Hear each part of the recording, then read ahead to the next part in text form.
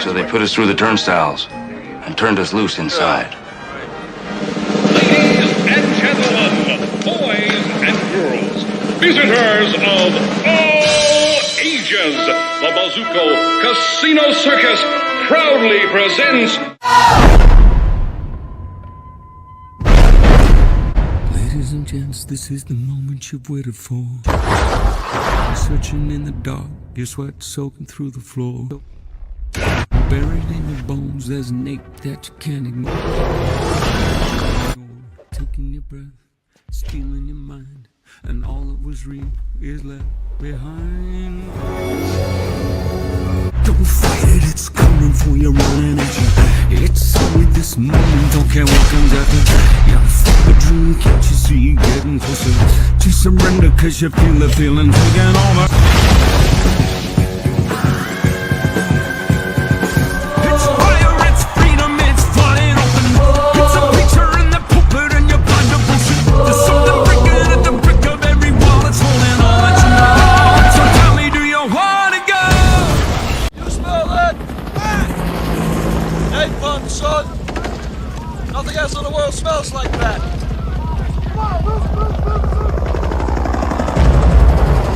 I love the smell of napalm in the morning. Good morning, Vietnam! Good morning, Vietnam, indeed. Hello. Hey, K-pop and Beckerman, how you doing this morning? What's up? Well, I got an ice cream. I see that you have an ice cream. That's pretty awesome. Yeah. That's Through this morning, but Where yes, I have ice cream. you're taking my playbook for fucking food here. What's happening? Ooh, a Ice drumstick even. Yeah, a Yeah, whole box of assorted ones.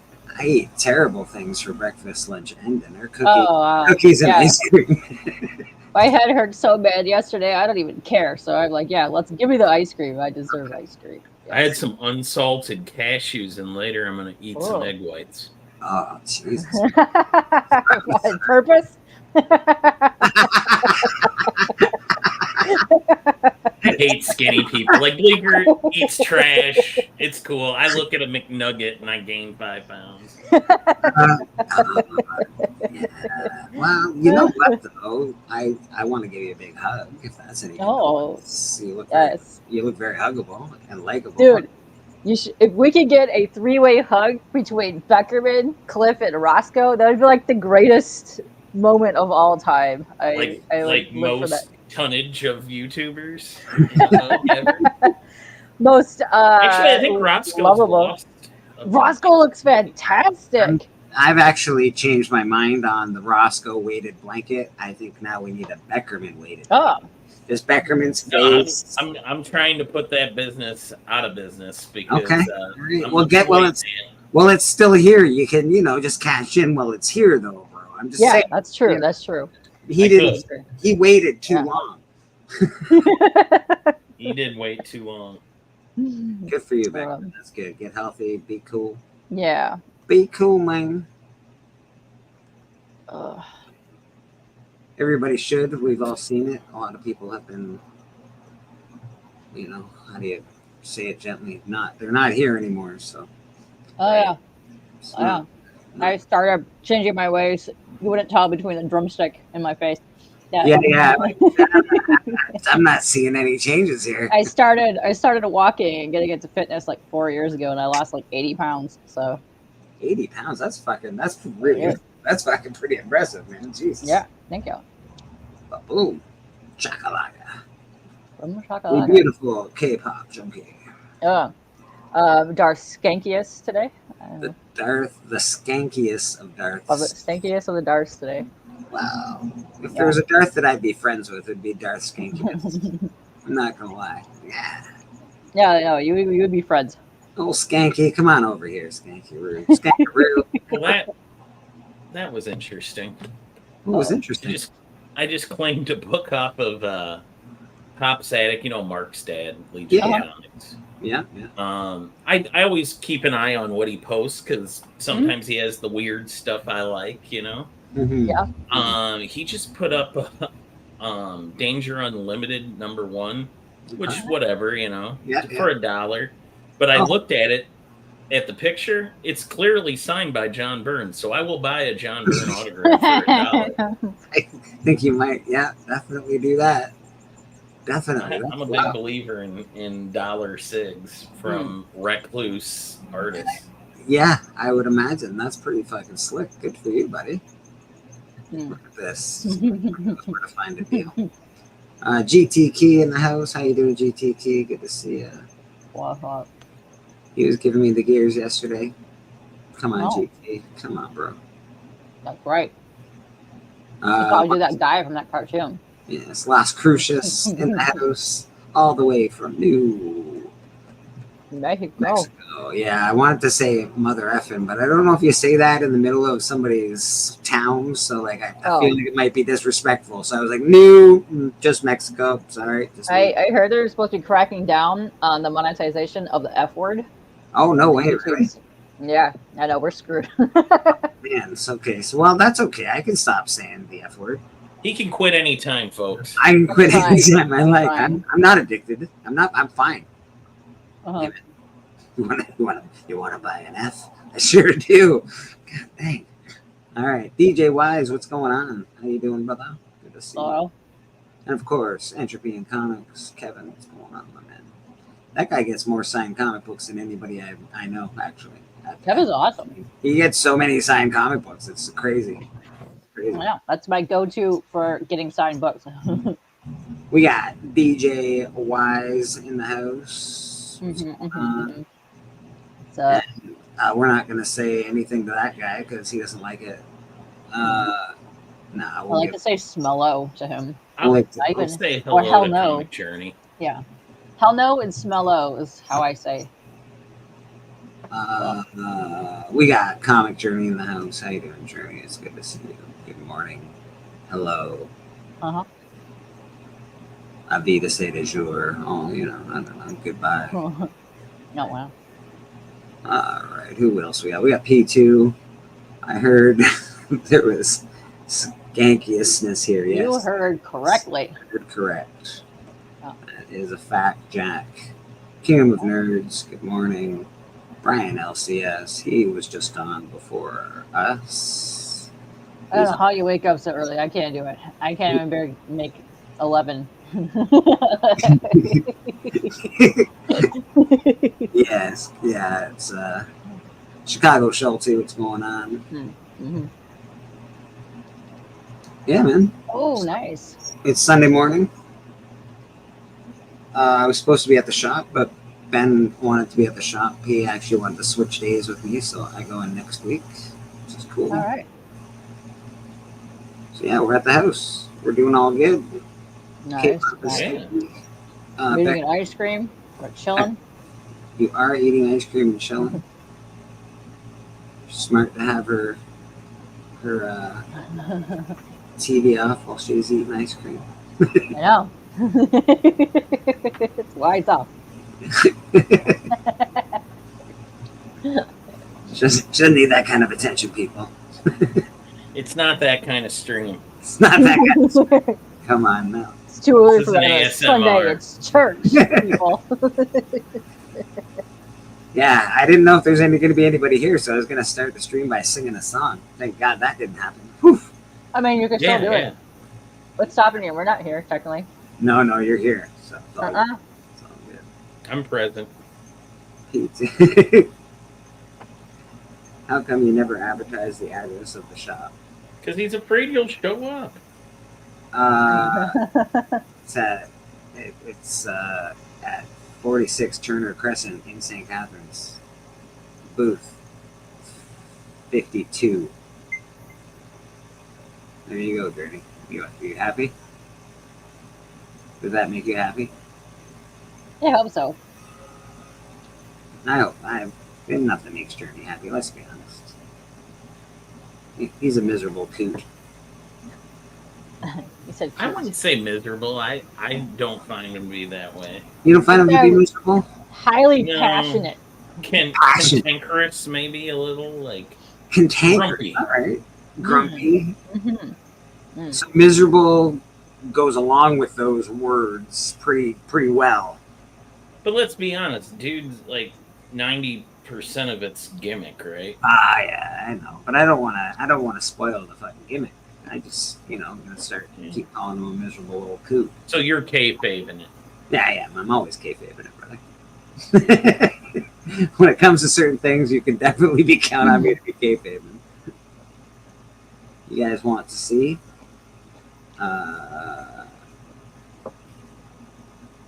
Yeah. What are we seeing? I am at YouTube Theater watching YouTube. Yes, I'd love to see it. You want on? What's YouTube Theater? I have no idea, but I'll put a link. Explain to us, Kev. Copy. Yeah, Kev, if you want to pop on, you're more than welcome. Let's see where we're at here.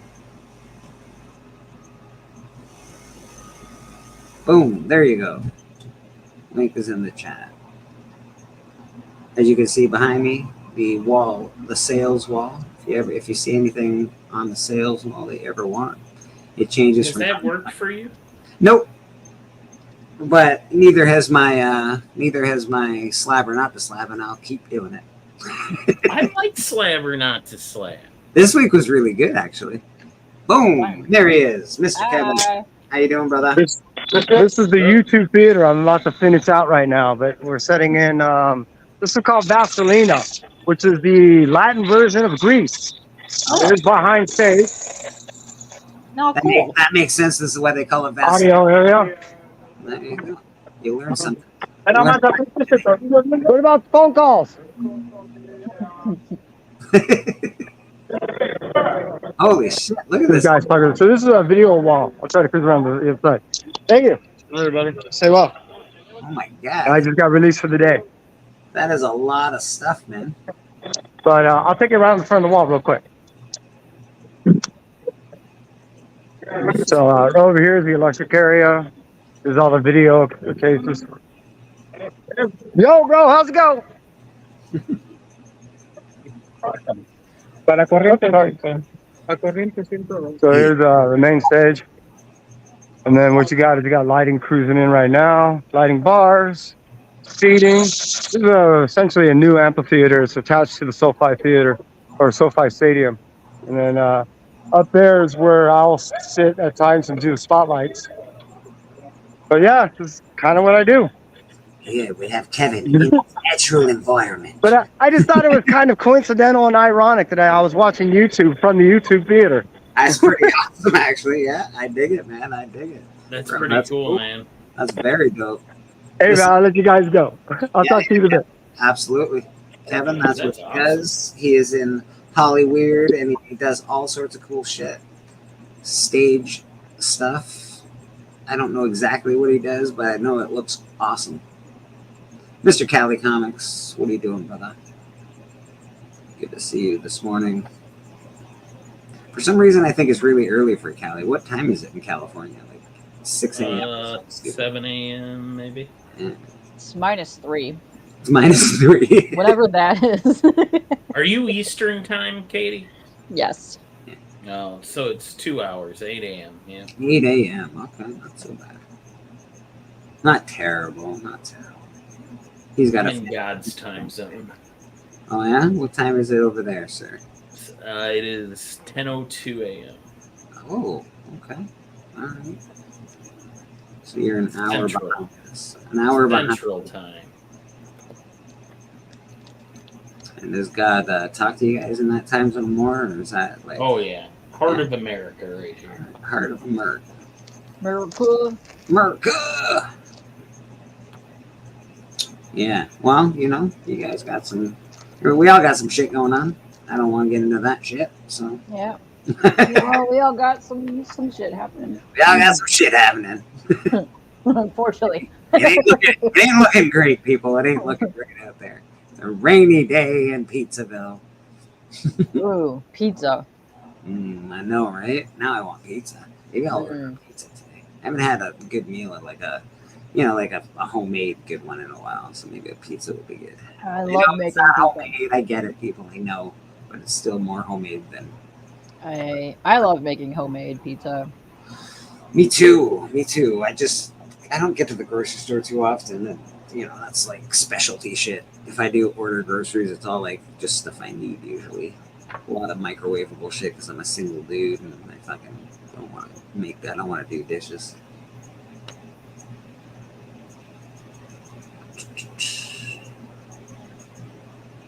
Oh, Callie says it's God's time zone because you're going to need God if you're in that time zone. Yeah, I saw that. Wow. Son of a gun, Callie. Wow. Son of a gun. You son of a gun. Well, I have it on good authority as Pappy was a pistol, so he's a son of a gun. It's good to know. Good to know.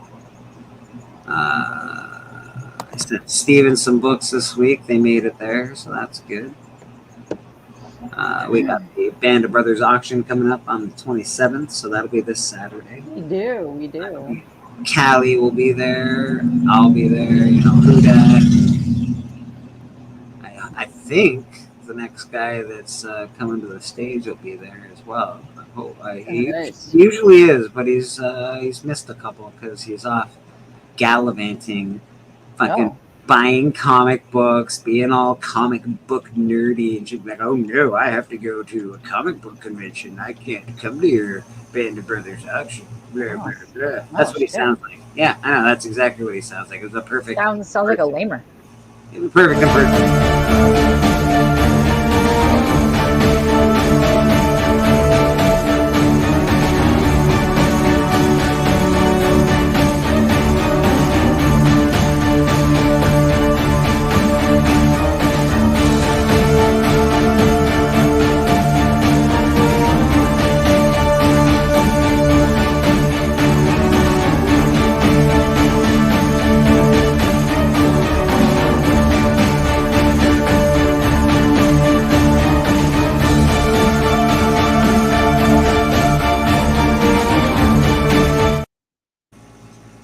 Oh man, I gotta have him to the stage. I knew you guys wouldn't have guessed. You can run it again and just leave him back there. Whoa, He's I don't know missing church.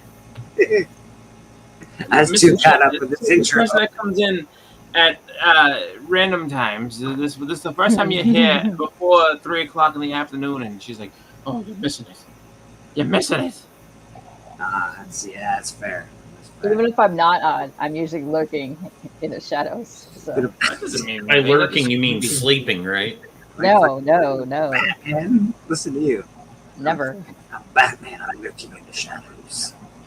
Lots of 65 comp. Lots like 65 comps for $25. We got Sugar Skull. Who's doing that?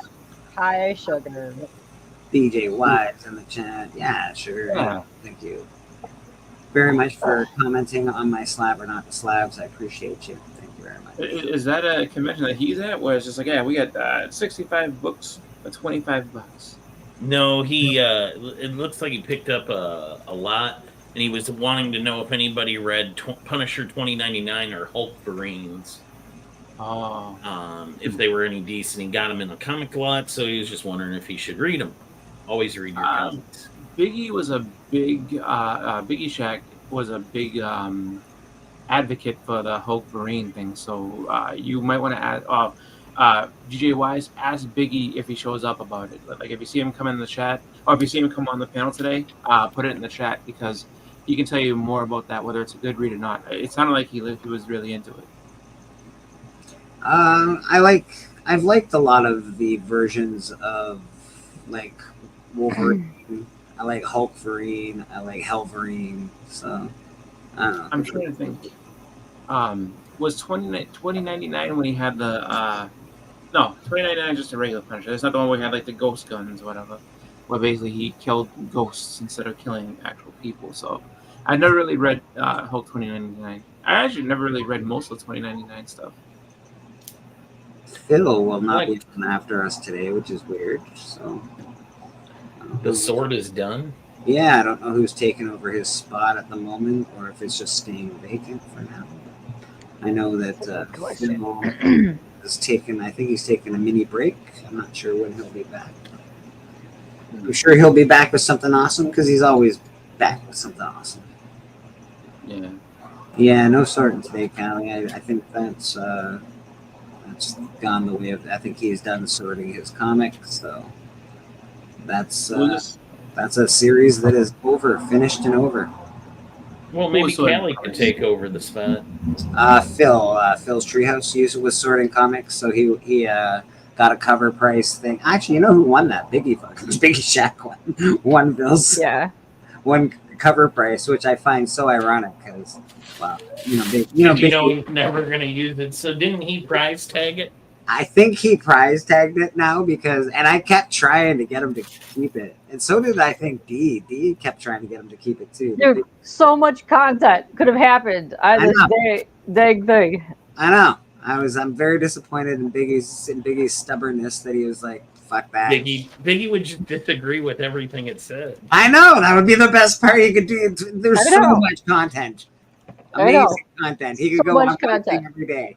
Be like, this is lame and bullshit. Look at this bullshit. The Biggest Shack. He's not wrong. He's not right. He wouldn't be wrong on some of the stuff that comes up there. Just like if you go on Key Collective, like, oh, this is a new high, like, yeah, get the fuck out of here. Or like, people that religiously follow Comic Tom. It's like there's so much to dispute with what that man says. Like, I mean, like his show has become an infomercial. If you guys actually watch him and Jim are like, yo man, you got to get this fucking thing, dude. Well, yeah, because they're selling comic books actively. Like, do you call Walmart a shill when you walk in and they've got ads for stuff that's in the store? No, let me just see. Advertising. I've got Key Collector open right now, and I've always liked to do this once in a while and see. Keep the Parkinson's see what the keys of the week are and why they're the keys of the week. This is one of my favorite things to do. Absolute Power Origins 1. Origin of Amanda Waller. Hasn't that happened at least fucking 12 times? As long as it's an origin of Amanda Waller when she's got a big fat booty. That's the only Amanda. Like, I want the 80s Suicide Squad run, volume 1 or 2, whatever that was. Why, has she lost weight? No. Like, it was like 7 times the size of She got nerfed, like, is what you're saying. I want my Amanda Waller with a thick booty. Baby got back. All right, we got that. Absolute Power Task Force 7 number 2 or volume 2 number 2. I'm not sure. It looks like an Italian 7. What do we got? Event tie-in. That is what makes it a key because it's an event tie-in, people. Well, so thank goodness. Till the next event. And you better go out and get your Absolute Power Task Force number 2s. It's fucking serious shit. That's an event tie-in, and it's a key. I'm going right now. Tom Palm and Weave. Annihilation 2099 number 4. This is going to be a good one. First appearance of Silver Surfer 2099. Oh, actually, I have to get that. I have a 2099 thing. Fuck. God damn it. Stupid 2099s. I had read something. Look at what these lists do. Look what these lists do. They make but actually, because I collect all the 2099 first appearances. I wasn't expecting them to come out with one now. That was a 90s thing, guys. Let me ask you, are there any Comic Tom fans in the house at all in the chat right now? Because I'm just curious. Why is it looking like when you're talking about comics, why is it looking like your dodging punch is cool? Like, what the fuck is that? I almost want to say that to him. Like, do you have Parkinson's? Like, if you do, I humbly apologize. But if you don't, what are you doing? Chris, you're gonna love this. The Biggie will love this too. Deadpool number 1. It's the key fact is it's a non-key issue. No additional information is available. Wow, see, that's because I manufacture something. It's 3. It does say 3D underneath the Deadpool, so maybe it's a first Deadpool 3D book or something bullshit. Who knows? I mean, at this point, why do I have such a problem with Comic Tom? I don't have a problem with him. I just don't understand why people blindly follow him. You're the champion on the hunt. So what you should do is take your beef out and invite him on the hunt and battle him. He won't come on our show. We're too beneath him, man. He doesn't. You don't know. We are like. I talked Fire Guy Ryan into going on Whack Comics. It can happen. Tom moves in different circles. That's how that works. So, like, I've talked with him through his comment section, and that's about it. Like, he would never lower himself to talk to me. Check out the Ken Lashley Annihilation 2099 number 4. Yeah, if I was gonna get one, it'd probably be from Ken Lashley. I like Ken Lashley. Heck of a nice guy. We've got we've got That's the 3 issue. Epitaphs from the Abyss number 1, anthology of original horror stories under the classic EC imprint, published by Oni. That sounds like it'd be kind of cool. That does sound like the book will be cool, but it sounds like I don't understand. It's the stories under the classic EC imprint published by Oni. Nothing. There's no Stop it. Just stop it. That's just wording bullshit. Oh, don't forget to get Green Arrow. It's a tie-in event. Whew, that was a good one. Hello, Darkness. Non-key issue. No additional information available. Hello, Darkness number 1 from Boom. Maybe it's the first one after somebody else bought Boom. Maybe. Possibly. It's interesting because Oni Press is picking up a ton of titles, and then Boom, they just sold whatever they sold. So that's gonna be interesting to see what's going where, if anything's gonna be moving or anything. Oh, Jesus. Nice House by the Sea number 1, 12-issue follow-up series to the award-winning Nice House on the Lake. The key on that one is just I have to get that one. It's the follow-up to the award-winning story. Oh my God, what a key! Whew.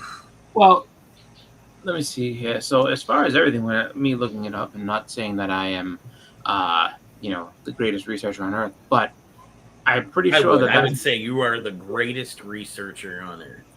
Thank you. Yeah, when it comes to Deadpool, I don't think there's any other 3D issues, so that might be the one thing that makes it stick out. That's all I can figure too, bro. That's all I can figure as well. Is it his first issue, like in title? Like, is that? Oh or God, is that a no. different No. run? No, his actual first issue in titles miniseries before anything else.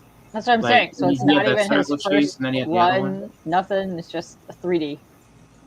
Yeah, pretty much, because he's had about like 4 or 5 volumes of his own title. Yeah. Yeah. So it's just What I'm talking about. I just think that they're like, oh, the movie comes out next week, and here's a book. Well, Like, probably. we'll buy it. That looks like They almost have like to amp a something up. Yeah. that Undiscovered Country. The logo looks almost like an old Nintendo Power logo. Ooh. Spawn kills every Spawn number 1. Key Every facts. Spawn. You want to hear the key facts on this one? This is a Wonder Woman 5-issue limited series. Oh, Boom! God. Boom! Get it now. It's limited, guys. It's fucking limited. It's 5 issues. It's limited. So you know what you do? You go ahead and you buy that in a trade paperback, and you be like, hey, I didn't have to buy these. Is it issues the anymore. first limited series for Spawn? It might be, actually. No, because they actually, you know Did they what? ever do like a 5-issue? No. Like a did They they ever did do that. They had like Spawn the Dark Ages, like way long. Yeah, but I think that was supposed to be a whole series, wasn't it? I don't think it was a mini. It only went like 3 Was issues. it an ongoing? No, it only went That's like the difference. it An only went like ongoing series, they intend to keep it going till it gets canceled, Yeah. and a limited is they know how many issues there are going to be, or they claim to. And actually, I look mean, at your Venom versus. It's the first appearance of Viking Venom and of Mini Venom. If you want, Whoa. and everybody's gonna want a Mini Venom. That's Whoa. like that would be the best. Well, So now Viking Venom. So now that's actually something that I find kind of interesting with all the Venom stuff, because like it was, what was it, King in Black, or maybe before that a little bit, that they started being like, no, like the symbiotes have been around since like the 1970s, like back in Vietnam there was a symbiote, and no one knew about it, and like, what the hell is wrong with these people? You mean to tell me Reed Richards never found out about this thing beforehand? No. I mean, made Secret Wars like special. Now Secret Wars is getting kind of. I'll say this much: the Secret Wars and the Black That's Suit gets insensitive. diminished every time they keep doing that nonsense. Mini Venoms. That's very insensitive, Jake. Unless it's a different universe. If it's 616, then this is getting a little ridiculous. But if it's a different universe altogether, and that just happens to be their deal, and that's not so bad, I guess. I don't know. There was a What are dragon. the requirements to being like an event? Does it have to have tie-ins? I think Does it have to have its own series? So like, was Its own Secret series. Wars an event? yes. Well, yeah. Okay, so it's an event. Was it the first event? For Marvel, no. Well, it predates Crisis, so huh? That's a hard one, just because You did Or have. would you have considered, say, the Korvac saga? Was that an event? It happened within 'Cause it did Avengers, cross and over. did it cross over into Guardians of the Galaxy stuff? I don't remember if it crossed over into Guardians of the Galaxy. I do know that. I think it might have just been within Avengers, but it crossed over multiple characters. Yeah, and Defenders too. I think it crossed the Defenders as well as the Avengers. So, and you can make the argument that the Avengers. The Defenders was kind of an offshoot of the Avengers. It was like not really a. They weren't a specific. They're kind of like opposites in that way, but they're like rival teams, but pretty much similar thing. So I mean, it's crossed tough. I would over say into that's Thor Annual. Yeah, which kind of brings that still into Avengers, right? Because Thor was an Avengers. Taku says Secret Wars was the first crossover event for Marvel. Okay. And it predated any DC ran, right? Chaos Machine, Matt Likes Comics is here. I think so. We got Glenn in the house. Sicko's in the house. Got I'm gonna everybody look in it the up. chat. here. I said it. Oh. I want to say Secret Wars came before Crisis. Yeah, I think Crisis was the one that was looked on as the bigger one, though. That just because you had, Barry Allen die and stuff like that. Well, and it had tie-ins and Spoiler alert. lines, everything Yeah. stopped. Which is kind of funny too, because when you look at that series, like how that went, like I'm almost Okay. positive Jim Shooter's like, this is what I wanted. Thank you, Matt. Damn it! Like, You know who came up with the name Secret Wars? no. The toy company's research department. It's not a bad title. I mean, I give them Mattel credit or on that. whatever. Yeah, they had a focus group test words with kids. We went And Star Wars. Wars, Yep, Secret Star Wars. Wars, like it had that, and then we're like, well, what word should we put with it? And secret tested the highest with words. We got homies. Nice. What's up, Circumstances? How you doing? Thank goodness for marketing. Yeah, Yeah. fuck. It wasn't bad. Said no one ever. I don't know. I like the sound of Crisis better, but Secret Wars is cool. That's pretty cool. See, it is a Secret Wars. It's very secret. Yeah. What was funny is No. I think in Secret Wars 2, was it Secret Wars? No, it wasn't Secret Wars 2. It was Infinity Gauntlet. For whatever reason, with Infinity Gauntlet, they did not think that having the X-Men be part of it, like having a lot of the X-Men be in it, was a good idea. So they only gave Cyclops and Wolverine.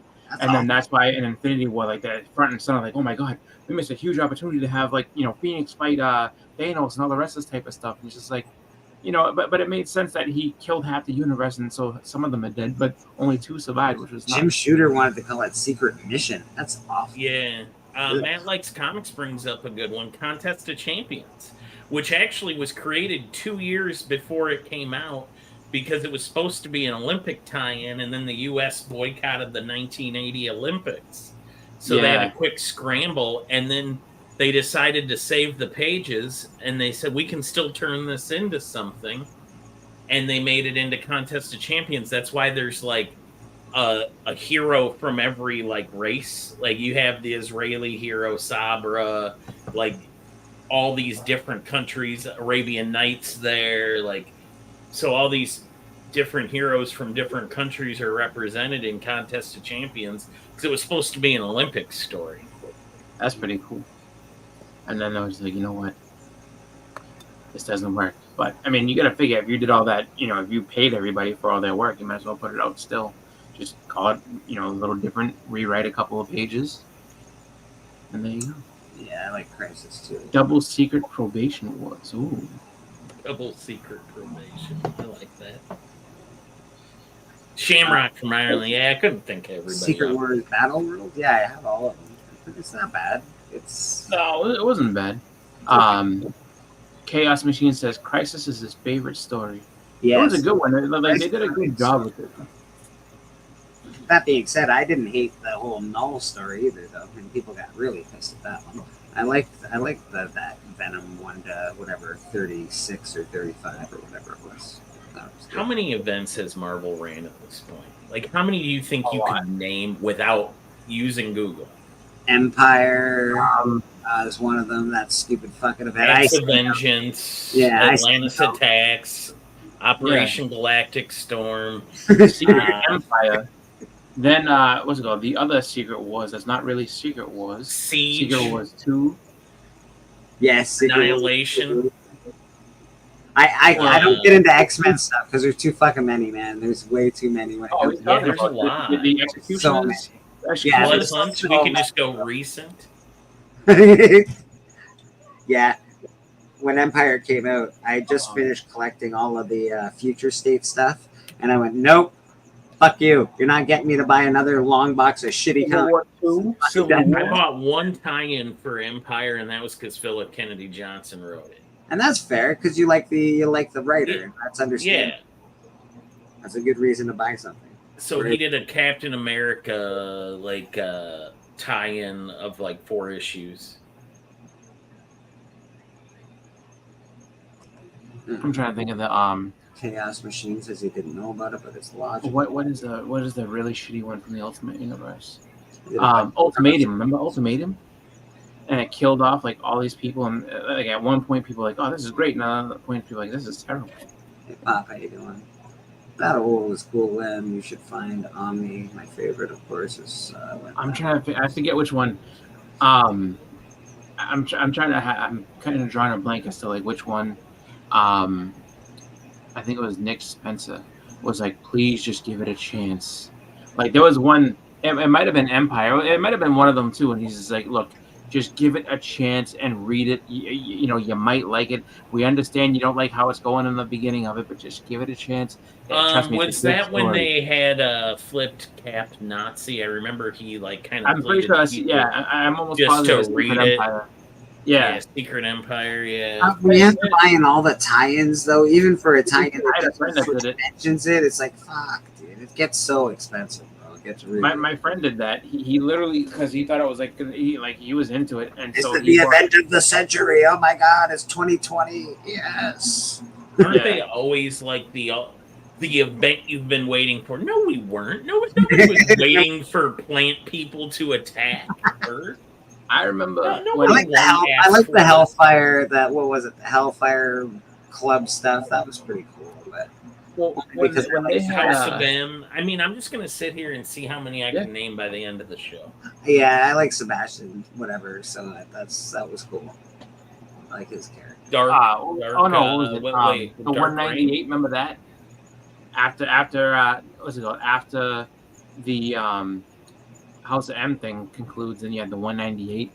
It was like all the mutants that weren't really, like the 198 mutants that kept their powers when everyone else got depowered. Isn't it funny, like how like well regarded Secret Wars is for collectors? Like they've got decent value to them, right? I mean, obviously 8's the one everybody wants, but it's very collectible, and it's got to be Mike Zeck's worst interiors because he got hamstrung by Jim Shooter. We have a nice Canadian newsstand edition behind me for sale of Ooh. Secret Wars number 12. Except for that one. That one's interiors are great. You should buy it. That's right. That's right. And once you bought it, then I'll go back to saying the interiors are trash. Yeah, you know what? Pretty cool is Mike Zeck, as far as his art is concerned, like some of his, I would say, best work as far as Marvel's concerned is in G.I. Joe. Like the G.I. Joe comics, he did a bunch of them in there, and they're really, really well drawn. Like his covers were incredible. Like his G.I. Joe covers through on that run were just really good. Like I asked him, I was like, how is it that you draw? Like he has a knack for drawing people with guns. I was like, how are you like that good to get those poses like that? Like I've never understood we've seen a million people draw people shooting at each other, but his stuff looks like like very realistically. Like he has just a great touch for doing that. So well, Shooter wouldn't let him do on Secret Wars. He told Zeck no big splashes focusing on like 2 people squaring off. You are to jam pack every panel with everybody you can, because it was a request from Mattel. because Yeah. they're trying to sell toys here, you know. And as a toy selling mechanism, it didn't do very well. The sales were disappointing, but the I got a comic bunch book of sales were incredible. Yeah, I think one Christmas. I actually shouldn't say. I think I know one Christmas. I got a bunch of those, and it I might do, have been Kelly. because sales weren't good, so they were probably on sale, which is why I got a bunch of those. And then I remember that same year, I got a bunch of those guys, and I got a bunch of the Superpowers toy line. So, and I got the little case that came with it. Actually, the Superpowers. I had a lot of stuff from that toy line. I even had the Hall of Justice and the mail away Clark Kent. Everyone Yeah, seems I to was- this line for Punisher. I had so much of that stuff, and I think one of my favorite villain that I had out of it was Darkseid. Because Darkseid, That his is eyes were correct. lit up. Superpowers did better, yeah. Yeah, Superpowers was fun, and they For had, like, toy some- sales, it sure as heck did, yeah. yeah, like they had a bunch of really weird stuff too with that though. They had the what's it called, the vehicles, like so Superman had that jet that could punch, that had like the punching gloves. I remember that. The coolest vehicle they had was Batman's Batmobile. That thing was sick. Mhm. The Superman jet with fists. That was fun. I'm pretty sure too. I could be wrong, but I'm No, you're not. You're not. Who made the no, Superpowers I mean- toys? That was Kenner, right? Kenner, yeah. Yeah. I'm almost positive though that so Clark Kent was the mail away for the heroes, and then the mail away for the villains was Brainiac. So I remember having that Brainiac. It's funny because I didn't have many full toy runs, but I'm pretty sure I had the full run of all the action figures of those super friends. Anyone remember the comic book collection starter kits in the J.C. Penney catalog? Yeah. I I love those never- JC Penny variants. I remember the- My favorite one is Darkhawk number 5. I remember the bra section in the Sears catalog, but not these starter kits for some reason. I don't. We never had a JC Penney near me, so we never. We never got to get the comic book things. But then, Show your you know- face there, mister. Who we got here? Who's Hulk? All right, there you go. There you go. I'm it's here. funny that Mr. Biggie Shack, how you doing, brother? I'm good. Good. Still in wake up mode, so I'm not You jamming up. You take your time, man. I remember as a kid being very excited to go school shopping at Sears because in the the boys section, they used to have a Sega Genesis set up with 2 controllers. So while you're supposed to be trying on clothes with your mom, I'm like, no, I'm playing Sega. I'm playing basketball against this guy or whatever. We're playing football. Leave us alone. But that used to be the fun part about Sears. Sears basically, they turned the boys' clothes section into basically a Sega arcade. So people would just go directly there and just play games. Or that used to be like my main objective. Like, oh, going to Sears? I'll just stay here. You guys go ahead and look for other things. And I was like, no, you come with us.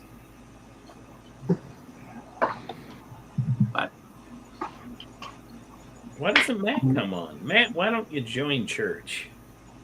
yeah, Yeah, the link was in the chat. I don't know. Is there still a link in the chat? Let me know, man. If you can't find it. I'll drop it. Hasbro. I didn't know that. Hasbro bought, or basically took both of those over. That's pretty crazy. So I think Yeah, Mattel makes still sense. kind of exists as an imprint. I don't think Kenna. They don't make any Kenna like actual imprint Kenna Toylands anymore, right? Matt's going out shortly. Yeah, I also miss the game console displays in the store. I think they still have them. Like, if you go to, like, I don't know. Yeah, if you go to like Target or Best Buy, they have them. Yeah. But like it was very different back in the day. Like, Yeah, it I remember. was. I think the most impressive one that I remember was the Nintendo 64. Like when that first came out, like I mean everybody was like just huddled around it. Yeah, there's a lot. That's all you would see. Why is it J.C. Penney spelled J.C. Penney? Yeah, like UI.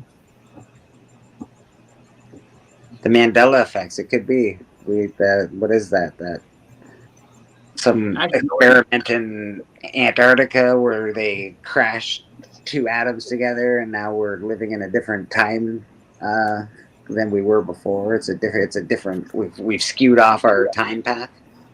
Could be the Mandela effect. How about Surd?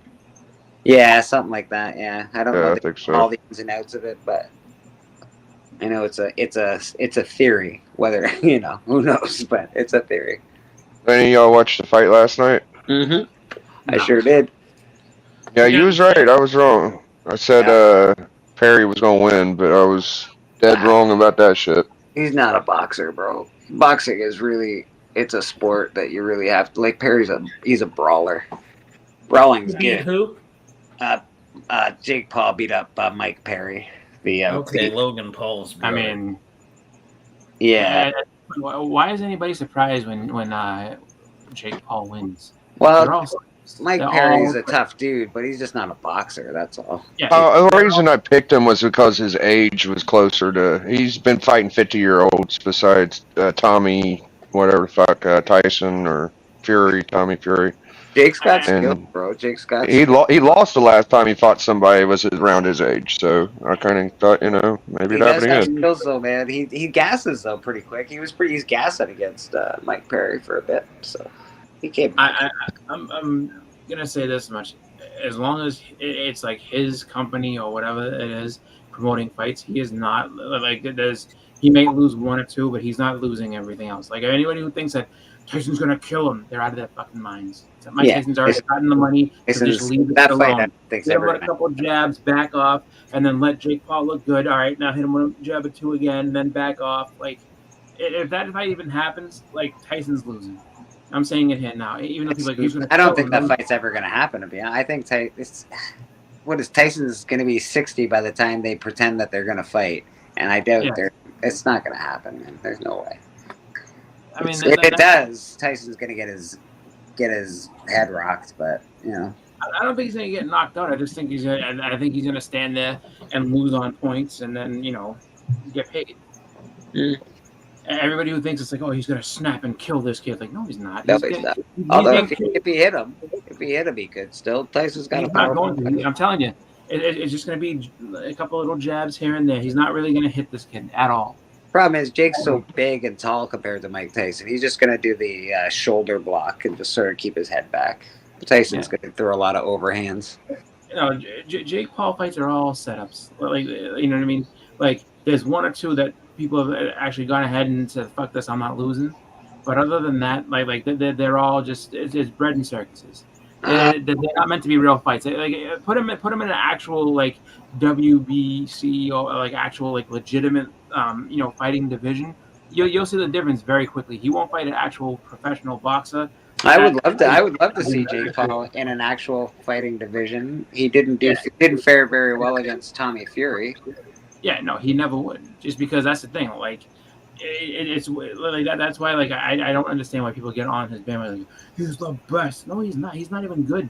Like if you put him in a real ring, he would get the shit kicked out of him because there's no incentive not to beat him. He's a pretty good boxer, bro. I've seen some boxing in my life. He's all right. He's pretty good. He's not the best by any stretch, but he's got skills. Yeah, I don't know if he's as trash as fucking Chris is he's saying, got but skills. He definitely has boxing skills. Well, Let's put it this legit way, boxing. everybody. Well, when it's and Tyson's definitely a little more talented than what you're saying. If Tyson really went know full he is. bore and hit him in the gut, he'd be fucking on the ground, bro. Yeah, exactly. But he's not going to because he's going to get paid handsomely not to do it. Like you have to understand, all it is just to boost him and make money because these things make money because people want to see him get killed. It's like if you look at old wrestling, like the whole thing with Andy Kaufman. But nobody for 1 second thought he's going to beat up Jerry Lawler, but you paid to see if Jerry Lawler's going to get his hands on him and kick the shit out of him, and that's what happens. So that's how that all works. Like everybody will keep coming back and spending money. You think Tyson's just doing it for a payday? You think that's? Yeah, Don't get also me wrong, Tyson's I a don't sellout put it past now. anybody Okay. to do something for a payday, but you think he's just doing it for a payday? That's your. Absolutely. I don't know if Tyson's a sellout. I don't think know if that's he true. is, but I don't put it past people. Like whether money's money, I get that, but he already makes a lot of money selling weed. Actually, he's pretty wealthy with his he has like a Podcast and all that stuff, and All dragons want to add to the pile of gold. That's the way it goes. He's gonna get 20 mil. What they're saying, I think he should get more than that. I was on Discord on my boy Ratchet shit and watching it, and he has like a platform where you could talk while you're watching a fight. We had 200 people watching while we watch. It's kind of like when we watch WrestleMania, but a lot more people there. It was actually really cool. And then we played chess, and Discord's awesome. I never been on Discord before. Discord's interesting. It's an interesting platform. But just that alone, you had 200 people in a watch party to watch it. Like that's why it's all set up. Shit, it's all just entertainment, just to get people to talk about it. Because people want to see him lose. Perry's the bare knuckle champion right now. He's pretty good at bare knuckle, but again, he only fights one round because he can fucking hit somebody. He goes against you, you can hit him, and then he just smashes you. But he's not a boxer. Tyson is a boxer, so I think Tyson has a better shot. Tyson, put it this way: if Mike Tyson legitimately came to fight him, he'd kick the shit out of him. Like, there's no doubt in my mind. It's just I like watching this. Like, he's not really gonna hit him. I'm curious. Okay, hold on. I'm very curious. I don't know if you're. I'm on the opinion that Mike Tyson won't win because of his age and a lot of other things, but I don't know if he's coming in there to just for a simple payday. I'd have to agree with. I mean, out of everybody that he's fought, I would say that Tyson is significantly more wealthy than every other opponent that Jake Paul has fought. Well, maybe not. Whatchamacallit there? Nate Diaz is pretty rich. No, like you forget he lost his money. Like he lost everything at one point. Yeah, we're talking like 1999 Mike Tyson. Yeah, Tyson's still pretty wealthy right now. He's still in the millions. He's doing better now. He's turned things around. But it's yeah. I mean, because Don King stole a ton of money from him, and then on top of that, when he started having trouble, like he got into even more trouble with money. So it was just like he spent like crazy, and he didn't have it. Like Look at this guy. Just popping on the street. Mr. Comic Journey, how you doing, buddy? Yeah, hello. It's almost the same thing with Floyd Mayweather. Like the money is not in watching him, rack up wins and everything like that. It's in people wanting. Dude, do you even know what the fuck you're talking about as far as doing for the money and that stuff? Like, dude, do you really know what you're talking about? I do. Yeah, in Jake Paul, it's more. It's more for an investment to keep him winning, so people keep coming back. If Tyson goes out and kills it, like put it this way, if anybody absolutely beats the shit out of this kid, it's over. But Tyson's doing it for an ego thing. And there's no money in it anymore. Tyson is doing it for an ego thing. He doesn't need the money. He's making way.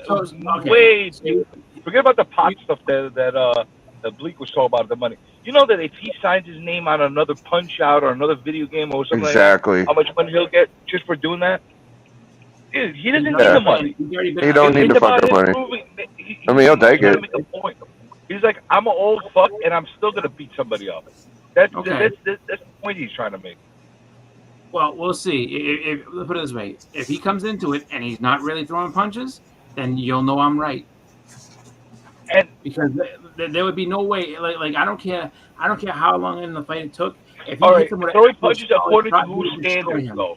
Like he's a problem. Throw it. Yeah, but here's the thing: throwing punches according to whose standards.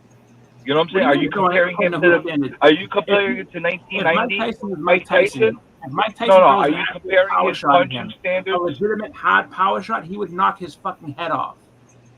Like, yeah, but you know that he's not going to be the same guy. You know that he's not going to fight the same way he always fought. No shit. It's not possible. That. I'm saying. So you're going to throw that. What I am saying is that Jake Paul is not hit. He hasn't fought anybody that hits as hard as Tyson does, even at an old age. So what I'm saying to you is that the first actual real shot he gets hit with, he would be in trouble. Like serious. If he lands one. Yeah, but the thing is, he's got to land one. If he lands one, and that's all I'm saying, that he's not really going to hit him with an actual shot. He'll be just out of the way. Yeah, but you're making it sound like he's not even going to try. You know what I'm saying? You're making it sound like he's not even going to try. He's going to try. You can. I mean, well, the only fucking hold on. I would defend Chris a little bit here. So the only fucking thing about Tyson not trying was the last fucking. If you go by history, which history proves to tend to repeat itself, whenever he fucking boxed Roy Jones Jr., they actually had an agreement that nobody fucking knew about whenever they paid for the pay-per-view that they weren't going to go full out. Yeah, that's true. So there you go. And when Mike Tyson did hit him by accident, one shot, almost fucked him Right. up. Yeah, but we were still under the pretense that it was going to be a real exhibition, not like some bullshit. We ain't going to try to knock each other out shit. Yeah, but you just said that. But You said the that's, word. that's the point. They always said it was an exhibition. I understand that. The But that's old- Roy Jones Jr., an actual real fighter. You think Jake Paul's going to stand up to one of those hits? No. Jake Paul will go right the fuck down if he really got hit. So that's just my point. If Jake Paul ends up Why you winning got so this much thing- hate for Jake Paul? I don't have any hate for Jake Paul. I'm just stating the facts so that everybody's like. It sounds like you really hate the dude. I don't know what. No. I don't have any problem with him at all. It's just like what I don't understand is how everyone just buys into like it's gonna be a real fight. No, it isn't. You out of your fucking mind. They're there to make money and to make Jake Paul's legacy grow. That's all. That's all. That shit is. Oh yeah, because Mike Tyson gives a fuck about what he does with Jake Paul. Really? But that's true. You've got a He point. gives you There's that that- impression that he But I really don't- gives a fuck about growing Jake Paul's career. That's exactly it. I think Journey's got a point there. Mike Tyson does not give a flying fuck about Jake Paul's career. Yeah, he does if he gets paid well. If he gets paid enough to sit there and say, okay, look, you're getting. He could whatever, get paid well doing other $20,000. shit that he doesn't have to go fight. That's his point. It's an ego thing for Tyson. He wants to go show, hey, I got something left. You know? So you all right. So answer me this question, okay? You do understand that part of the whole thing with him fighting Tyson and him being it's because of, like you just said, the Tyson name. Tyson's bringing a lot of money to this fight. And to go ahead and so they've already agreed on everything like that. So I'm just telling you, like he's going to go in there and make this kid look good, and then he's going to get paid. He's getting paid a good amount of money, not to hurt. So the Roy Jones Tyson fight, Jake Paul was actually one of the smaller undercard matches. He fought Nate Robinson. So actually, he fought Jake a Paul basketball is like an underling of Mike Tyson. He started under Mike Tyson, if you really want to think about it. He was on an undercard fighting a basketball. Well, player. the whole reason that Mike Tyson wants to fight Jake, this is how they're selling it. Of course, this is all sales. I started Jake Paul. Jake Paul wanted to fight me. I said no, and now I'm coming in to finish the job. That's Mike Tyson's not the fight. I'll take you back to an That's true or actual- not. Who knows? I'll take you back to the him and Lennox Lewis. Like he admitted after the fight was over, they have their fight, they do their thing, they have the security line and all the rest of that type of shit. At the end of it all, he said, "Dude, all that shit I did about I'll eat his heart, I'll fuck him in front of his family, all that type of shit. See, I did that to sell tickets." He's like, "Me and Lennox Lewis have known each other since we're 13 years old. We're friends." Like he 100% said that after months of saying that he was going to kill this guy in the ring and attach his retina and all the rest of this wonderful stuff he said about him. He came out and said, like, "No, that's all sell tickets, guys." So don't sit there and tell me that Tyson doesn't just do stuff just to fucking make. Dude, Tyson has always been a showman. Exactly. Even when he was fighting in his prime, he was a showman. He always talked Okay, shit. so then, how is this? How is this that it's not a show? Like, why do people just all of a sudden think that he's coming to kill this kid? He's not coming to kill him. Nobody's going to kill anybody. They're going to have a fight. He's going to prove a point that even as an old bastard, he still got something left, and that's basically it. They're going to both make a lot of money, and Jake Paul just better be careful not to get embarrassed because Tyson has nothing to lose. He's not going to get. Tyson has nothing to lose. He's got Well, everything in. I'm sure he's going to be well taken care of in that fight. Like he'll be fine. The whole That's all- "you're too old to box" shit kind of went out the window. How old was Foreman when he beat Michael Moore? Like Nah, fucking he was like 40. 45. 45 or something like that. Was he 45? He's pretty fucking old. He might even been 50, bro. He was fucking old, dog. I mean, he fought in the Rumble in the Jungle. We're talking a 90s fight. I think he was around 50, actually. Tommy. No, he was in his 40s. He was early or mid 40s. He was like 45 to 48, somewhere in there, and then he was still world champion at 50. He wasn't 48, dude. He was an old fucker, and he was world champion, heavyweight world champ. But that was. I can't look it up because I'm on the road. But if somebody looks it up, I guarantee you he was not. I'm pretty look it up, somewhere- somebody. I think he was in his early to mid 40s, the latest. Like 45 was max. So I think Yeah, that's what I'm 42 saying. and 40. Like that's what I remember was 45 to 48 was around that time. So I don't know specifically. I want to say 45. He was 48 years old. He was There you 48 go. when he beat Michael Mora. That sounds about right. 48 years old when he won the won belt. the championship at 45, and he retired at 48. Yeah, There you oh, go. so Okay. All right. that's all I right. meant 45 to 48 was that was That's that pretty fucking crazy, bro. That's not like young. You surprising. don't think that's crazy? Boxing, Yeah, that's but it was a really different low. era too, though. Different era. Well, The no, but- boxer, the way the boxers were built back then was a lot different as well. You know, Yeah. listen, he got caught more. Moore didn't prepare for him. He's like, I'm gonna fight this old guy and make a payday. He didn't Well, think the old guy was gonna come in and just clobber him. The thing too is that's a testament to how good a shape he was in to get licensed at 45 because that's like that back then that was unheard of. It was like there's no way. No, boxing was dying for name brands back then. We'll follow That was the Yeah. time period. That was the time period that Tyson was all messed up. Holyfield was out the door. There was a few things that were going on Yeah. at that point. They would yeah because was it Holyfield was starting to eye retirement and Riddick Bowe I think I don't know if he got arrested. Something happened where Riddick Bowe wasn't. Riddick Bowe got to that fight with Galata and he retired him. Yeah. Galata basically punched him in the nuts too many times and he basically Yeah. retired him. It Dude, was he hit him fucked with up. he hit him with like a combination of the last one. It was like 3 punches right to the nuts, and he just like hit the ground. I was like, wow. Dude, he was doing all Dukic to his freaking nuts. The freaking Go guy. go follow Entropy and Comics. Once he gets to 1K, he's going to give us tours of the studios that he works in. So we'll give him a follow. We need him to get to 1K. I like his comment. His comment. He I met Mike Tyson. Tyson in 1990. He scared me to where I was stuck in behind Paula Abdul. Nice. Paula Abdul. It's like Paula, get him. Exactly. I think I Paula. was like, Paula Abdul must have been tiny. Agreed.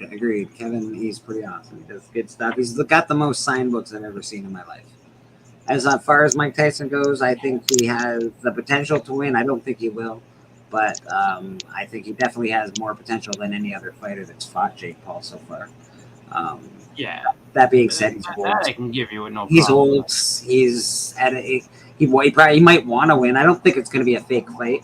I think he's going to want to win. I just think Jake Paul's going to stay away from him most of the night. I think it's going to be a boring fight, to be honest. If Mike Tyson hits him, that's a whole different ball game. If Tyson hits That's him, 100% what I think. Just Whoa. because everybody thinks it'd be this action-packed thing. It's like, no.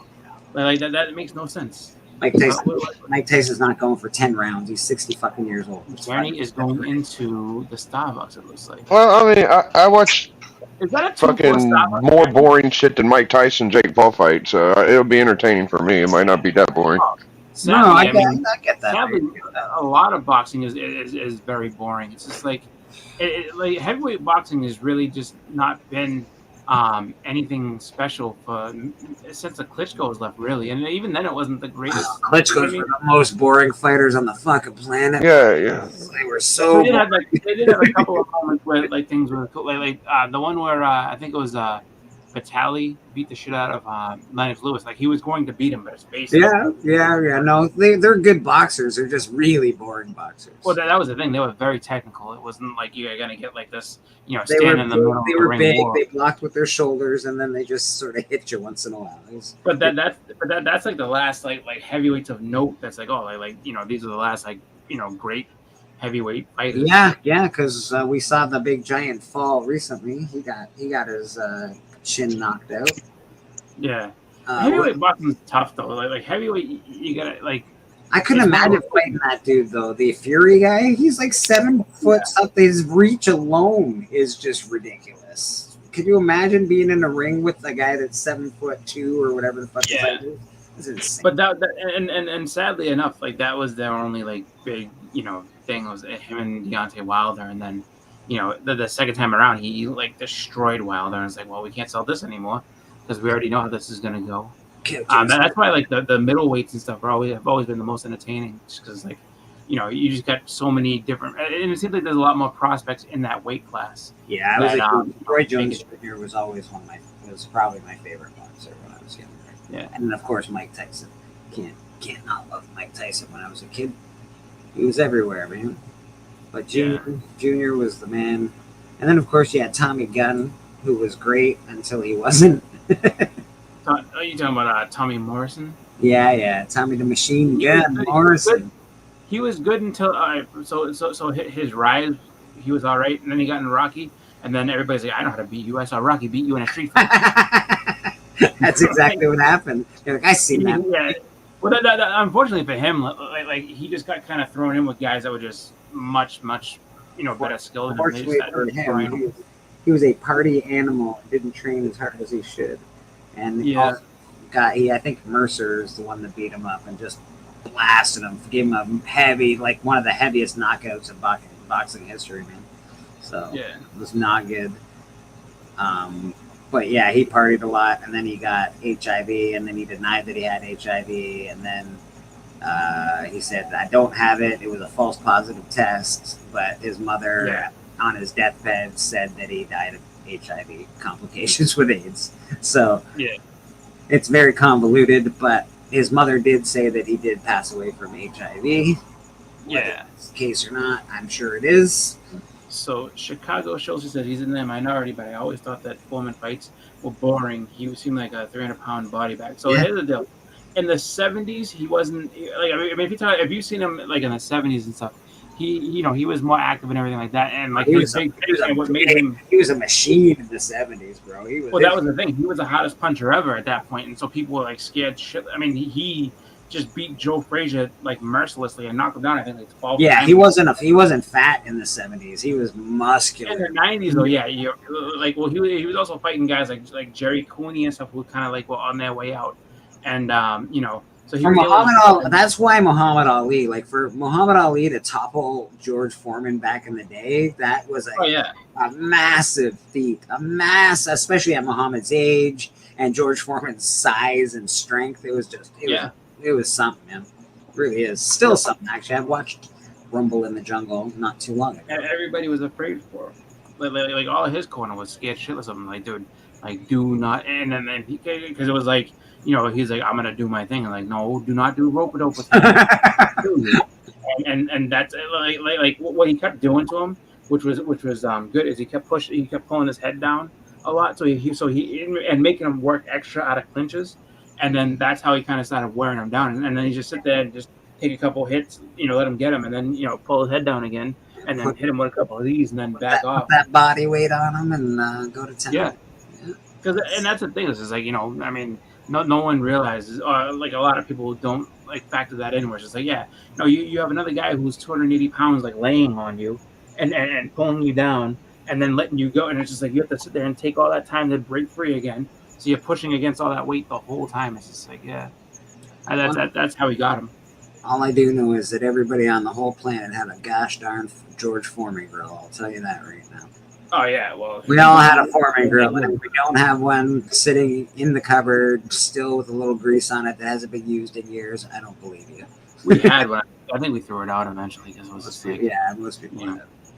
But I got a fairly new one I still use. I had the old one and threw it away. Dude, I like making pork chops on those things with shake and bake and doing the pork chops. Fucking delicious. They work great. It still works pretty good. Man, it's a good little thing. Hulk Hogan messed up when he said no to that thing. Yeah, I don't. It's hard to believe he would pass on that and take the, what was it? He had so many endorsements though. But that's the thing. Hulk Hogan said yes to fucking putting his name on a fucking. Oh, you want to put my name on toilet paper? No problem. Nah, I'm gonna pass on the grill. I'm surprised. I'm just surprised he passed on it. He had so many. But that's the thing. Is like, I mean, you got to figure how many companies were coming to him, be like, "Hey, Hulk, you want this too, and this thing and that thing," and because it's like, because you also got to think about like, all right, we put your name on it. You have to help promote it now. He's like, dude, I have fucking wrestling to do too. I can't be promoting this fucking thing. Like, this is a big commitment. Yeah, he did. It was a sad state of affairs. We got somebody in the back. Let's see. Oh, Journey left and came back. There he is. How you doing, Journey? Who kicked me out? No one kicked you out. I think he kicked you out. Let's go. Starbucks did. The 2-floor Starbucks. The Starbucks. That seems like a delicacy. A 2-floor Starbucks, huh? What do you mean 2-floor Starbucks? What the fuck is that? There was stairs going up. There was stairs going up in that Starbucks that you went in. You actually you drink us from Starbucks, Journey? Jeez, you're bougie, bud. You damn right I'm bougie. I'm bringing bougie back, baby. That's what we're doing. I was waiting for Journey to yell at me, like first and foremost, that is not a delicacy. Like he got his coffee and turned right around. Like he was like, I'm not spending another second in this place. Like you guys, hang out your little internet cafe, do what you do. Like let me out of here. Listen, it's not for me to judge what you think is a delicacy. You could. I don't think it is. Like I don't even drink coffee.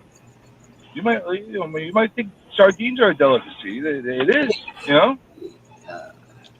I've never seen a. You know what's a delicacy? Spam is a delicacy. Ask Journey. He gets a He loves spam. That. Yeah, there's so many different flavors now. It's amazing. So many. I'm not a fan of the spam. I was listening, and the whole Hulk Hogan George Foreman grill story that came from Hogan. He claims they wanted him. That's the story. I've watched him tell it a few different times. My only problem believing it is that he claims he had to pick his kids up from school, and while he was gone, the grill people called him. He missed the call, so then they called George Foreman. I don't think that's how endorsements work. Like, we're going to get a hold of Michael Jordan. Try the next guy. Who we got next on show? Listen, there might be some truth in that, and maybe he just never returned their call. You know what I'm saying? And they're like, from school. And they're like, "Fuck you, Hogan. We got a foreman now." Oh, I'm not supposed to use the F word. Right? Apparently the F word is out. Apparently, it's a. Is that the new one? Well, that's why Google hates me. Because freaking, you see what they did to my last Insomniac that I had? What happened? You know what I saw? They're censoring the shit out of it. What I didn't see was your last Insomniac, because your last Insomniac didn't happen, and the crowd is disappointed. And you know what they said? I said I would do one Journey, and they said no. We want Journey, and I said okay, no problem. That's right. And then when Journey didn't show up, listen, I was about to go. And then I had to go. The people were like, Bleeker, no, we need you now. And I said, no. You want a Journey. Dude, it's fine. I was ready to go. I made the thumbnail. I was literally on the computer ready to set myself up, and I literally had to drop everything and run out. Beckerman, are you eating ice cream? And you said they censored you? That's me eating cherries. What's that? Yeah, they censored us. You said that Google censored you for using the Dude, they're censoring the shit out of me. Yeah. So you can't swear in your stream anymore? Not a lot of F words. Yeah, the F bomb is out. Not a lot of F anymore. What? Yeah. Get the F out of it. No effing anymore. That's crazy. What am I supposed to do I don't now? understand that at all. They ruined my life. Well, I mean, it's pretty ridiculous. Like that I have to say is I think a little bit over the top. What do you mean the F word's out? Like, what does that mean? It means if you keep saying the F word on your streams, what's going to happen is they're going to say, "Get out of here." We're gonna. According to what? You can keep your stream up. You just can't have like ads and stuff. No. YouTube, if they demonetize you, would do a bunch of stuff if you keep using the F word. I've never had a video mess with because of the F word. I say F word like my favorite word. So what the hell are y'all talking about? It's just coming out. What is your RPM rate on YouTube? On me? Yeah. Dude, I say the F word. No, I don't think anybody says it more than me. What is your RPM rate? I don't know what the fucking RPM rate is. What the hell are you talking about? Rotations per minute? What are you talking about? Something. It means I don't know what the exact initials are, but it basically means how many per thousand. How much revenue per thousand? Something like that. Okay. Oh, I don't make nothing. I just get super chats. I don't have ads like you. I don't have 20 ads a video. There you go. You're under their radar at that point. Exactly. If that's what I say, that's what I think. And if you add ads, they will notice it. If you don't add ads, they won't. Yeah, I don't have ads. You whether you add ads or not, they're gonna add ads regardless. The moment you hit 1K and you get monetized, your ads are now affected into your channel. I have never seen an ad on any of my I watch my videos. I've never seen one ad. Have y'all ever seen? Oh, well, there you go. For that. There you go. Just turn your ad blocker on. You say fuck No. all you want. Ad- Sorry, Bleak. Ad blocker has nothing to do with you and their ad system. They're going to run it and get ads on your channel no matter what. They're still running on your channel. You just have blocker so that you don't see them. They're still running on your channel. So other people see him. Okay, weird. I don't think I have ad blocker though. Like I watched other. Calm down, bud. That's why I Sorry. asked what the RPM rate is, because basically if you got like a 0 RPM rate on there, they don't even care. You know, they don't even bother because you're not making any revenue on your money, on your ads. They're gonna advertise, but it's not being advertised to the people that actually are willing to pay. Right. They're paying like pennies per click, that kind of a thing. Like I'll give you an example. I was getting a very high rate when I was doing a lot of real estate content because it was a financially based thing, and a lot of people were really into that. You know what I'm saying? In the YouTube comic book world, it's like a fraction of what I was getting in that kind of rate. But because I know how the algorithm works when it comes to that, I've been noticing that, and literally they've been knocking my RPM down every single stream I do. Every time there's a lot of F-bombs in a stream, they go after me. So I was looking at it. It says something about like if you have it, swearing like that in the first 15 seconds of a video, they demonetize and everything like that. But the only thing I would say, I wonder if you can argue the FCC rules with them, just because you're going on late at night, which is safe harbor rules. So you might be able to do I think you should be able to do that. It doesn't matter. But it should. Even if the market content is 18 plus, it doesn't matter. But they're coming out with a whole new set of rules that have to do with the F word and some other stuff. So just be careful. I'm trying to find it. I haven't seen it yet. I can't. Well, I'm screwed because all my content's full of F words, so I'm just screwed. I'd have to delete everything. I don't know. You don't have to delete anything. It just means that it won't be monetized. That's all that means. I'm already monetized. I can't have ads. Those videos won't be. You can't. If you get 8 billion views on your video from the weeks that you swore, they won't be monetized. That's what it means. But do you think you get 8 billion views on your videos? No. You know what I mean? I mean, I have just as much a chance as anybody else, but I doubt it. Yeah, but you know what I mean, right? Like they don't go erasing your stuff. That's crazy. Yeah, don't Well, if they you just go back. You just go back if they flag it and just bleep it out or blur something out. Yeah, you can mute stuff if they want you to, but I wouldn't. Holy shit! Oh well, I'm not that worried about it. I think people get too paranoid.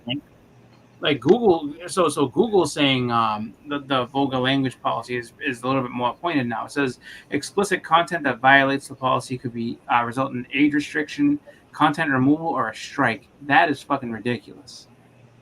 See, there you go. All right, just so you understand like what's happening, this like real stuff that's Thanks happening. for adding that to bleep it down.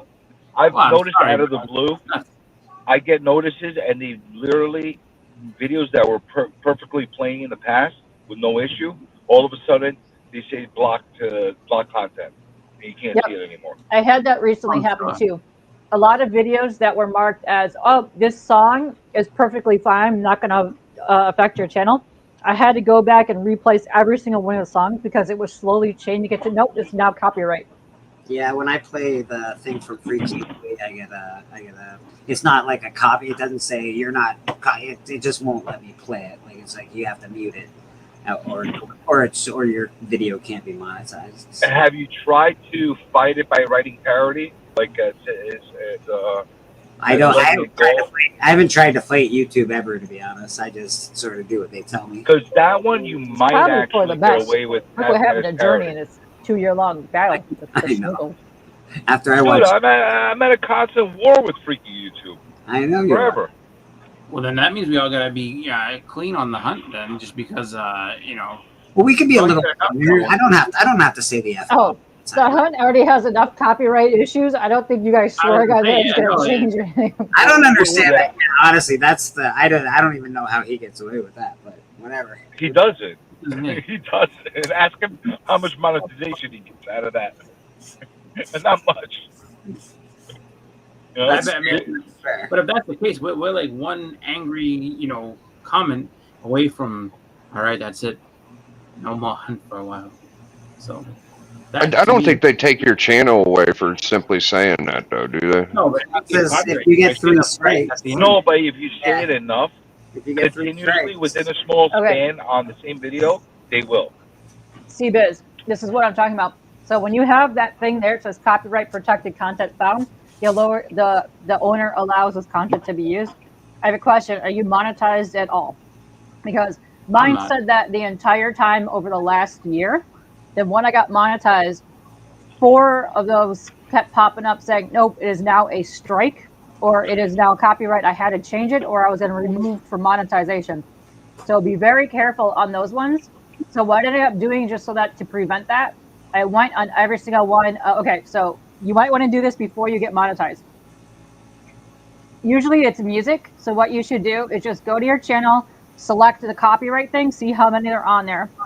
Go into the video and just select a free song to put on there and just put it over it so that it changes that, it gets that off of there so that you'll be protected when you do get monetized. And don't mess with Warner Brothers music. Don't use Warner Brothers music. Warner Brothers, they will go after you like crazy. You know what's funny is that Every single time I put Warner Brothers, anything owned by Warner Brothers, I got messed up real bad. And Napoleon Dynamite. Walmart will go after you. Me, Warner what's Brothers up? will go after you. I got a hot dog when I was playing, and they were like, "Nope, screw you." I'm like, "This commercial's like 900 years old. What do you care?" It was a commercial of a hot dog commercial. They're like, "Nope, you can't play that." You know, I get it. You know, like with a lot of stuff, like they'll hit me with copyright strikes and say that they're monetizing and the owner of the music will get it. I have no problem with that. Usually I'm like, fine, just let it run because it's their music. I don't have an issue. The problem I have a lot of times is when they completely block it and they won't even let me play. That's what I'm saying. That's what I'm saying. So a lot of times they'll change it. So if it's okay, then one day they switch it to the other one where it says, okay, they're now going to take the money, or they take it where, nope, you are now getting either a strike or whatever. You have to change it immediately. So that's why it's just in the moment that pops up with that little triangle type thing, just go ahead and change it right now because you're going to have issues with it down the road. And what is up, me and Freaky? Yeah, no, did you hear when, this is hilarious, when TM was doing Disney reviews for reviews, they claimed his face and said his face now belonged to Disney. They copyrighted claimed his face. Well, it doesn't look like a freaking Disney. So hold on, I animal got a or question. something. Yeah. Has anybody ever watched my videos, first of all, and has anybody ever seen an ad on any of them? Is the second Nobody's ever part. watched your video. No, I've never seen an ad on your videos, Biggie. I've never seen an ad on my videos. But you don't have ads. Fine, I sorry. don't think you have ads on. I think you didn't say yes to that. You have to click that on to like. I turned them off a long time ago because they tried to copyright me a long time ago. I turned them off way The back. moment you hit 1K and you become monetized, they automatically add ads That's what on I'm your videos. I know you keep telling me that K-pop, but I still have not. I don't know anybody that's seen an ad, or I've never seen one. It's weird. I'll tell you why. Go look at the RPM rates. I've If seen you about have a very 6 low RPM rates, it means that they're not finding anybody to advertising on it. Yeah, nobody wants to advertise on my channel, which is fine. I don't know. It just never happened. That's why you don't have that issue. That's why it's important to know what the RPM rates are. I'm curious. So whose face were they copywriting? See, Nerdy's. He's a Disney animal. CM Nerdy's face? Yeah. Well, it does look like a freaking caricature of a human. So. She's a Disney princess now. Yeah. I don't know. It's crazy. Imagine they try to copyright my blue face. But if you're putting up just videos and not doing lives and stuff like that, you can run it through the YouTube system before you put it up, and they'll tell you if anything's wrong with it. Yeah, I will tell you one more other thing. If you're doing a stream and it's a very long stream, past a certain amount of hours, you lose the control to be able to edit it after. Like they'll tell you, doesn't matter that you want to edit it, you're not allowed to do it. I can edit every one of my streams, but I only usually go about 5 hours. Yeah, I don't know what the number is, 7-8 hours. I don't know. Once you hit a certain time period on the stream, you don't have the ability to be able to edit anything anymore on there. Freaky Take away that right. Oh, brother. I've They never have to seen be an on my ad last on one. any It of was mine. my last one was like 10 hours, and Well, they were this like, this might be new because when I hit 500, they asked me if I wanted to put ads on, and I said no. Right. And that was when I hit the hours and I was able to be monetized, and I was like, no, I don't want ads, but I did enable the super chats. That's the only thing I enabled. I could enable I only ads. enable the ads on my pre-recorded, like before and after the video. That's the Yeah. only one I enabled. Every time I have a pre-recorded video, like let them, if they're gonna advertise, I might as well get the revenue. No, for that. yeah, you're So, absolutely right. Absolutely, 100%.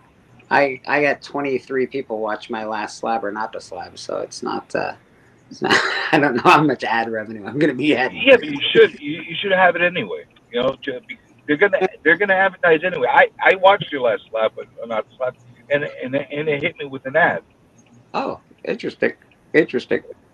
Okay, thank you. I So appreciate that. Yeah, I've never seen an ad on Bleaker's streams either. To be honest, I watch a lot of them. So yeah, but you just said you're using ad blockers. I said Bleaker's. Whatever, Journey. No, but I'm saying you said you used ad blockers. I on said your, that. No, I still see ads. I just don't have them on my channel. I don't know if I clicked it or not. I thought I clicked it a long time ago, but I still see ads all the time. What's your point? I don't understand.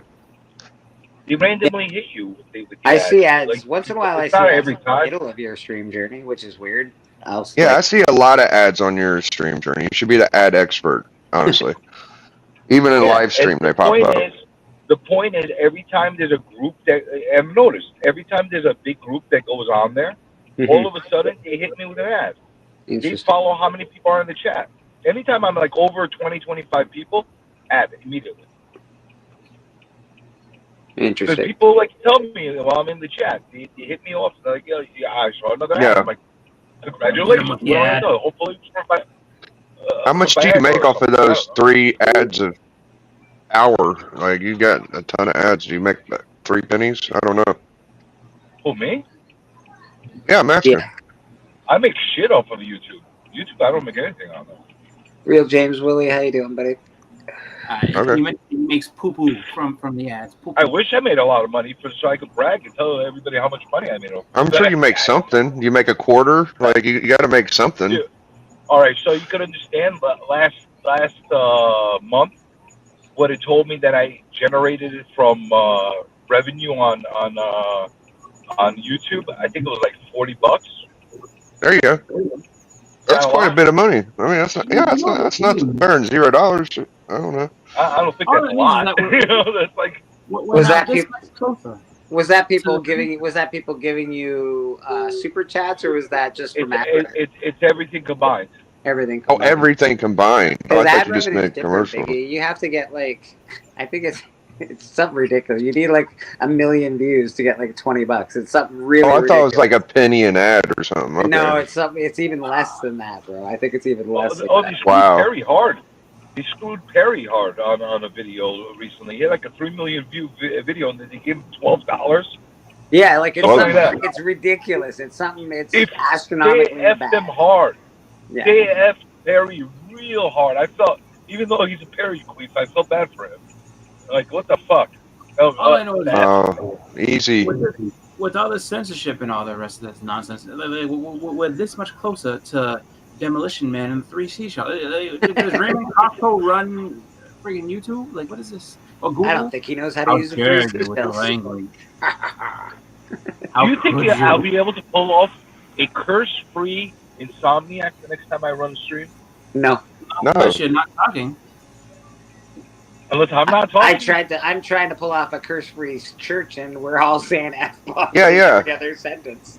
Yeah, let's try it from here on out. Let's see how long it lasts. All right, no more cursing. No more curses. We're clean. Okay. We're now clean. I saw Durs talking about it. And I was thinking, I saw Durs like say no F word, and I'm like, what a wimp. But everybody's ending up having to do that, you know. So maybe not such a wimp. Let's see how long that lasts on the Insomnia. You know what? I'm gonna do this. I'm gonna try to be respectful to everybody else's channels when I'm on their stream. That's what I'm gonna try to. I say F a lot, not- so I really have to calm down. I got to calm it down. On my stream, Yeah. I'm gonna try to limit how many times per minute I say it. Guess what I'm going to do? I'm going to pretend like I don't know anything and just keep doing what I want. And once they take my channel, I'll just start over. You ever see when I do the streams and I start listing off all the words you're not allowed to say? Google does not like those videos. No, they Google don't. does not like the videos when I start listing off all the words they don't like to say. But I'm only like giving like, and I bought it and wrote education on there, and they let me go back on with a yellow tag instead of a red tag on that video. Well, you're Listen, not I've been a. There's certain things you're just Sorry, really Blake. not allowed to do on YouTube. You're not allowed to talk about medical stuff unless you say a whole bunch of weird disclaimer stuff. You're not allowed because you're not a doctor. It's weird. Even doctors are. It's weird. You're not allowed to do a lot of things. You're not allowed to talk about. Anything having to do Well, with listen, I'm not against that. I'm not You're against not that. allowed If to you talk give about people medical advice, you should, or like illegal advice or shit like that, you should kind of tell them, hey, listen, I'm not a doctor, or you know.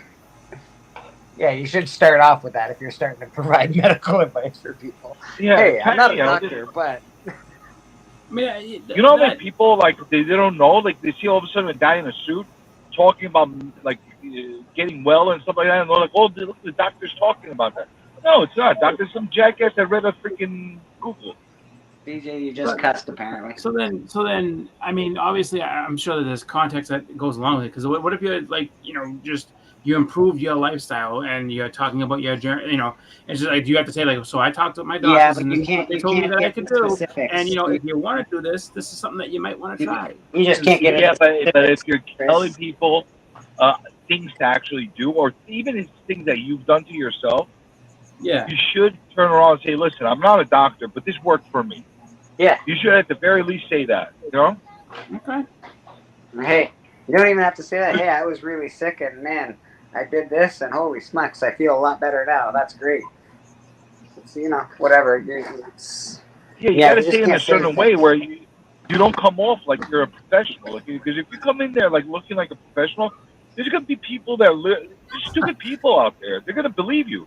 So you're saying I shouldn't wear a lab coat and stethoscope when I talk about this stuff? Like, now I have some things to talk to you people about, and You don't even have to be in a lab coat. You could just be like some well-mannered, well-dressed person. You know, like.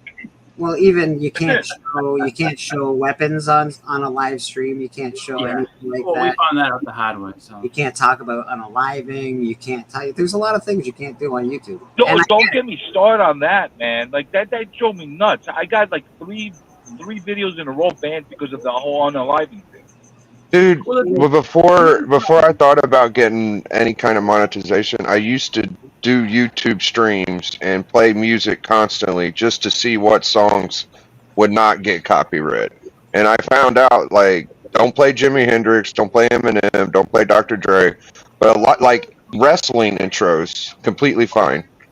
Except for Hogan's Voodoo Child. You don't want to play that. You can't play Hogan's wrestling intro. Yeah, I get you. Yeah, but a bunch of stuff I used to. That's what I did on my YouTube. I'd be like, "Oh, okay, I could do that. I could do this. I could do that." And it was fun. It was interesting. There for a while, like whenever we were switching from Google Hangout to StreamYard, it was around that time. They were saying, "Oh, you don't want to be too child friendly. You don't want to set your YouTube to the for children because they might ban you then." And then some people were like, "Oh, well, I cuss it all the time. It's 13 and up on my channel, or 18 and up, or whatever." So people were actually cussing more. But So I think YouTube's goofy, bro. They change and flip flop all the time. if you do have a child, like if your YouTube channel is geared towards kids, I think you're not allowed to monetize that for some reason. If there's like a Now, weird, yeah. now that's it's different. Everything's different now. You know, 2020. From 2020 and on, it's been weird, man. And it's going to keep changing. I promise you, by the end of the decade, YouTube is going to be a completely different animal. And I'll give everybody a piece of advice. I'm sure everybody's got burned on this. If somebody tells you to play a clip while you guys are on a live stream, and you don't know what you're playing, you got to play it without any volume first. Because I've gotten burned so many times where I've played other people's channels and stuff like that. Where forget about the monetization. Fuck that. F that. You lose. You're the first one to lose. All right, I lost. All right, what do you want to tell you? I'm not going to do it again. Yeah, don't do it again. Start over. You lose again. We'll see. All right, and then but how you call it? They actually take down the channel. They take down the video because it's got like the whole segment in there. I'm like, are you kidding me? Now I gotta sit there freaking re-edit this thing to get it out. Papa did it to me a few times, and freaking TM did it to me a few times. Never doing that again. Where just play something and you play without the volume first. See what it is before you put anything out there. They need to change the name in YouTube. The name. They need to change the name. The U in YouTube no longer exists. Yeah. It's just it's just weird. It's because YouTube's such a. It's because YouTube's such a large. It gives a large reach, man. And I get it. You don't want to talk about certain things. You don't want to give. You don't want to give people any reason to do anything stupid. That being said, yeah. Listen, we're also sitting there complaining about using a platform right now that, like, it kind of brings some joy to, like, it gives us aggravation, but it brings us some joy at the same time. We're sitting and complaining about something somebody else provided for us to be able to use this as a platform. Like, what was the previous alternative? To go get yourself some time on a PBS station or something like that, you know? Exactly, and then hope that people and they would cancel us because they'd be like, nobody watches your show. Like you. This is like public broadcasting for free. Yeah, I mean, and you could possibly get paid from it. It's pretty amazing. It is pretty amazing. And the truth is, we're sitting and complaining about it. But the truth is, you know, we're goofing around, and you could possibly get paid from it. So what? Like, yeah. Sure. I like to complain, but at the same time, am I really complaining about something they should be complaining about? And I agree with you, Jeremy. It is a good platform. It's just it is getting a little harder to use it, but yeah, I think that everyone is kind of up in arms because we can't use Dirty Mouth anymore, and that hurts because like, it's not. It belongs to us. That's the thing. We think it belongs to us. It doesn't belong to exactly. us. You're right. You're right. No, that's true. If we really wanted to do our own thing, we open up a website and we put up our own videos, and nobody would restrict us. And nobody would watch them because there's not a because this platform has so many eyeballs. That's just the way it is. That's like, true. You know what? That's a great idea. Maybe I should do that. Maybe I should open up a web page where I link all the videos and I load them onto that page, and then I become good, like the new weird web page that everybody goes to. That's the whole thing. Web pages. Journey, let's talk about this though, because you've had your webpage shut down and you were having a very hard time getting your videos. Don't forget. Well, don't forget if you're. I would, make a record of your videos. Get a flash drive, get a terabyte, whatever you need. Oh yeah. Put your videos on. The minute you upload them, they belong to If you have to move to another platform, at least you still have all your content. I've done that with a lot. I don't have all my content. I lost a lot, and I still lose a lot. You know, but it's hard when you got 8-hour streams, you got 6-hour streams, 10-hour streams. It's hard. Like I just lost a 21-hour stream, and I'm like, well, come on, dude, man, come on. Like at least give me the opportunity to pull it out. I can't even access it now. Well, because this is all art for people. It's fun for people, and if you lose all that stuff, it can be real disheartening.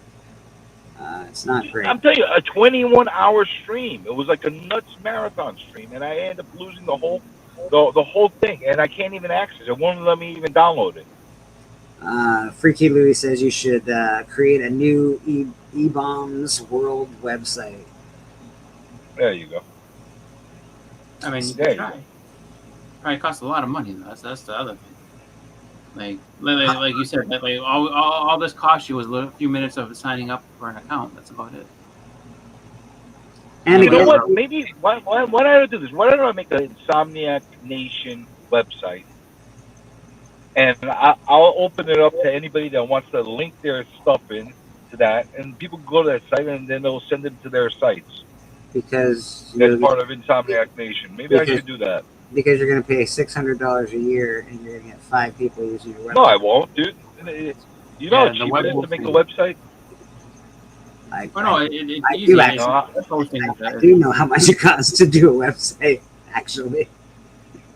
I could do the whole thing for less than $100. For now, to start, yeah, that's what you think, and then it's just like a cable bill. It keeps going up. I remember for my. All right. So I'm being a little bit like ahead of my. Yeah, but I actually know how to do. You need to put I it know how on to write Google, Java. or you need to put it on. You need to have it on a search engine, and you're going to need to pay for that, and that costs money. Yeah, the hosting is that's the part of it. And that costs But if you do but if you do a page that's only with links without hosting, it's like $20.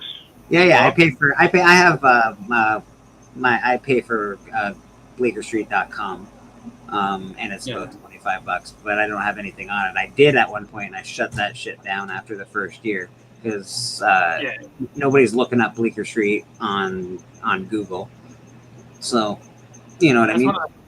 That's one of the biggest scams that that some colleges make you do. Like especially if you're in program, if you're in a program that is artistic, you need to have a portfolio website and this and that, and you can't just use Instagram or any of that stuff. Like you have to make your own one, and then you go out and you do it, and then I remember a bunch of people complained, and they were just like, I'm not paying money for this, and you shouldn't have to pay money for it. Usually there's no free option.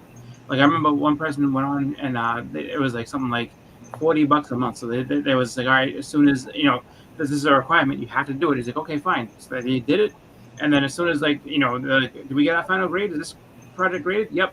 They went ahead and just canceled it right then and there. Well, I'm not paying $40 a month for it. You're crazy. It's just too expensive. It's too. But If do you you're think not a there big should be free business, options? if you're not a big business, it doesn't make sense to have your stuff on Google. It just doesn't.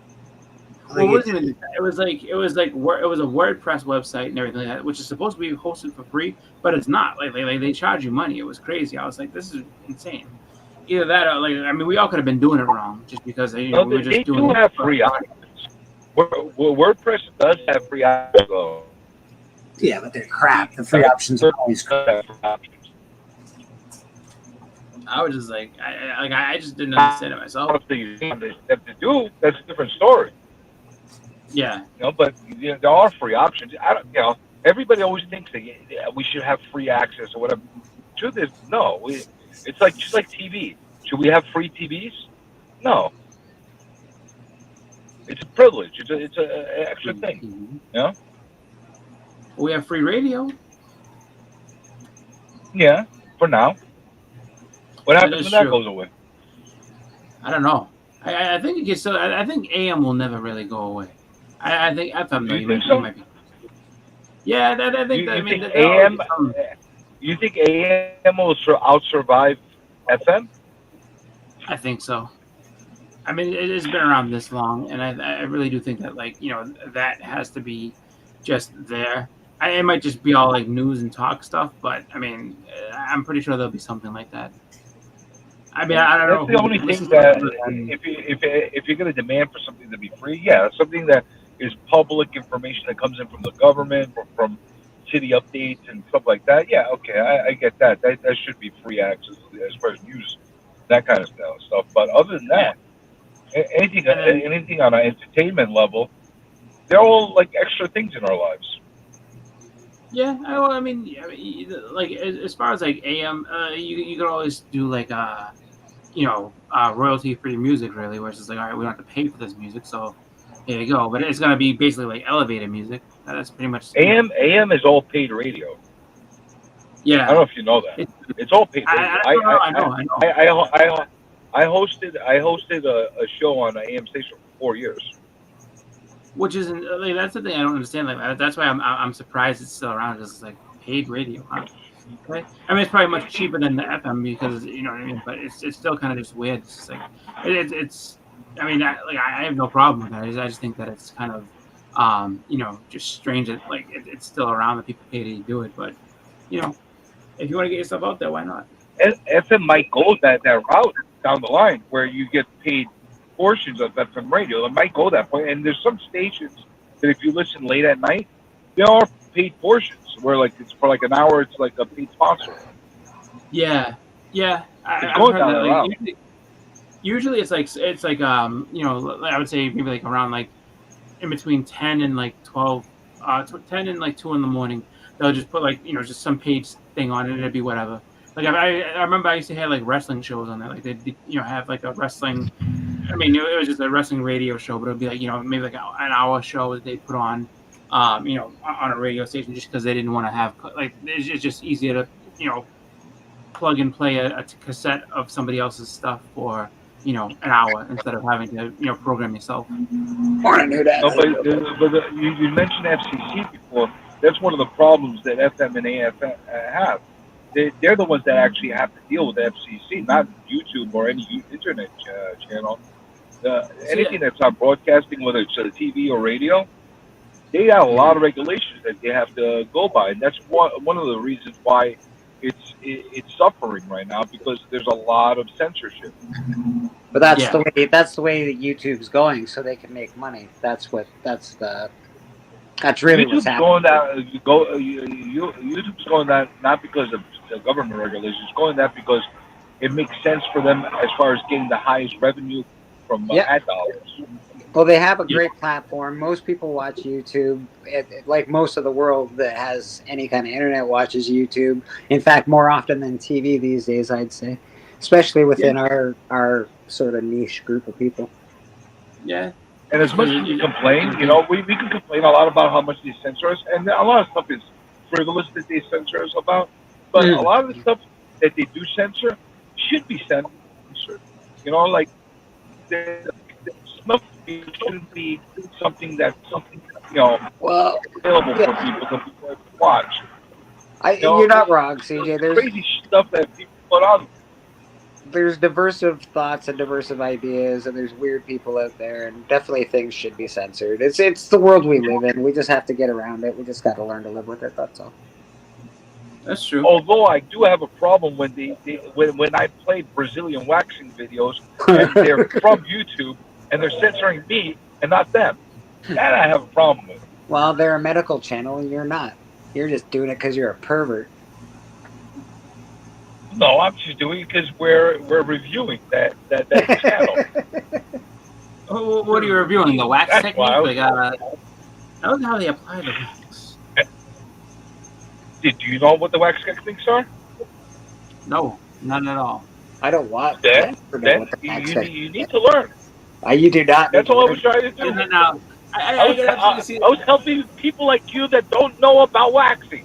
Listen, teach you how to wax. As a 40-year-old virgin, I know it's terrible. That's all I know. But good. I guess like now, see, this person's not using enough string when they rip. So this is causing a lot of pain. It's just a one. Whoosh. Yeah. No thanks. And when they do the rip and then they don't get it quite right and they got to rip 2 more times? No, thank you. Fuck that. I mean, I lost this time. Dang it! I said that. You know what? But Journey's providing a service. It's like, all right, now we're gonna review this one. Now don't go. Like if this person has an office, do not go there. Look how much pain they cause.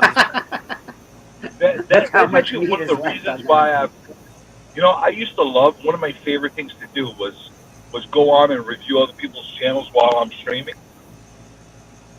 because of the amount of time people block me or they cause issues with my videos being seen. Like I hesitate to do that. I try to reserve that for doing it not so often, because I know that video after the stream is over is either going to be taken down or I'm going to have to radically cut it up in order to put it back on. Yeah, no, it sucks, but again, we live in that world where we have to. Are all these comics for sale? These comics are all for sale.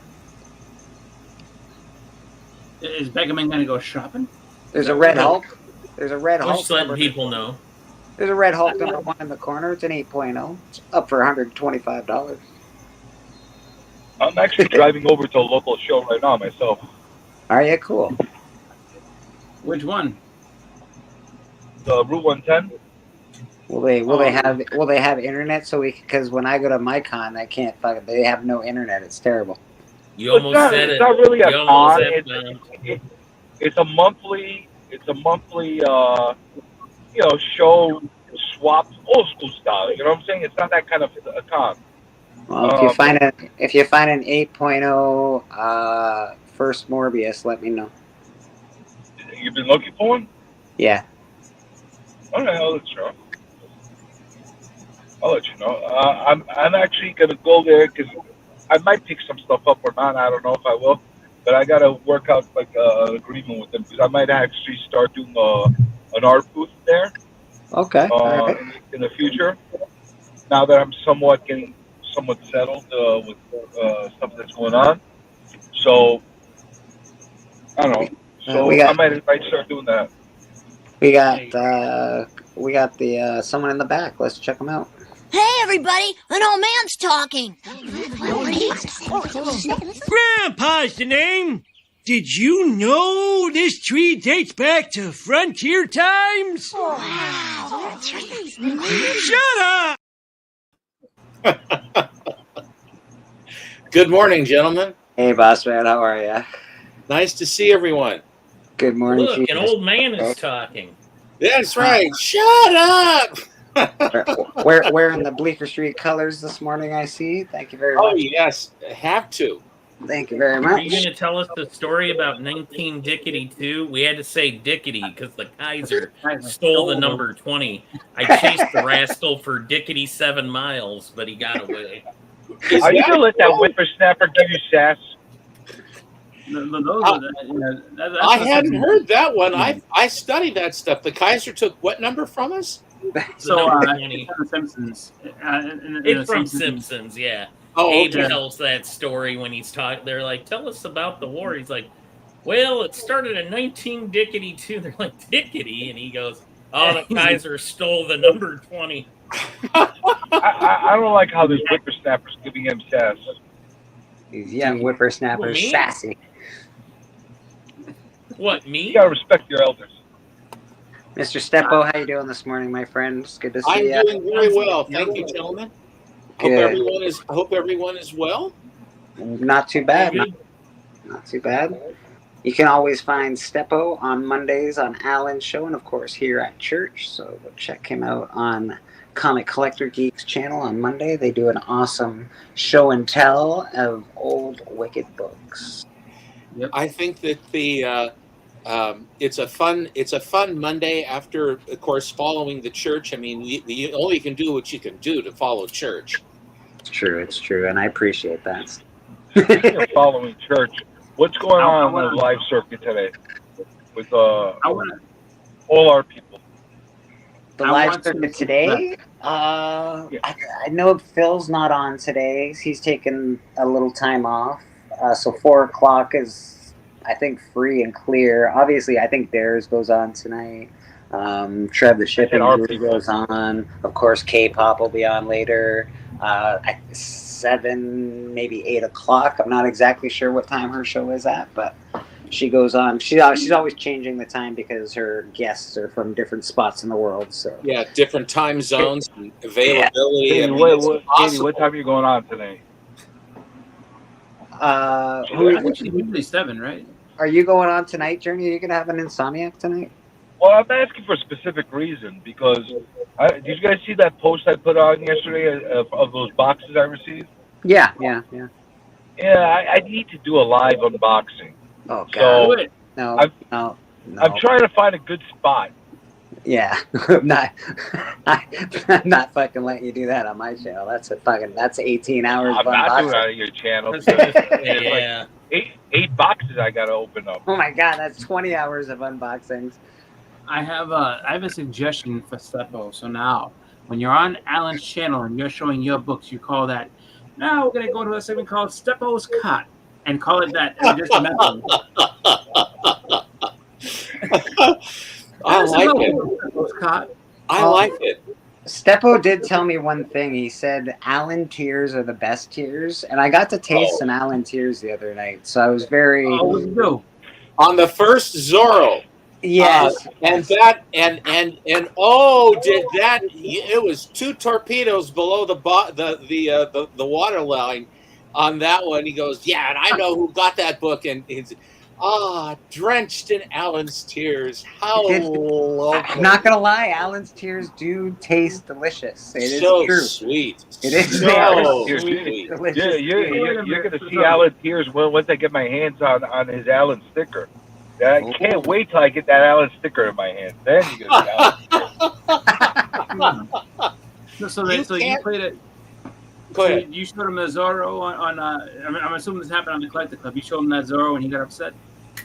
What happened is I did the slab or not the slab, Yes, and beautiful job. the Beautiful first job. Zorro has an interesting collector's appearance, yeah. first appearance, if you will. And so I went and bought the only copy that it was around. I looked in a few different spots, and there was no other copies. So I bought the copy, and then Alan watched my show, and then went to go buy the book. Oh, And, he can't. he said it said sold on it, and he was like, "I know who bought that book. It was you, and I know how much you paid for it." Wow. You see, like the venom and the anger when you get one of his books. So sweet. It is so super It's delicious. sweet. It really is. So he delicious. said so it's a story that he left it in so he put it in his cot and it was there, and all of a sudden here comes Billy. He just said, "Go ahead and just yoink it right out." I yoinked it. right out. Just stole Isn't it a beautiful feeling? Now you, It is. now you can see why it's just wonderful. I don't get I'll tell that you a good feeling one. often with Alan, so it's very nice. It's very nice. My favorite book I had on Alan was when I got that Dracula, and I said it was an LB Cole cover, and he said, "No, I don't think it is." And I was like, "No, yeah, it is. You don't know shit." And he was very worked up. Oh man, I'm curious. Listen, he knows a lot of stuff. Alan knows a lot of stuff, but he's not an expert in everything. There's a lot of stuff he doesn't know. So I'm it's curious, great though. to catch him.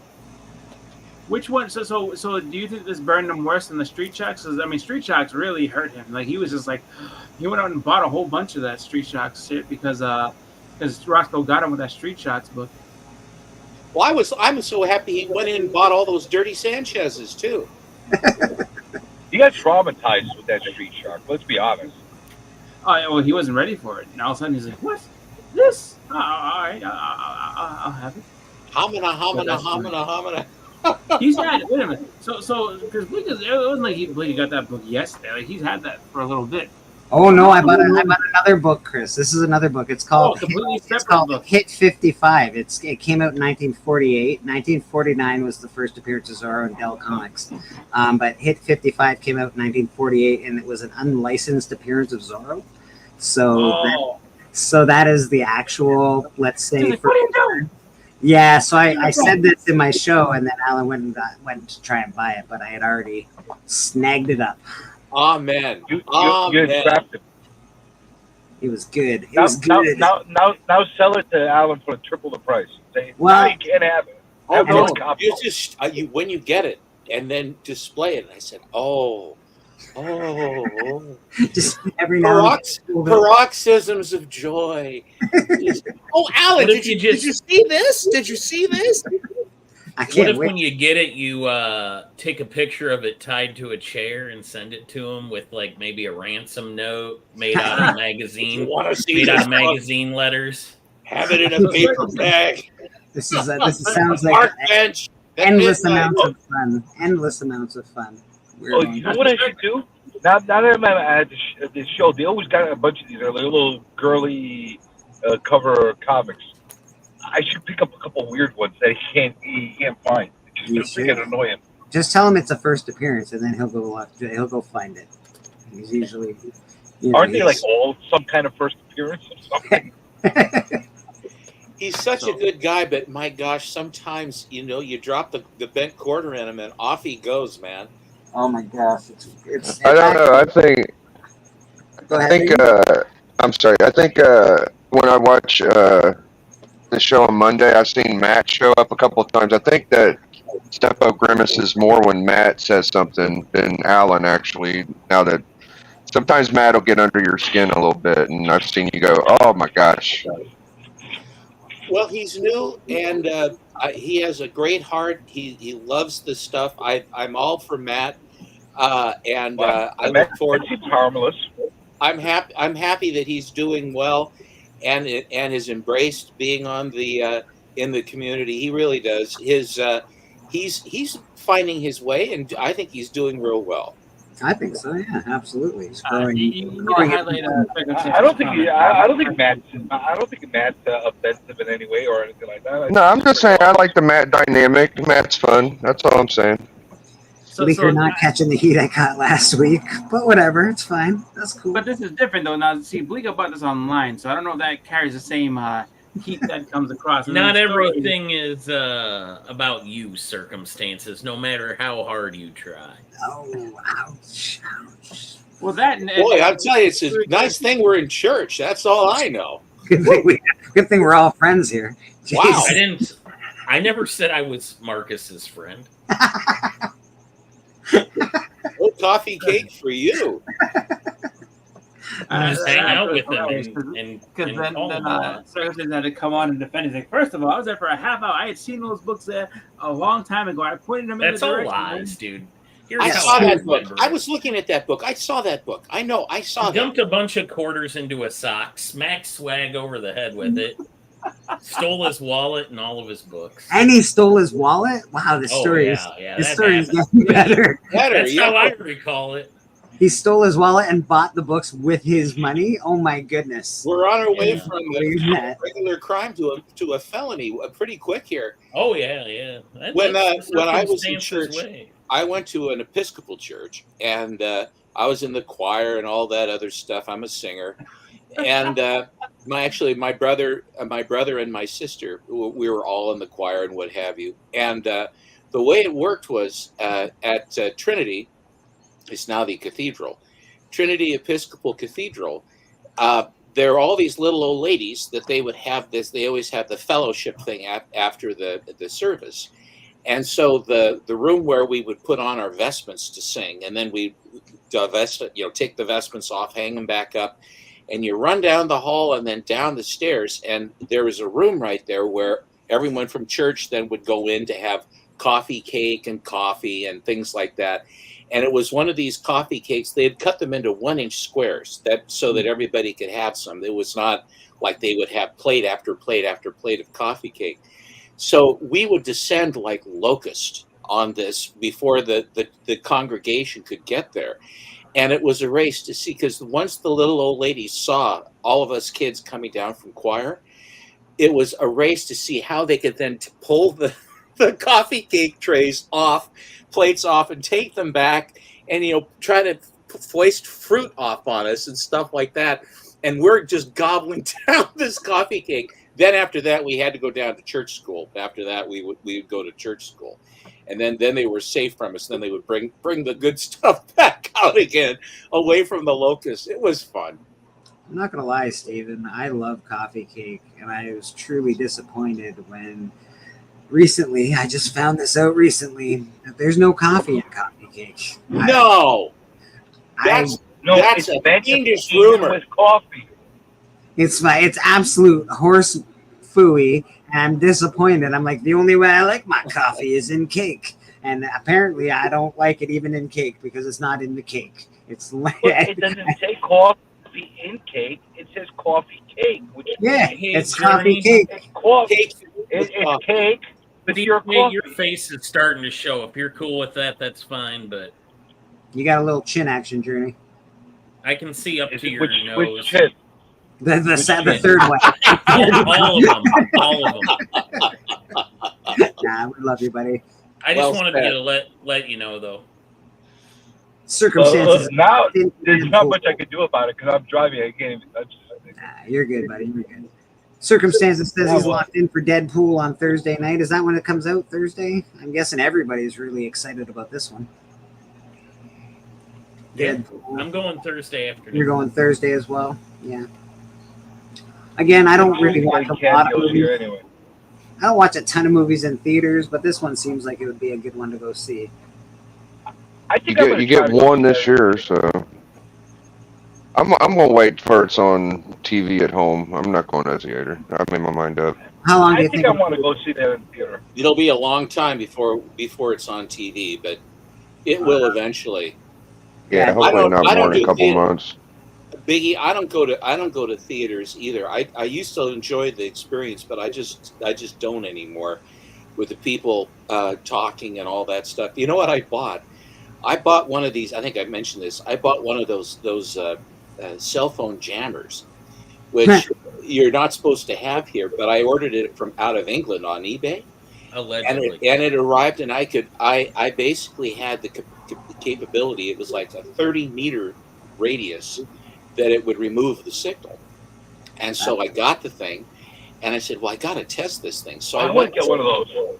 I went to this one of the big shopping centers, the biggest one, Washington Square, and there, as I'm sitting there waiting and waiting, like I'm waiting to assault someone, but I'm hanging around, and then these teen girls go by, and they're yakking between themselves and on their phones, which is perfectly fine.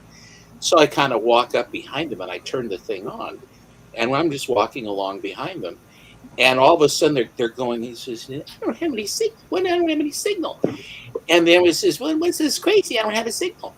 And so I said, "Oh, my work here is done." And so they were very distraught that they had no signal. And then when I would go to a movie, I would take that thing with me. And then once if people started using their phones and talking, I'd hit the button, and then they go, it wouldn't work, and then they'd turn their phones off, and then I could watch the movie in peace. It's a wonderful thing. Stephen, I circumstances. wonder why movie theaters don't implement that technology in the theater while you're in there. That's your villain origin story, apparently. It is my villain origin story, and then I had to don the mask for the coffee. I mean, I have to say, for a story that involved following young women and cutting them off from emergency services, Right? it actually wasn't a bad story. Like pretty good. It And was as that innocent as that story can be. I was hoping for some sort of medical emergency of some sort. Yeah, for When you regular get one of those things, I got to get one of those things. I want one of those now. I think you're right though, CJ. I don't know why they haven't implemented that just in the theater. Like they could just turn it. Well, maybe so. I don't know. Maybe because people would be. Again, you're taking people away from emergency services, I guess. So they. That is, in fact, that's what it is. There's got to be some law. But I think that emergency services, while you're trying to watch a movie, I don't know. I don't care for that. But let's face it, it wasn't emergency services. It was yakety yak, don't talk back going on. Most people are just trying to film a little. So let's think about what emergency listening to services their are. too. Like if something would happen in the theater previously, what would happen? The theater would call up an ambulance. That's what would happen if nobody had cell phone. But they don't. Yeah. Nobody has a dang telephone anymore. Damn, it's going to take over a year? Who that's saying? Usually that stuff only takes like 3 weeks to a month. No, not for this one. This one's going to be. A big movie like this, they're going to leave it in the theaters absolutely until the bitter end before they put it out for on TV. And then they're going to try and It's a sell it. moneymaker, man. Well, I just won't watch it then. Because The Almighty. why don't I want to go? I want to enjoy it to full capacity. Last time I went to the theater, I watched Guardians, and it wasn't that great. Just the experience being there, and I don't know. I don't want to go. It's just too. It's too long. I'm gonna watch it. It's I'm too gonna go long. like a midweek and watch it.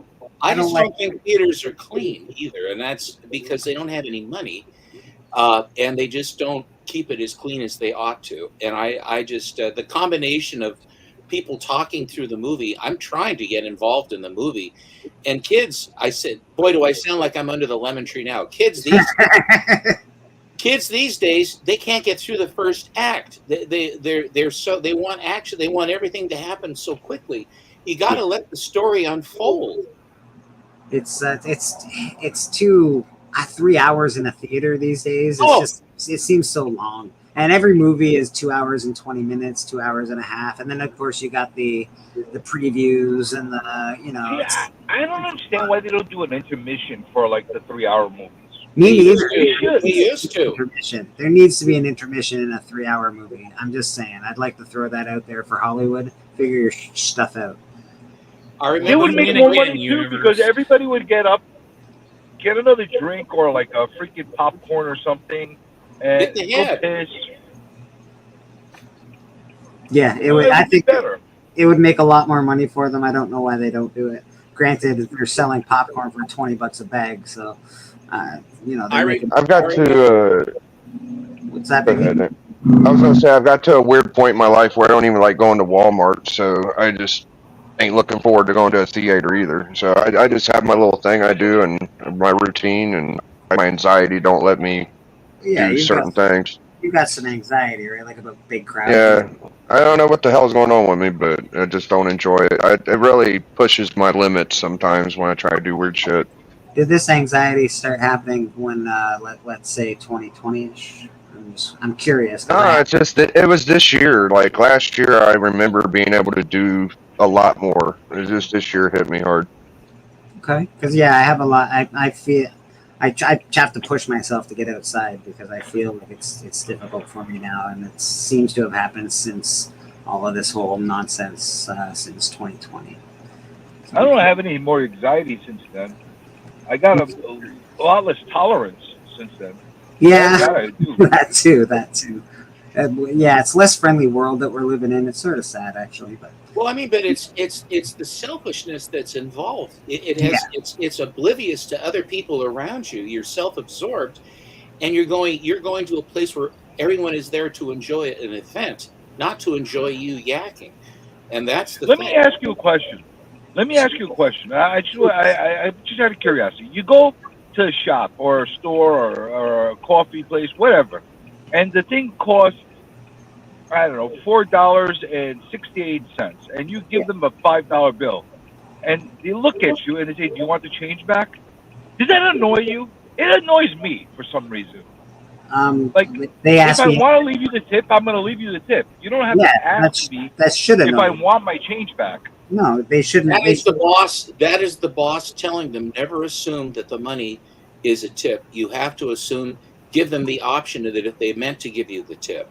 Yeah, you Because give if you take the tip, they said, "Hey, where's my change? Where's the boss?" And then there's a problem. I do understand that. Yeah, I don't like it. You understand when they say, "Do you want your change?" No, I don't think they should. I think they should give you your change and then you have. You're standing there. Yeah, waiting for your where the change, hell do and you they're go do that at? Where is this at, Journey? Because I don't know. I mean, people will say like, "Do you want to donate $1 to our food for That's tots or a lot, something?" Biggie. Biggie, you're absolutely right. That's the one you get, which is fine. Which is fine too. It's hard for me to shop at retailer that holds classes for its employees on how to apply for government aid. Cough, cough. Walmart. Cough, cough. Yeah, you're not wrong, buddy. You're not wrong. That's one of the reasons why I'm Stuff talking like that. And this all started since COVID. Ever since like that, like all this like, I'm gonna keep your change stuff. All the weird stuff that started happening to people. It bugs me. I don't know. I guess it's. I just don't like the wording. Like, just give me my money back, and I'm gonna give you a tip because I'm a tipper, especially at a restaurant or something like that, because they make a lot. Listen, if I get a cup of coffee, I'm gonna give the person either the change that's left over or throw them a buck, and I'll be done. Yeah, But I don't like, when mind. I don't mind there giving waiting- you 40 cents or whatever. I'm not gonna hold it. I'm probably gonna I give it don't to do you. the roundup thing. No, Lisa Noble, big lion cat of the chin. How you doing? But I don't want to be asked if I want to keep my change. Give me my change, and I'll decide if I'm gonna give it. Well, that's assuming that you're gonna giving a tip. Not everybody wants to give a tip because you. Yeah, but you know what? I Or don't give a if tip you're until yeah. I actually get the product in my hand. Like, I don't give you know, I don't like, give go a to tip. coffee. CJ, I don't tip if just to tip. I tip if you're a pleasant server, if you do your job well.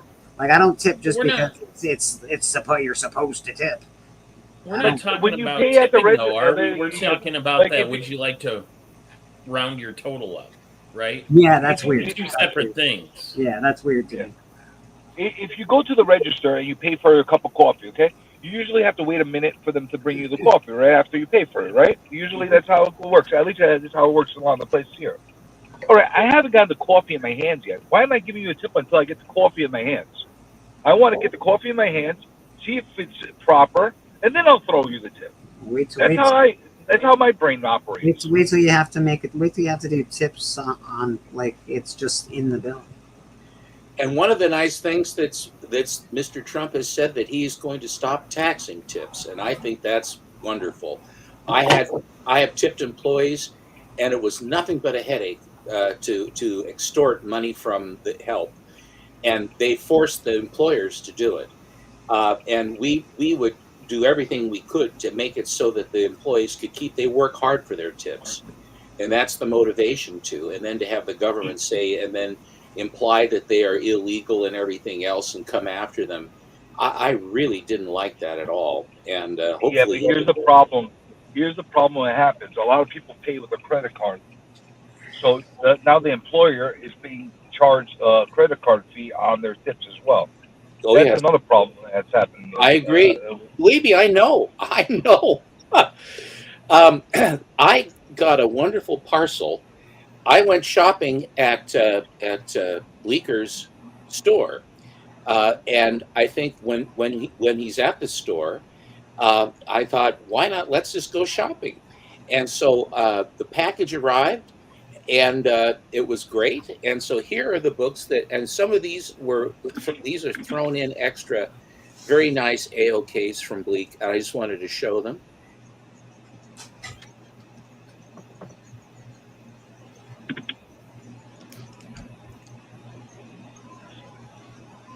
I'm unfamiliar with White Heat, but I can learn to love it, I guess.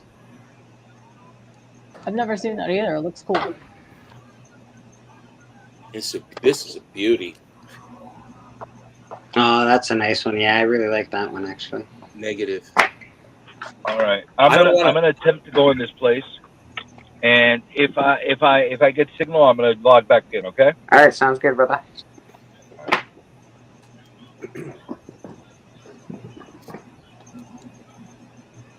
Oh, Emma Frost. That's a nice one. It's a very interesting layout for a comic cover. I really think it's different, unusual, and lovely. But enough about me.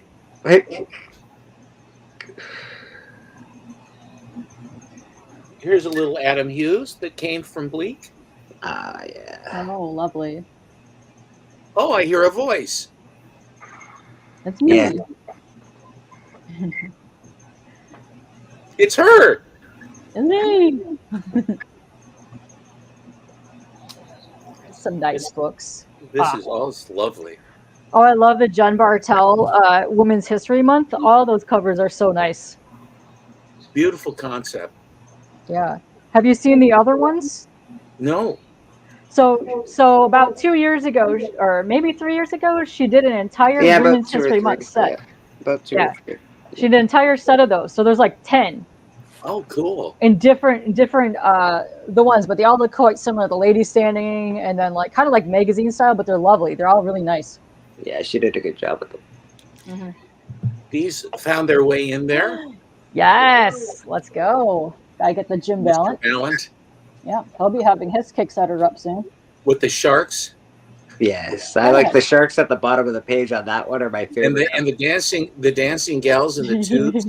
I mean, it's great. That. A lot of work on this one. Ooh, so which ones are for Susie? She says her collection is growing. Oh, she's thrilled. She got so much. He sent a bunch of extras. Oh, nice. And especially, he sent the Wolfman and Frankenstein. Oh. And Susan said, no, he shouldn't have done that. He shouldn't have done that. I said, Susan, he wanted to do that. And so she's so touched by that and jazzed. And eventually, I think that she will appear somewhere, probably a church or somewhere close by, to show.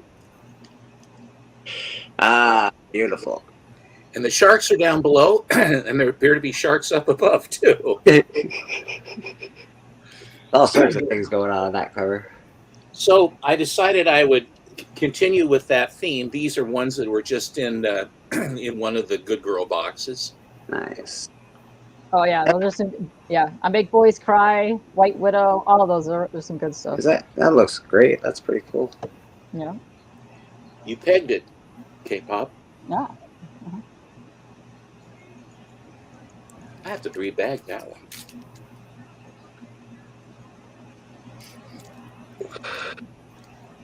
Nice. He's another nice guy too. Jamie Tyndall, super nice. He's a younger guy. I think he's about our age. Yeah, 30, 40-ish. Or Younger. 40s.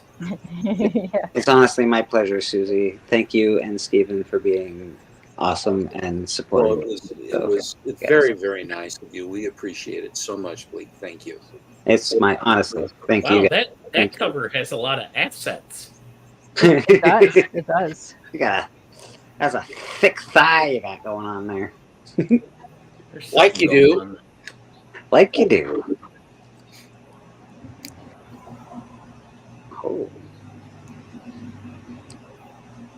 I got it. We're having thunder and lightning here. Same. I had to go put a bunch of stuff in the garage over there because it was getting about to storm soon. Oh, so you're saying that I'll be having that weather tomorrow is what you're telling me. Probably. It'll be your way soon. Yeah. I don't know anybody that knows this, but I message K-pop all the time for my pre-weather update. Yeah. Like, K-pop, what's the weather like? It's raining. Okay. Boom, boom, boom. It's all right here. Boom, boom. What's the weather like tomorrow? Yeah. Katie says, I find it sort of relaxing to listen to the thunder. I do actually. I'm going, boy, I tell you, because here in Oregon, you don't get it all that much, but when you do, it's really wham kabam. We've had a heat wave, and it's finally breaking, and so it's the transition is really rock'em sock'em robots. Oh, This we had is an a- interesting thing. Oh, This is ooh, that's Menara. It's nice to have that heat wave break. We've had a heat wave here too, and it's finally broken. So it's Drag. It saps your energy. It just is a drag. Yeah, we had a weird thing last week where for like, I was around after 10 o'clock, the whole sky, I've never seen anything like it, just lightning storm. No rain, anything. It was just lightning galore. It wasn't even thundering, just the whole sky was crackling with lightning for like an hour. Oh, Yeah, that must have been crazy. incredible. Heat lightning is Everybody really was interesting. crispy. Yeah, Then you want to make sure you're wearing rubber sneakers.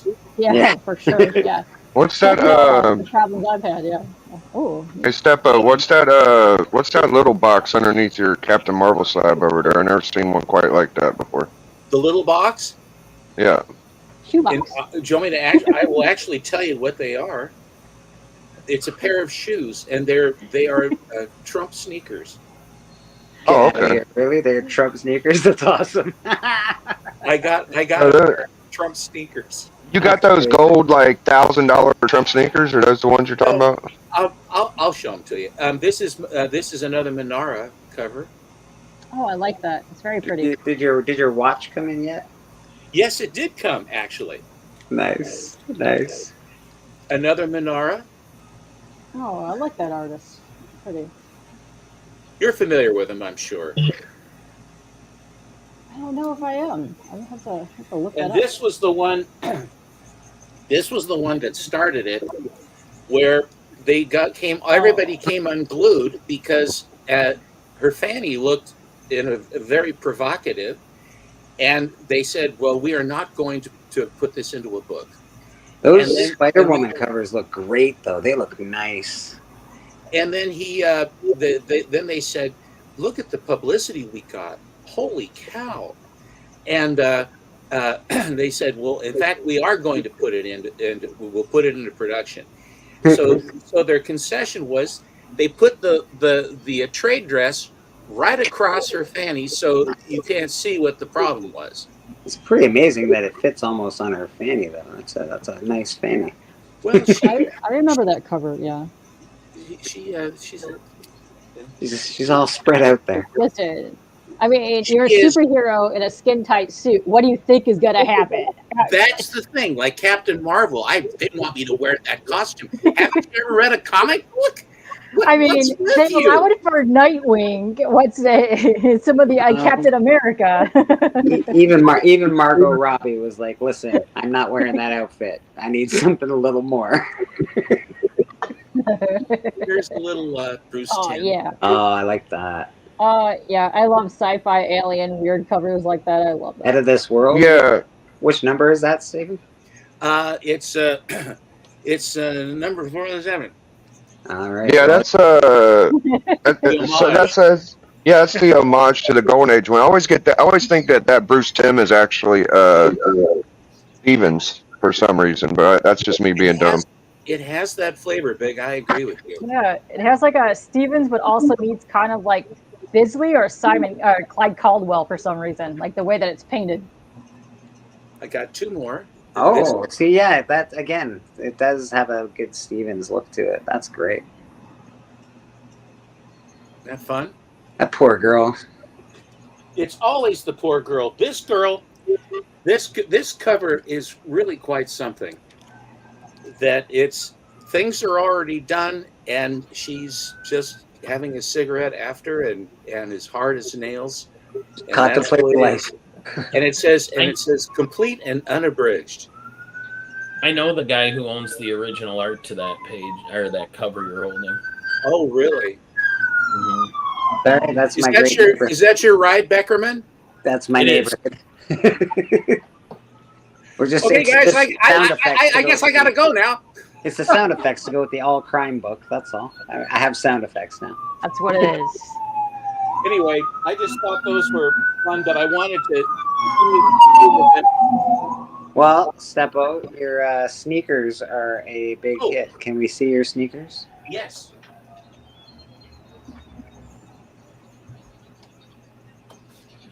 There's actually a pair of Trump sneakers that started off at $300.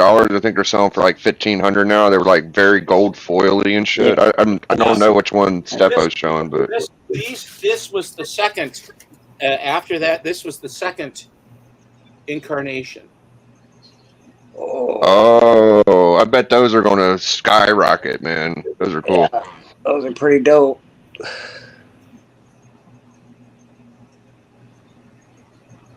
Jeez, those are.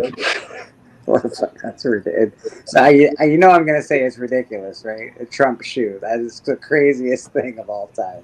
Amazing, amazing. You can get the whole ensemble, like the pants, the shirt, the jacket. You get it. It's amazing. It's I amazing. got the watch.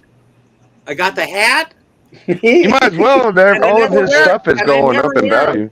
And I oh, absolutely. I never wear the hat because in Oregon, if you would like to get your car keyed or have someone yell at you, that's just how tolerant they are here in Oregon about that. So I don't, but you vote. That's why it's a secret ballot. We of course have. I don't vote by think your mail. ballot's secret anymore. Well, I haven't really made up my mind.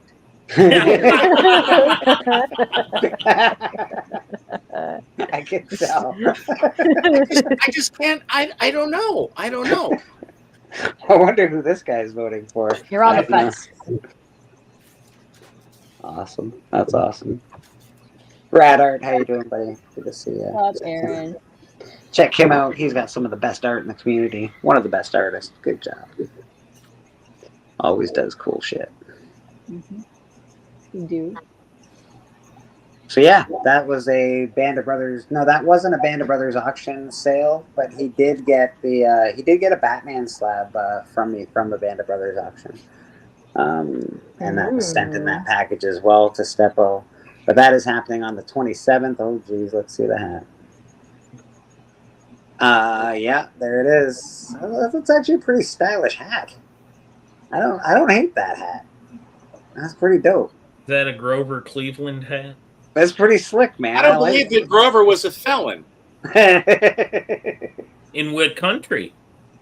Well, Grover might have been in Spain because he began the Spanish American War was I think with then McKinley, and of course McKinley got killed or assassinated actually.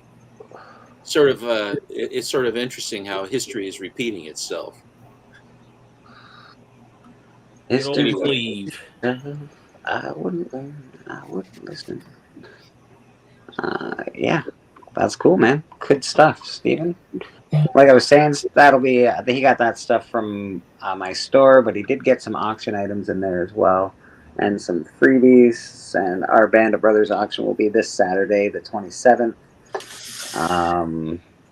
at 8 o'clock Eastern on my channel, as well as K-Pops and Who That's and whoever else is there usually puts it up on their channel. So we will be blasting the airwaves on Saturday night between I us bought all. another Batman #1 from Bleecker. Oh, Did buy I love Batman that number cover. one. Yes. Oily.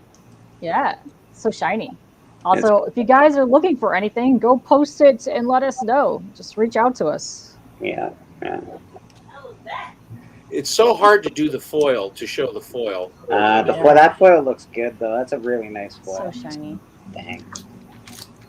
And again, yeah, you get the cool wrap around. I think it's one of the best pinups on the Golden Age, as opposed to back. Superman 1 is the same way. It's got a beautiful poster, and so does the DC did that Star Spangled, and a lot. You know, they did that. Pep did it too. Pep Dell did it as well. Like my Zorro has a nice back cover. A lot of them have. Well, Dell did that almost. You know, all the Magnuses and Turoks and all that other stuff. The Phantom and all those. They all had it. Yeah, Biggie back. Biggie. Oh, sorry, K-Pop. What was that? Oh no, go ahead. He's leaving. Yeah, Biggie Shack's going to be leaving. He's going to be back in a few. We just got to let his phone charge. Yeah. Yeah, I really like the covers, the back covers on Treasuries. Those are really cool. The cover's just really cool, Rad, and he's also got an actual Batman one, so it goes really well with his Batman one. with the real Batman #1. It's you know, the thing about it is that waving that around, I'm sort of like Doc. You know, once in a while pull them out, but just beat people to death with that stuff is I don't think it's gauche. All right, are you like Val Kilmer, where you can roll it across all of your fingers and stuff? Is that Gelt? No, not at all. This is part of a Kickstarter from community member Brian LCS. His new book arrived. Oh, you got the thing. Cool. Yeah, this is. If you've read the book, you'll know where this ties into it. And then, well, what the heck? I'll show some stuff. The Doctor. There it is. And they all came signed. I got all the covers. So Doctor #1, Doctor #1. Very cool. And then it also came with some stickers and this bookmark. How long did you have to wait? That's a Kickstarter? Yep. How long did you have to wait to get your books? He had a pretty quick turnaround, Yeah, maybe 3 weeks, a month. It was very fast. 3 weeks. That was really. That's lightning fast for a Kickstarter, isn't it, Katie? Well, it depends. I know some people that when it ends, they ship the next day. Oh, so it really depends on how far along they are on the project before they get it ready. Because a lot of people are already done and have it at the printer ready to ship, just depending on having prepaid for all the art and everything up front, and basically us doing the Kickstarter, like people buying the Kickstarter, you know, were made the project, you know, pay for itself. Yeah. We got John's Comics with Kids in the house. How you doing, John? Good to see you, buddy. So yeah. That is Brian LCS's Kickstarter project. I'm sure he will have another one if that did well.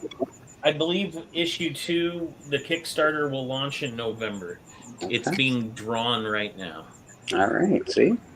We're already up and running. Brian LCS. Comic I book. like the coin.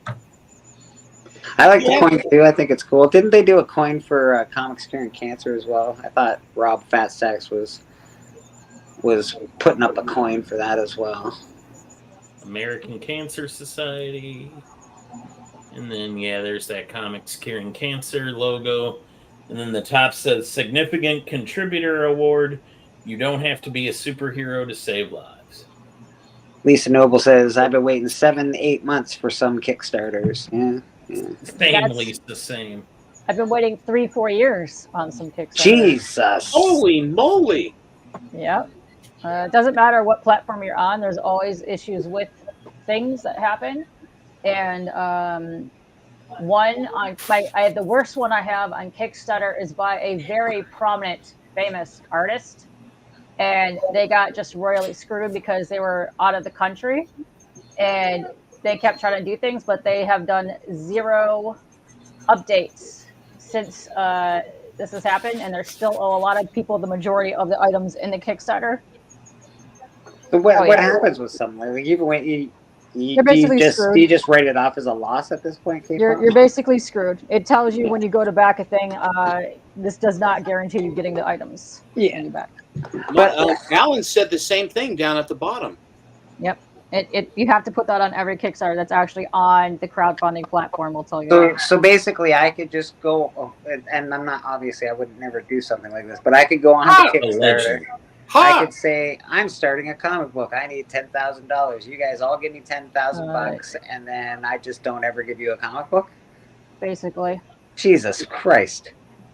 Excuse my language. That's terrible. But if you do that 2 or 3 times, I'll stop backing it. Yeah. Exactly. Perfect. I'll have my house down. 2 or 3 times. That's good. Yeah. Rob me once. Listen, the shame 6th on you. After the Rob me 6th one, twice. I'm done. Boy, will I be steamed. Boy, will I be upset with you, mister. But yeah, so the one on Kickstarter with this artist, I am very stunned by how they have not done any updates, anything, and the amount of backlash these people are putting in this comments pretty much every day. I am stunned that this person is even allowed to have another Kickstarter, and they have one right now. That blows my mind, dude. Wow. Like, don't get me wrong. I know there's people out there that just blatantly rip people off, and it's an awful thing. But yeah, man, it's same with when people are stealing from comic book conventions and stuff. I'm like, man, I thought this community was better than that. I know, we still have some of the same people, but it blows my mind every time that I hear something like that. That's just a blatant rip off for people. That's terrible.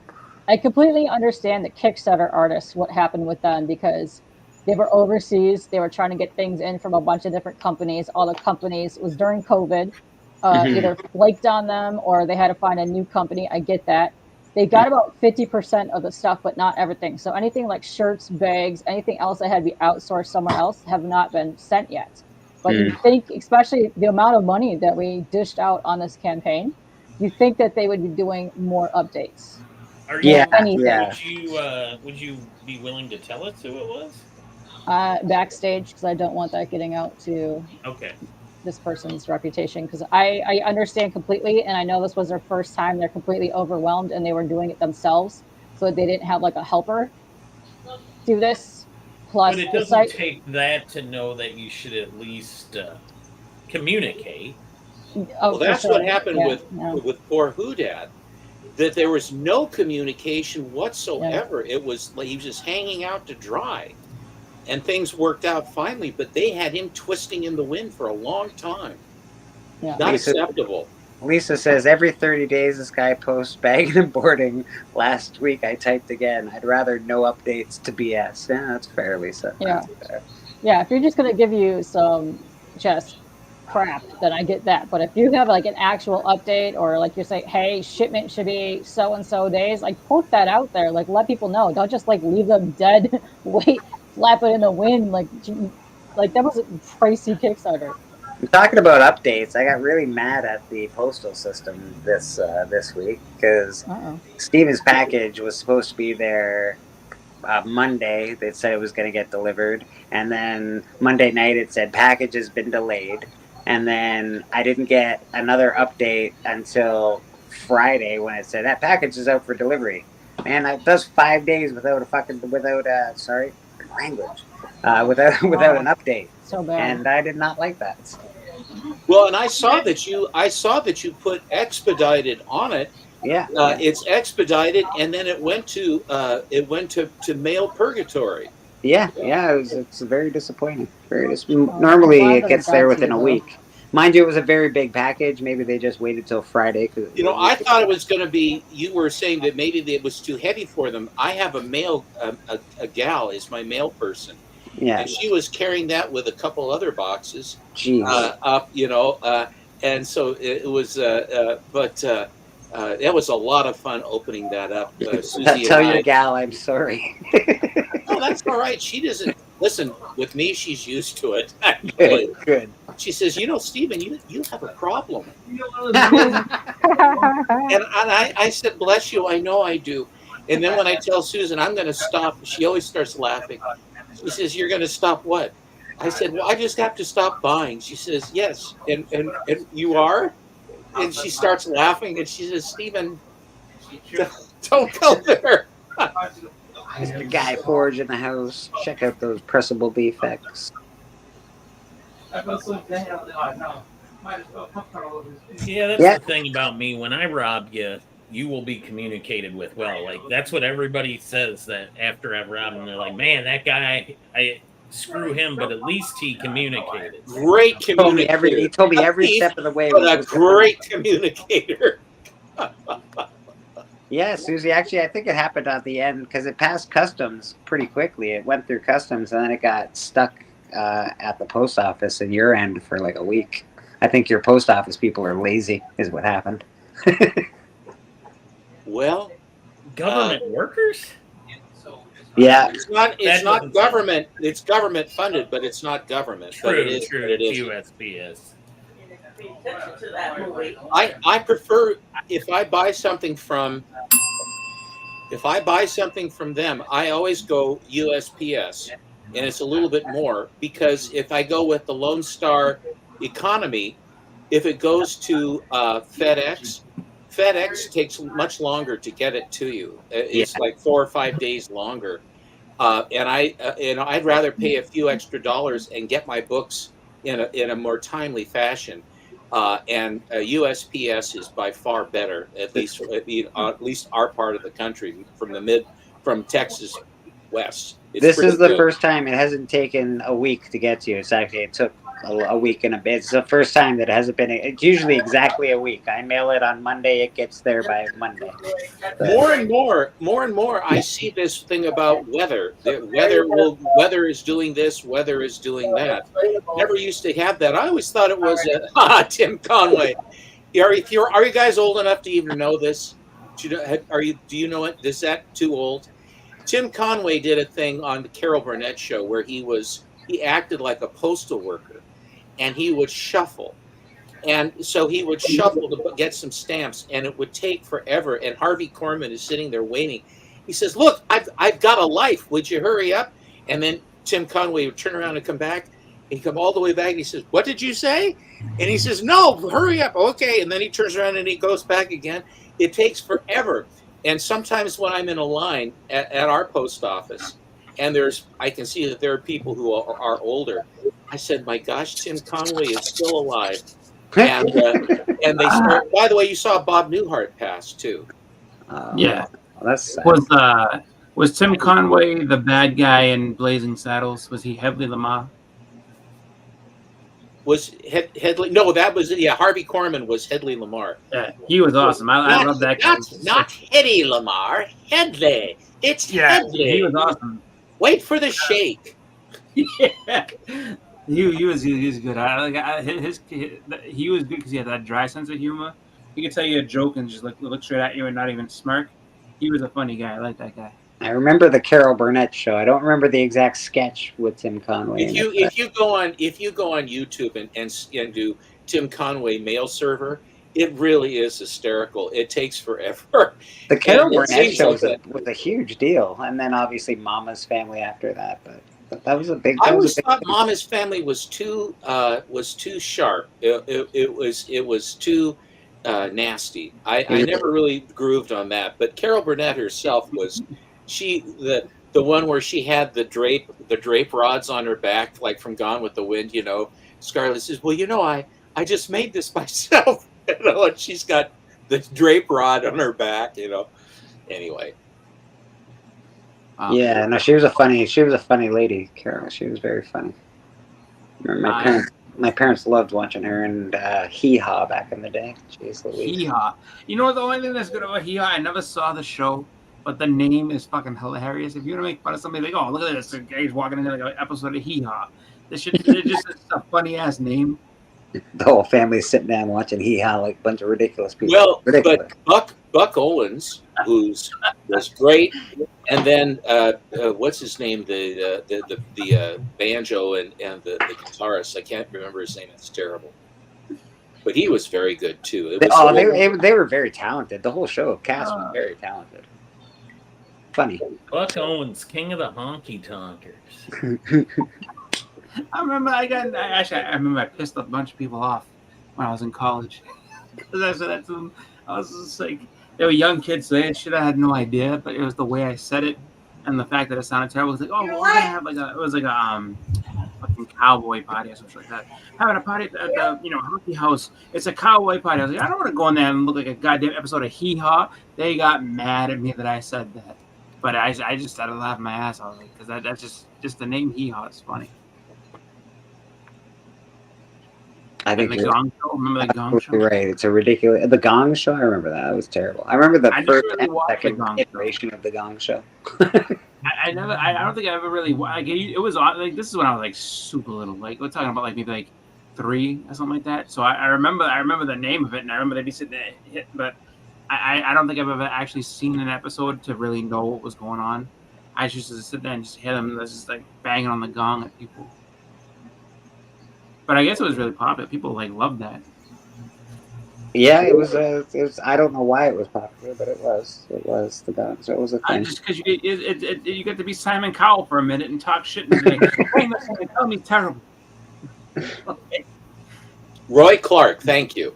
Roy Clark was the picker, and Buck Owens was the singer.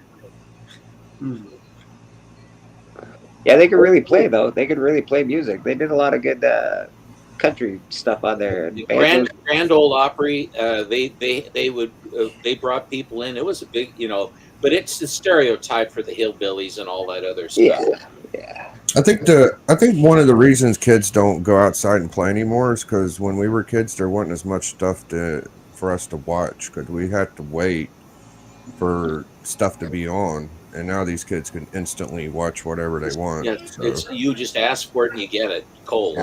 Yeah, that's true. And then of course you get video games, kept them inside. Like they've got a lot of things to keep kids inside. That's for sure. This is BCN. Are you kidding me? I still listen to the BBC and they're still talking about Nazis. I turned on the BBC in the morning, really early, like 5 a.m, and I'm listening to the news, and they're like Nazis and blah blah. I'm like, what era am I listening to the news in? The BBC is still talking about Nazis, people. It's crazy. Biggie, that was for you.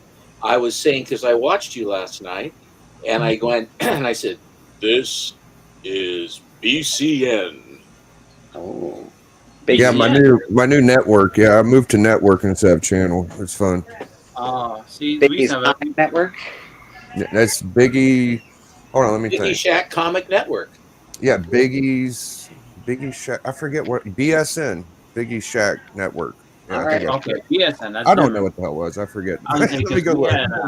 It used to actually the best one of the best radio stations we had in Boston.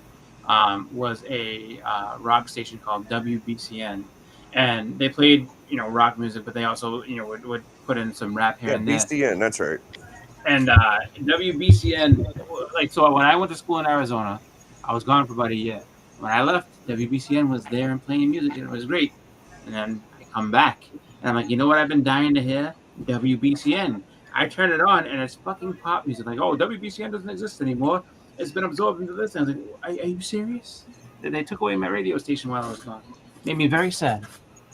It happens. That does happen. They change their format on you, and you turn it to your station, and you're ready for rock, and then they'll have it was something completely different, and you're going, what happened? What the hell? It was crazy, and that station had been. I mean, it had been a thing for about I want to say like 50 or so years. Like it was a big deal.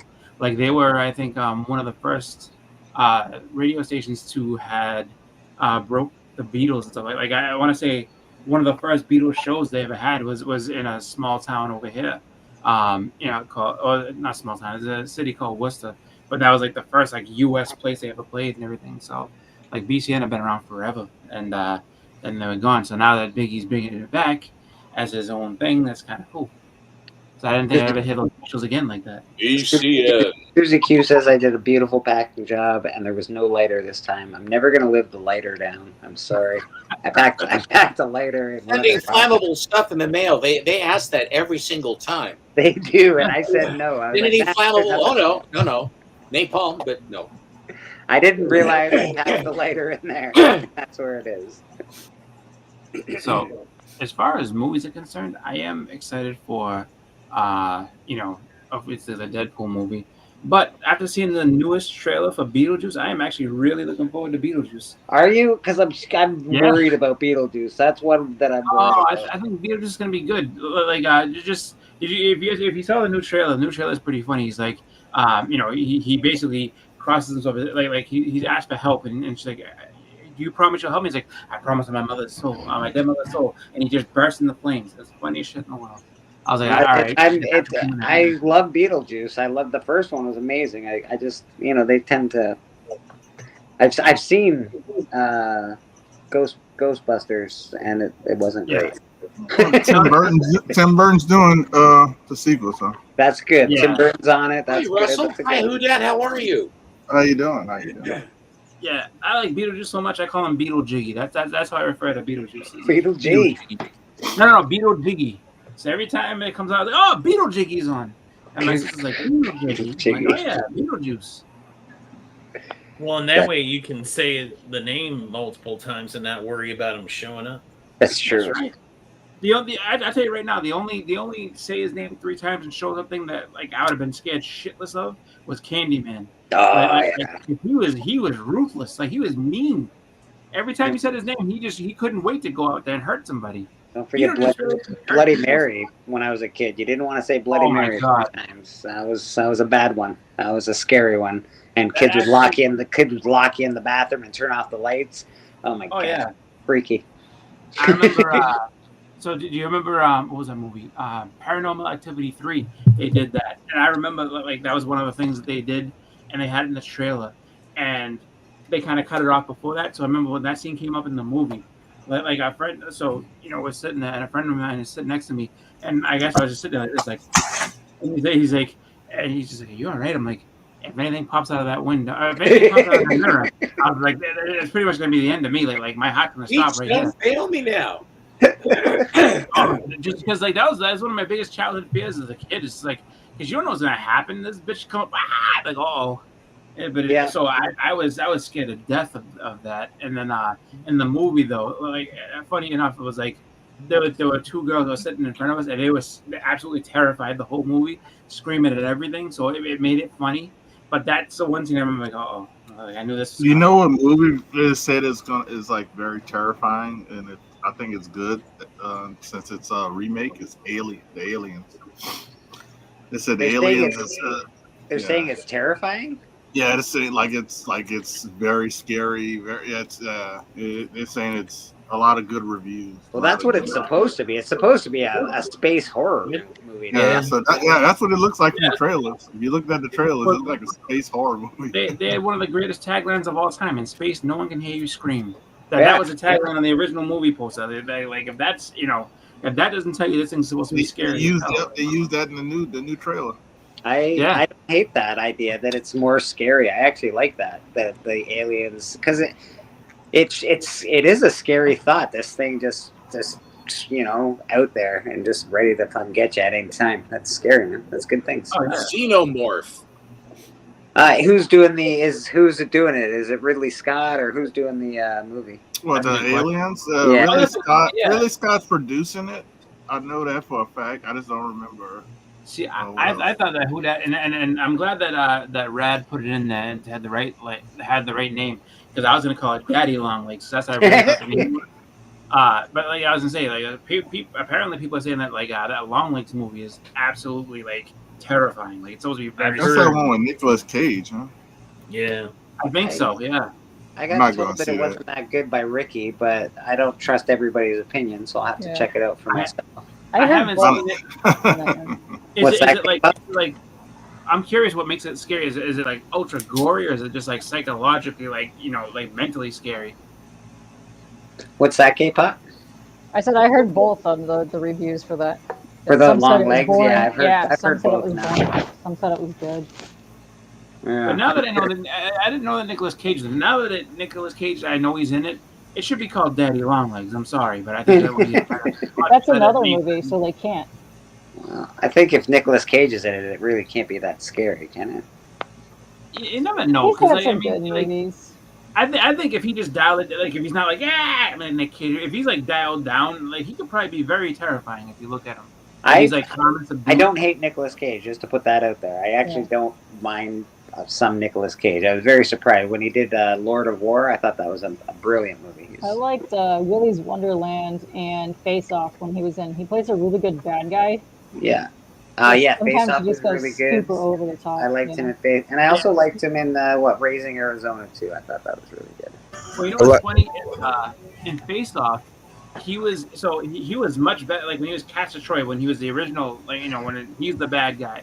Yeah. He was so much better than when John Travolta got it. He went way too far. I'm like, John Travolta's just going nuts right now. It's just like so all he had to do was just be like as obnoxious as possible, and then it was like all right, like it didn't work. But when it was actually like Nicolas Cage was Castor Troy, he was vicious. He was very vicious. Yeah, he was good at that. He is a good bad guy. K-pop's not wrong. Con Air was good. Yeah, I like Con Air. He's also a good country bloke good guy too, I guess. So the last movie I enjoyed was an old movie. It's Once Upon a Time in America. It's a De Niro movie. Okay. And De Niro. Yeah, the end of it is like, okay, so a guy fakes his death, right? And it's his good friend, and they find out, the good friend stole his life. It's like, I stole your girl, I stole your money, and he wants him to kill him. And he's like, you even got the passageway out. He's like a politician, and he didn't do it. De Niro wouldn't do it. And then you see the guy at the end, and it's like, the question is if you watch reviews on the movie, did he throw himself into a trash compactor in a dump truck or something? It's one of those movies where you got to wonder what happened at the end. That's why I like it. What Yeah. when It's a good did you see movie. that? 'Cause that movie's old. That's like 1982, I want to say. I just watched 2 hours of very a long documentary on Brad Pitt's career, and I was like, wow, I like Brad Pitt more than I thought. He's done some good stuff. Once Upon a Time in America. I think that's. I'm pretty sure it's 1982, which is. I mean, that's a long time ago. But that movie's like I watched it once. I'm pretty sure it's like a 4-hour-long movie. Like that's a commitment. That movie. Yeah, it's fun. I watched it twice. It's on YouTube, so you can watch it pretty easily. Lisa, 8mm is good, but that's a hard I'm actually watch gonna look. if you have any kind of trauma. That's a difficult watch. Is I'm trying to think. Is that a Scorsese movie too? The Once Upon a Time in It America? was, the director to it was, people say he shot it perfectly. Beautiful movie. I watched Total Recall recently, and I was enjoying the shit out of it until you got to Mars and they started showing the shit where they were like running out of oxygen. Yeah, I just can't watch that shit no more. I'm just like, oh god. Which Total Recall did you watch? Maybe the original, yeah. Right? The original, Yeah. It's a good movie. Like I give it. Oh, all right. Now I understand why it was a long movie like that. 'Cause I don't it's, hate that. I don't hate the remake. I didn't hate the remake of Total Recall. It wasn't Arnold Schwarzenegger, but I thought it was pretty good, to be honest. I like the actually the so you know what it is about Total Recall that gets kind of weird with it is because it's a David Lynch movie. So David Lynch is the same guy that did like Twin Peaks, and he did Big Mulholland Drive. Twin Peaks was really good. I loved Twin Peaks. Steven Rock and what's the other one he did? He did Blue Velvet, which is very strange, but like he's known for those like kind of like strange movies, but like he's very hit or miss. Like the stuff that's good is really good, and the stuff that's like not good is kind of rough to watch. Like Blue Velvet is a tough movie to watch. What's When did Matt get here? He showed up A while ago. He just kind of apparated. He was like, whoop. I looked up and he was here. I also found an excuse to go get some new books while I was out. That was a great series. Didn't they make a movie for that too? Like Fire in the Sky or something was really good. That was the movie to that Lyncher TV series. Fire Come Walk With Me. I think that's what it was called. That's what it was called. I don't know. I'm gonna get out of here. My phone charged up, but I'll be back in a second. All right, brother. Yeah, we got you.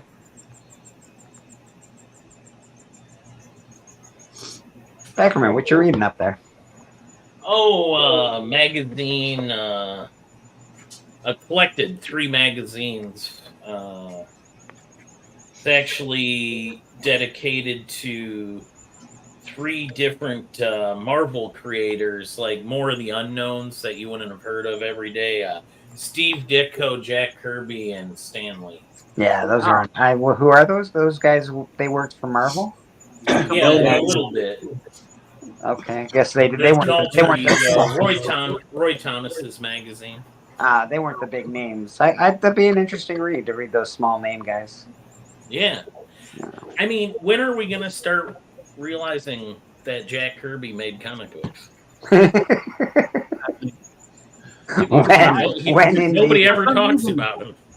Yeah, for some reason, it just people just refuse to acknowledge it, and I just don't understand why. I thought he was just a guy who served in World War II. Wow. Yeah.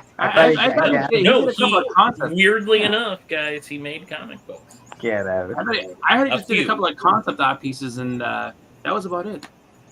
We got Paul Kinda in the figured it out. 619. How you doing, Paul? Good to see you, buddy. He's doing some good things on YouTube. He's growing in leaps and bounds. He's got the 619 crew. Pretty cool. That's so funny. When are you gonna realize that Jack Kirby made comics? I mean, So Matt, what were you up to this morning? You started at church and then you went out. Where did you go? Yeah, well, I was I dropped my son off overnight up to my mother's trailer because he's spending a few days up there with him, with her. So I came home this morning first thing, and then I came home and I realized I needed to go out and get a couple things when I got home. So while I was sort of mellowing with my first coffee of the day, I watched some church. Nice. And then I went out and did some running around. Found an excuse to go get some books. Do you only have one? Do you only have one kid? there it is. No, I got two. I've got 2 kids. The other one got to go to my in-laws last night. Oh, so you've got an alone day today, or an alone couple of days. That's Well, nice. in about an hour, within the hour, my daughter will be home. So, wrecked. But my son is gone till Wednesday. So, I have to ask now. So you're out on the road, and it's just like, you know what? The excuse is there. Let's look at a comic or 2. Let's see what's going on. Just kind of stop in. Was that kind of the plan? Was like, you know what? no, I went out looking for something else, and then ended up getting driving. No, I went out looking for something else, and then I drove by the place and went, I haven't been there in a while, so I went, did my other thing, and came back. I went out looking for something else, and all these comics just fell in my lap. Yeah. That's what I tell my wife, and she doesn't believe me. Oh, all right, some little Jerry Lewis action. Fantastic board. Good. We got some good stuff here. Kind of late into the. I'm almost shocked to see a little bit of Marvel in your pile. What's going on? Yeah, I do like some Marvel. I prefer. Madhouse. There you go, some Archie. This one is a copy of the only book I have slabbed. Now I can read it. Oh, okay, cool. Got this Walt Disney's Comics and Stories. Nice. Everybody likes those. Gold keys. Defenders. There's an argument. Defenders are better than Avengers. I heard that argument. I would go with the Defenders any day. See? Donald Duck. I got a few Donald Ducks because they were having a sale on the Golden Age stuff. The Gold Key stuff. I mean. If I could find every Scooby-Doo comic, I would be like multiple copies. I'd be a very happy comic book owner. And the last one I picked up is this House of Mystery near the end of the run. It's a Canadian price variant, so I picked it up. CPV, baby, gotta have them. Except for us, it's just a comic. Exactly. In this place, they don't make a distinction. The CPVs are the same price as everything else. So. Nice. So that's what Matt's collecting. That's what Matt picked up. Very cool. Are you going on Alan's show tomorrow, Matt? No, that's our. We No, do that's- the Friday show is the hangout. But Okay. Monday it's Dallin and I. We just have the one show where we just do ourselves, and then the rest of the time it's other people too. Which you guys should do. You guys have been doing it for a long time before people like me came along. So really, Oh, and you it's guys should have your own funny comedy. the You guys are the original Tonight Show crew. the chemistry between the two of you is also very very good. You guys are fun to watch. If those two, I'll be honest, if those two didn't have chemistry, I would have never thought about doing this. Really? Well, because Alan is the one I've talked to, and he between him and my wife, they convinced me to do this because I wasn't really going to do it. I'm a little too shy, believe it or not. I actually think that this is the last day for the Comic Book Community Awards, and if you don't know, Matt is a new channel. Yes.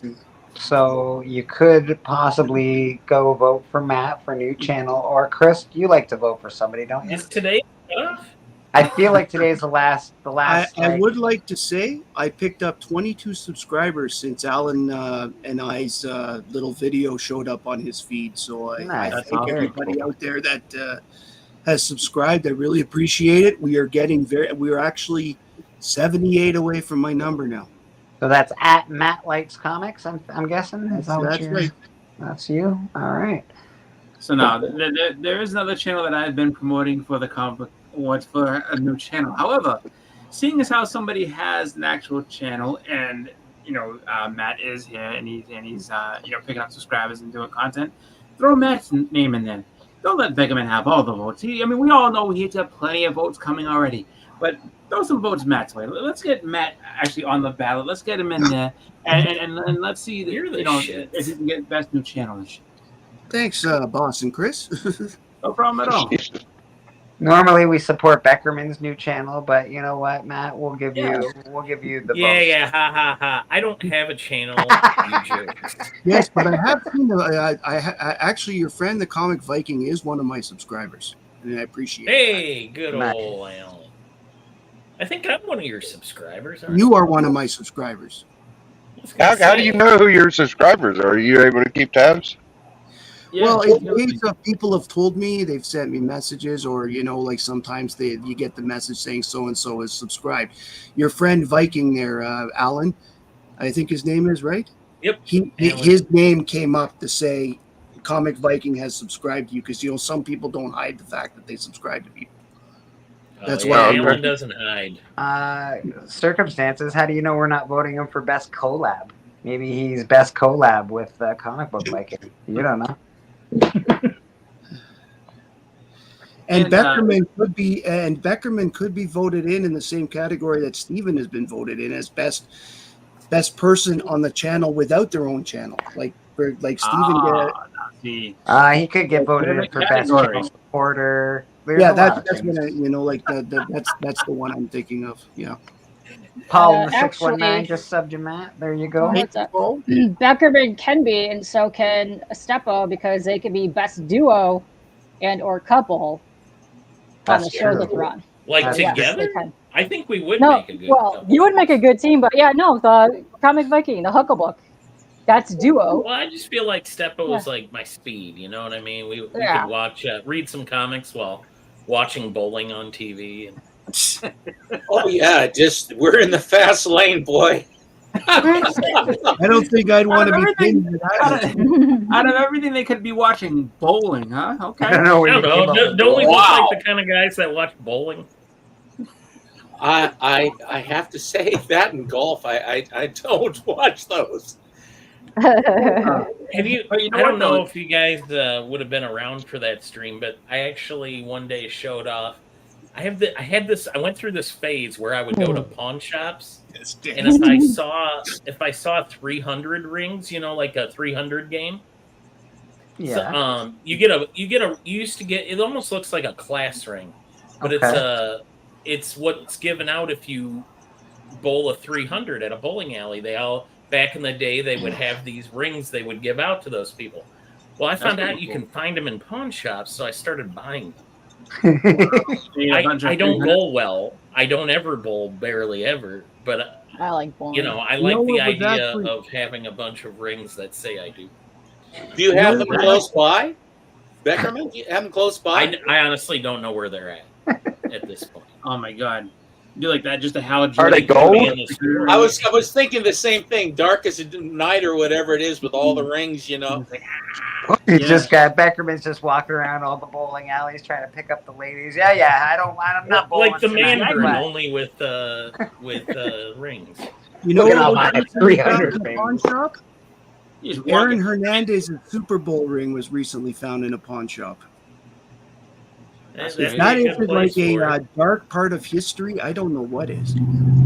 I just find that to be Mm. crazy. That they made rings for it. So it's like, so if we show up to a bowling alley, they're like, oh my god, everybody, you know, we have a 300 bowler in the house. Like, do they make an announcement? Like, Are you gonna what do they do this? I can't since the injury. I just can't. Yeah, Right. I would well, love. I'd love to do you know, the line I've 9-4 actually- split. You know, I'd be happy to set it up. But since the injury, Only I just, if it's I a can't. league sanctioned, you know. I only want to bowl if I'm going bowling with Clark Kent in Superman 3. So I'm Oh. get my pins down for me. Bowling is fun to do. Watching it, not so much. That's not true. There is a stream on Baker Street's channel where bowling is a very fun watch. I'm very drunk and we bowled, and it's on here somewhere. If you go back a little ways, you'll find a bowling stream, and it was a fun time. So, I Oh, know no, they used to be back national- you need to go back and do that. there was national miss- televised 10-pin bowling way back whenever. But up here, because we, being, you know, Massachusetts and everything, we, I guess, apparently invented candlepin bowling. So you want to see something that people are just like, oh my god, candlepin bowling? With a little ass ball, you roll 3 of them. It's extremely boring. But you know, the big ball, like I've always been like more of a fan of that because it's 2 balls and that's it. Like, Is that the one that the kids bowl? Like it's got 6 pins and you got a little tiny ball and you. No. Well, you have a little tiny ball. You still have 10 pins, but the ball's just tiny. I don't know why that they What's decided the that like point? you know, candlepin is the way. But, What's the point? Weird. It's just, you know, it basically it's a smaller ball, and I guess like they were thinking that it takes more skill to hit with the smaller ball and get a strike than the bigger. So I guess somebody somewhere was trying to just show off, like, oh, we have candlesticks. Oh, you mean like a with a regular bowling ball? It's so easy to knock all the pins down all the time, right? That's the only reason I can think of it was their reasoning is like this thing has a much bigger surface area, so you can hit more pins at once. Whereas this little cannonball thing, now see, this takes skills. Like if you say so. That sounds almost like a carnival thing where you Oh, basically you're boy. separated from your money. We got politics. Alert. What happened? Biden is out. Biden, I don't know what that means, but I'm guessing he's. I knew that was coming. Oh, is he gone? He dropped out. He done. Well, Yeah, I'm not. I knew that was coming. Yeah, he's. Yeah, that Here was. we go. Here we go. man. Kamala. They're stuck with her. They can't get rid of her. Not the way That's- they're set up. She's Biden almost kissed another woman last night because he didn't know it wasn't his wife. Like, come on, man. Or not last night. Well, I he think- kisses. He kisses. I think it was he two kisses days. a lot he of people. literally was like about to kiss a chick like it was he thought it was his wife. It was, Like a tongue kiss. Wow. Okay. it was bad, bro. He looked at her with it was really bad. I was like, oh my god, he doesn't even know where he is. It's brutal. But What is the next candidate going to be? Like, why? I don't understand life. Oh, Kamala? Kamala? They can't do anything about. I mean, they can't do anything about it. She has to be it. They're wired that way. Oh wow. Radart says See, I- he must be on his way to get his daily Subway. That might be true. That's right. Yeah, I'm getting my Italian sub, add pepperoni, only mayo, cup of pizza sauce. Nice. Correct. That is the Biggie Shack sub. If you Here's get the Biggie I mean, Shack sub. Trademark.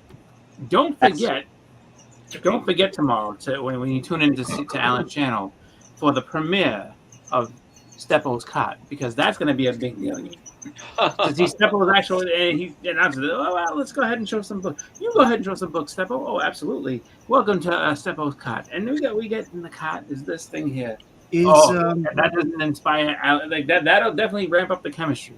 Well, there's an age requirement, right? There's an age requirement for president, right? Correct. Was it 35? 35. 45. Yeah, 35. 35 is the minimum age you have to be. So Is AOC old enough? No, I don't think so. She's in her 20s. But You know, she's got to be She 30. wouldn't- She got to be she would 30 not- by now. she can barely. I'm just asking. That's all. I'm not sure. I think they do have one chance. They have one person that could win against Trump or Lumper. Is old. I'm just joking. Don't get on me, all the Trump guys. No, I think old Michelle Obama could give him a run. She can give him a run, dude. She doesn't want it.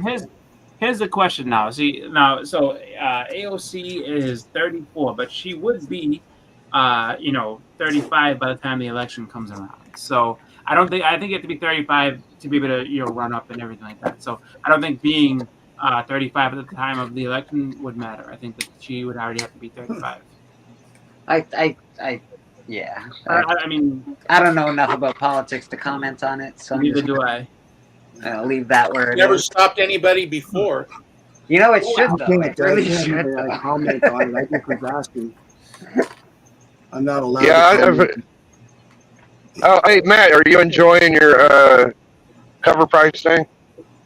My cover price thing. I haven't had time to set it up. I've been incredibly busy. Oh, the last- okay. It takes a couple minutes, Matt. You're gonna be fine. Yeah, I will have to take the time very soon. Yeah, let me know how you enjoy it. If it takes too long, you might not be able to use it. I don't know how long You the could thing probably lasts. do it. You could probably do it while you're online on your phone. While you're talking at church, you could probably do it in 2 seconds. Probably. But I'm expecting my daughter home any minute, so I might have to jump off. So The young one is on her way home.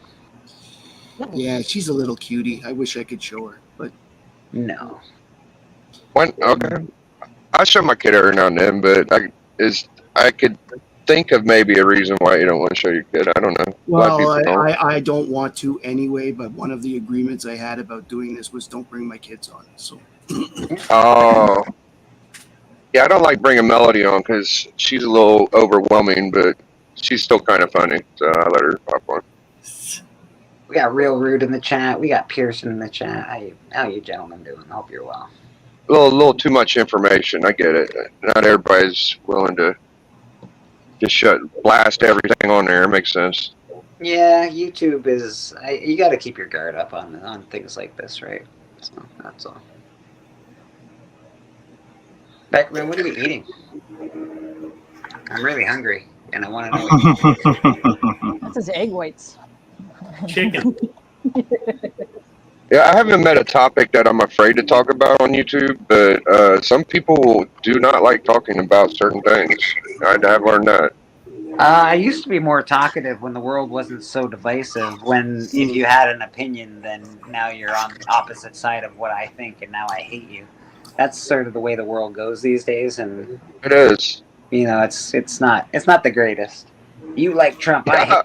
You don't like Trump, I hate you. That's weird. Do people can't even agree on comic stuff? What makes you think they're gonna do? Agree I know. on anything else? They get mad when you talk about 180 and 181. What makes Yeah, you don't like New Comic Book Day collectors, Biggie? I hate you. You hate new comic books. Screw you guys. I still buy New Comic Book Day books, by the way, but still hate you. Yeah, I don't know. It's a whole weird mix of stuff. Let's all pick on people who. I hate everybody too. No reason. Absolutely, Pearson.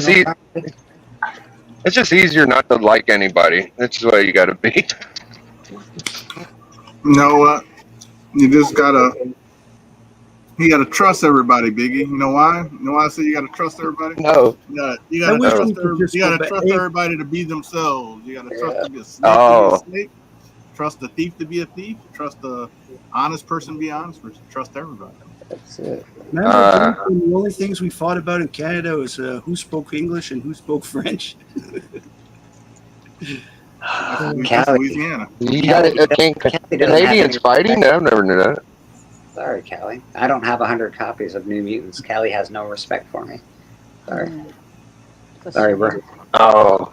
I think I he's the got only nothing one like that Cali does. because when I went to California, he avoided me like the plague. Oh shit! I'm just messing I around. didn't even think of California when you went. I just thought of John. Yeah, damn. No, not honestly. Everybody in California avoided me. People, They're like, that's here. Go to Disneyland like after I leave. Oh, he's left. We can go to Disneyland.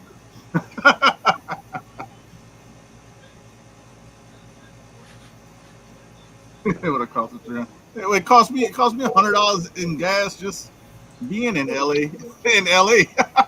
So I guess you're not too far.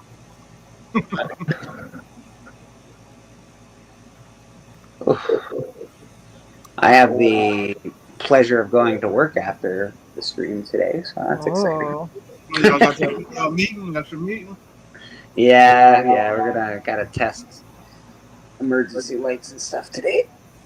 Make sure everything works. They don't have AI. Fascinating. No, they don't have AI to do it. They still have me with a stick. What do you do? What do you have to do? I have to go. My U-Haul is a huge U-Haul. It's massive, so I got to go through the entire U-Haul and go to all the exit lights. I got to turn off the breakers, make sure all the exit lights work, and then I have to make sure all the emergency lights work on the signs for if the power goes out and stuff like that. And then I have to make calls to the alarm center to say that, ask them to check some stuff, and then I gotta sign off on I'm the safety representative for my work. So You were delegated, or you took it on? I was delegated actually by the entire crew because they didn't. They chose you. Yeah, they didn't want to do it. Is my guess. Usually, what it is, if you weren't there that day, then they said we had an election and we elected you. That's exactly what happened, Stephen. That's Congratulations, you're the president. Whoa, what did I do? I'm like, does it get me more money? No. Does it get me more responsibility? Yes. Perfect. That's just what I wanted. That's exactly what I need. That'll teach you to miss a day. I know. That'll teach me to be liked by the staff or hated, either way. They were just, super. They thought you were, very trustworthy and responsible and all that. I don't know who they're looking at. I don't know what they're seeing, but they gotta open their eyes a little clearer. Look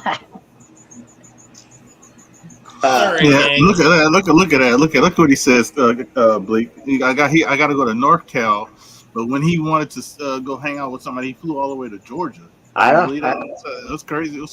That's kind of crazy. Wow. Yeah. Wow. Yeah. You on your way out, Becker, man? Appreciate you, bro. Love you, Becker, Time man. to go nap. Have an awesome rest of your day, buddy. Step up. Damn. Bowling, Beckerman, we'll talk. What do you got going on this week, Becker? We'll work out a date. Beckerman, what do you got going on this week? Tuesday, you can see a Hucklebuck. Yes, you can. Thursday, I'll be on Papa Wheelie's channel for wrestling. Maybe. No, I won't, because I'll be at Deadpool. Never mind.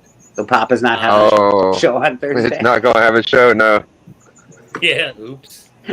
Yeah, thank you for hopping on Club, too, by the way, Becker. I appreciate you hopping on, man.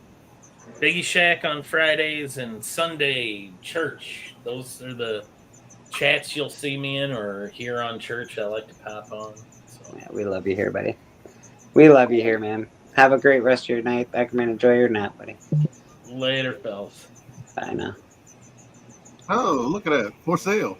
For sale? What's for sale? All those comics on that wall right there? See, I heard was a 9.8, and then it got signed. It was that Greg Capullo. We got some Sudan's signings. We got some Dave Stevens up there. We got some good Bleaker shirts. You got T-shirts. I see that. T-shirts. We got some good stuff there. We got a 9.8 number one. So when Callie flew to Georgia, was there like a big hunt match, or what happened? I missed all of this. What the fuck happened? So he flew to meet, obviously, Dustin, and they did a coffin match kind of thing. Oh, shit. Yeah. Well, we could have done that with Houdat, and it would have been a lot cheaper. It could have been a lot cheaper with Houdat. Yeah, he didn't have to fly across the country. Yeah, fuck. Well, we all know Oh, sorry, Blake. we all know who Callie really likes. It's fine. It's fine. Yeah, loves all Desperado. Yeah, I don't mind Susie, honestly. I don't mind the doing the safety stuff. I prefer that I do it because I think the other people there are a little too lackadaisical and don't. Lackadaisical was the word. Yeah, they don't really care as much. They don't, so I'll do it. I don't mind doing it. That's the real word. They don't care as much. Yeah, yeah. And they do it, and all of a sudden you have an emergency. It's like, oh crap, it's Well, not working. All right. They go through stuff and they don't sign stuff. Like, it's just like, come on, guys. It might not seem like anything because nothing bad has happened, but the minute something bad happens and it doesn't work, it's going to be a big deal, and you're in big trouble if you signed off on something that doesn't work. How fast do you go through the battery backups for those things? Not too. I haven't had to. I just got put on the committee like a couple of months ago, so I haven't had any replacements. So we've had them in for, I don't know, maybe 7 The months now. Legos for the trailer for the kids. Sam bought his Shopkins. Sam bought his Shopkins? Sorry, my wife was asking something. Oh, okay. All right. I was like, what happened? I thought we were getting an update on something. What's happening? What's going on? Wow, Sam got it. What the hell? Way My to go, son Sam. Sam is Good into job. toys, but he's into toys and he really likes Shopkins. That's one of his collector things. So Thank you, Susie Q. I appreciate you. The jealousy is thick in the air today. We're all jealous of your 100 copies of Turok. X Factor 14 or whatever. Yeah, it was New Mutants 14, I believe, yes. I don't even have one copy. Man, you must hate me, Callie. I'm sorry, buddy. That's all right. I don't have a copy either. I know. Neither do I. I think we can start a club. We'll You do can get one off of eBay for like $1. Don't have the New Mutants 14 club. The people that don't have the New Mutants 14 club, Callie, you can't be part of that club. Sorry. I do have a copy, Callie. I do have a copy, Callie. I enjoy it. That's like Calvin and Hobbes. What a great club. I love clubs that are very exclusive and just exclude everybody. It's my favorite. I feel like it's a top 5 New Mutants book, actually. It is. I think, agree with yeah. you. I think I just don't own it. It's not that I don't want to own it. I just never have. That's all. It never occurred to me to go buy it. But knowing, I mean, saying a top 5 New Mutants book ain't really saying much, but Yeah, because I don't like a name like 5. Well, the top one what is it? I guess it's the Deadpool book, right? Deadpool, Cable. What's after that? Demon Bear, maybe? And I still think it should be Cable Deadpool, but it is Deadpool Cable. But whatever. Looks like I gotta drop out, boys. Thank you. You're out. Bye, Matt. Have a great For now, rest I of your might be day. back. See you, Matt. Matt, what are you up to this week before you leave us? Tuesday I have the results of Alan and I's trip to the Comic-Con, when the books we got for our $50. And I got a couple of videos dropping this week about it's a good question. I have to remember what they are. But they're more historical, like here is the such and such. I know I've got one coming soon about shrinking Violet of the Legion. And so come on by, take a look. I suggest to you that you make a thumbnail that says, "My results are in," with a sad face. Going, "Oh no!" And I think you'll get a lot of attention. Yeah, yeah, no, that could be taken the wrong way. Exactly. Yeah, I know, but if you knew more about my personal thing, I wouldn't want to do that right now. Hey, Matt. Fair enough, buddy. Get that cover price going, because I'm just going to harass you if you don't, man. You better do Okay, it. I'll get it done by tomorrow. I promise. Okay, all right. Okay. We're taking I don't my want daughter to supper to give her a nice little, because we've only got one kid, and then when I get back, I'll take care of it. I don't want Phil to feel like he's unappreciated. You know what I mean? Like, Phil's a nice guy, so. Oh, it's nothing. I will be contacting you when I'm done. Oh, good. All right. No rush. I'm just saying. Yeah, I'm going to harass you. That's all. First appearance of Gideon is the most important New Mutant book, according to Rad. That's interesting. And Susie Q says she knows a couple of guys who like good girl books. I wonder who she's talking. I don't know anybody like that. Silly comic collectors. Good girl stuff. Yeah. It's making a uprise. The comic books start tanking and good girl shit goes up. I tell you, I was about an inch away from starting to make fun of J. Scott Campbell books the other night, because you should see some of these prices for these J. Scott Campbell horse shit books. I can't stand it, but whatever. Well, they have that the Black Cat. The Black Cat one was I saw just. There's so many. 12. Well, the Black Cat one is a really, really good book. It's tough too to find. It's just some of his stuff. The women are too waspy looking. They look too skinny and pointy nosed and stuff like that. But he has a distinctive style and very popular. I confess I have quite a few J. Scott Campbell's.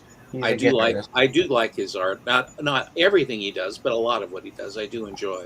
I also like his art as well, Stephen. I think he's a good one. I think it's good. I just think it's a little overpriced, is all I'm saying. There's like good classic books that ain't worth as much as a J. Scott Campbell random variant. Like, it's like, okay, for instance, the She-Hulk on Heroic Age is like a $200 or $150 book raw. It's like, what the fuck are we doing? Sorry, excuse my language. I'll try to not do that again. No, you're good. You're all right. It's What did I see just the other day? It was a Spider-Man book, Spider-Man number 9 or something. It's a variant cover. It's the first art by a fancy artist, but it was a nothing burger book, and it was going for $2,200. I was like, what are we doing here, people? What is going on? Like, and asking ain't getting. It just wasn't, and the art, it was cool. It's an interesting piece of art, but it's not like, wow, oh my God, I have to have that book. It's not that kind of art. It's like, oh, that's a weird Spider-Man cover, is the kind of art it is. And you're like, that's interesting. That's about it. And this thing's going for $2,400. I'm just like, what is happening? That's insane to me. And it blows my mind on some books that are like that. I can't get behind it, but hey, man, it makes the comic world go round. If people are buying them, sell them up. That was on Elite Comics, by the way. It was a crazy book for massive money. I didn't mean to cut you off, K-Pop. You remember what you were going to say?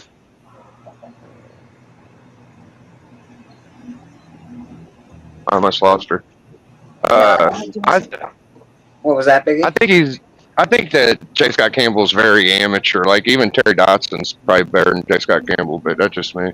Oh, I don't know, man. I like his work. J. Scott Campbell did a great Spawn cover. He's done some good, a good Nubia cover for Wonder Woman. He's done some good stuff. Man. I prefer Campbell. I prefer Campbell in his earlier works when he was doing full interiors, and I like it before when he was changing up the body types. To me, him and Jamie Tyndall do the same figure face too much over and over again, but I still really love their art. I just wish he was doing more interiors, because a lot of the really good interior artists in the 90s stopped doing interiors to just do covers only. But to me, it's just the same thing over and over again a lot of times when you see a lot of those artists. Like, just why I really like the Good Girl books back in the day, because they changed them up, but they also had like backgrounds and stuff. A lot of times it's just the cover with just the same type of pose. J. Scott Campbell never evolved or grew as an artist. His art is the same now as it was when he started Gen 13. That's fair.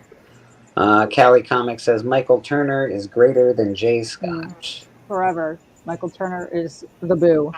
Yeah, he's pretty good. I'll give you that. I can't disagree with you. Again, I do like some of J. Scott Campbell's stuff, but yeah. I got a guest in the back. Who do we got back here? Maybe nobody. I don't know. I think somebody popped on and popped off. Okay, good enough. Good enough. I did get a book recently. I'll have to go back upstairs and show it. That I'm pretty happy to get. Give me a second. I'll be right there.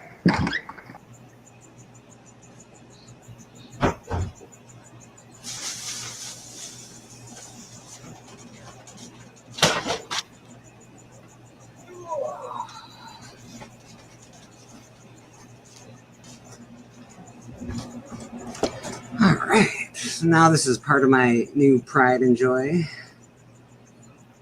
Simpsons art's changed quite a bit, actually. Simpsons art has evolved over time.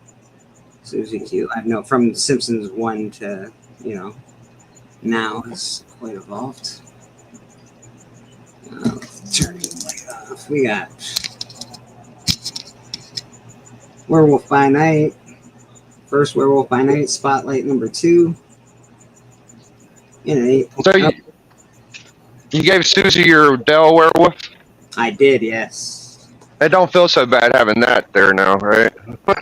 No, well, I like those Susie and Steppo support me a lot, so I like to do things for good people. I'm just saying, like you got the Marvel one, so it's like you get something and it kind of replaces the other. At least it don't feel so bad sometimes. Yeah, it's a beautiful book. I love that book. First Jack Russell. I think the name's funny.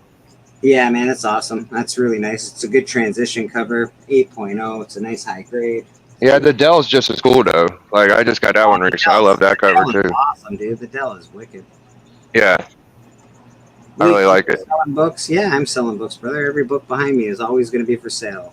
Palm 619. So any book that you see behind me from now on will be for sale. If you ever see something you want, let me know. I will change up the background from time to time to put new books in and take books off. I think I just added Micronauts number 8. It's not a great condition book, but it's still not too bad. It needs a press. I could probably press it for you before I send it out. But yeah. So all books behind me will be for sale from now on. Let's get out of here. It's a beauty. I think that I'm going to bounce and go up and sit with my bride, and we'll watch the balance. But I wanted to show and represent for the church, and I look forward to seeing you again next week. I'm sure I'll be talking to you Yes. ongoing. So Yeah, we'll chat. We will chat it up.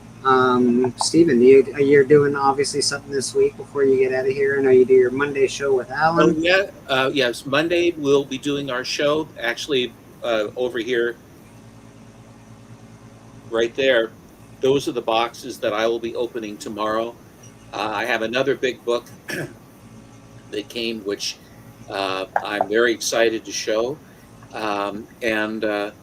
It's just sort of the, I won't say the conveyor belt of books, because I actually have, this will make you laugh, but I have to slow down a little bit. But I have that, and then we'll have our Friday hangout, and then with Alan, and then this where other people are involved, and of course I'll be here for church next week as well, and I'll be representing, and I hope that everyone has a fine week. We hope you have a fine week too, my friend. Enjoy the rest of your day. Take care. Susie Q, it's my pleasure. Thank you. Rad, how much for the TMNT Adventures? So I've got them together. So number 1 and number 2, I've got them for, they're in really high grade condition. I've got them up for $70.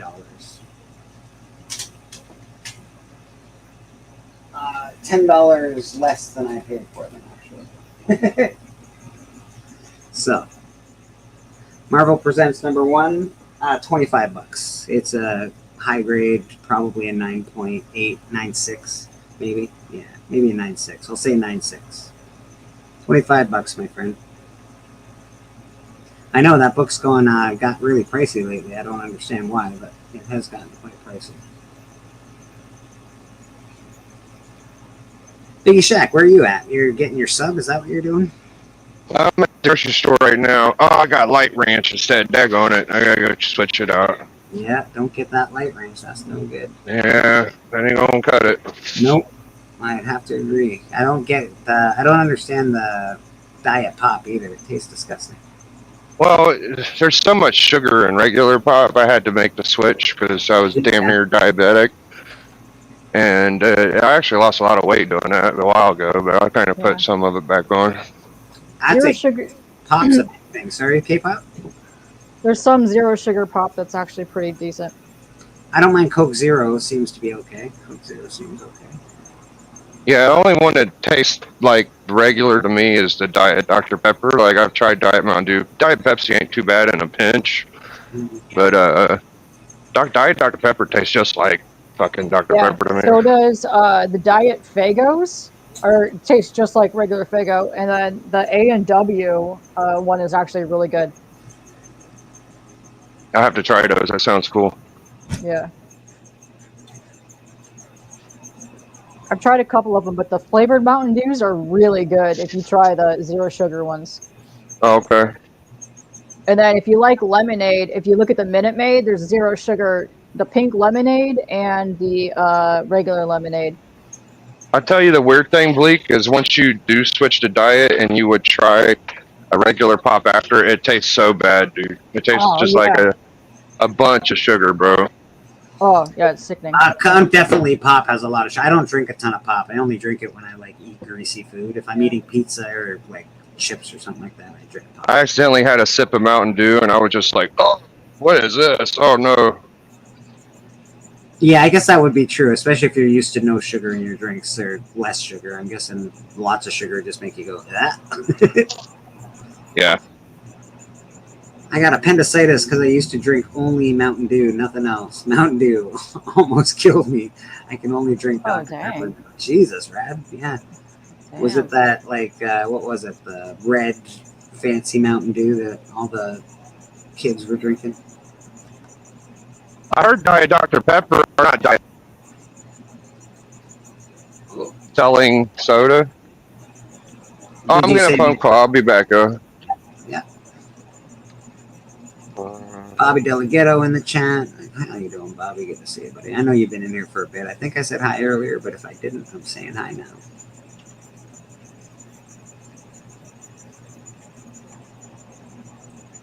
Yeah, Mountain Dew is not good for you at all. It's like really bad for you, actually. It's terrible. I'm kind of addicted to it right now because I moved off of the regular pop. It is one of the worst pops for you. I bet.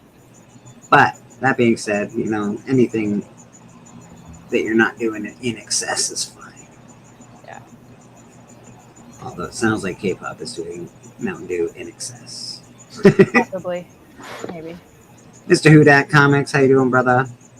Well, We got the Band of Brothers auction coming up this Saturday. You prepared? You ready? No. You're not. I'm not prepared and I'm not ready.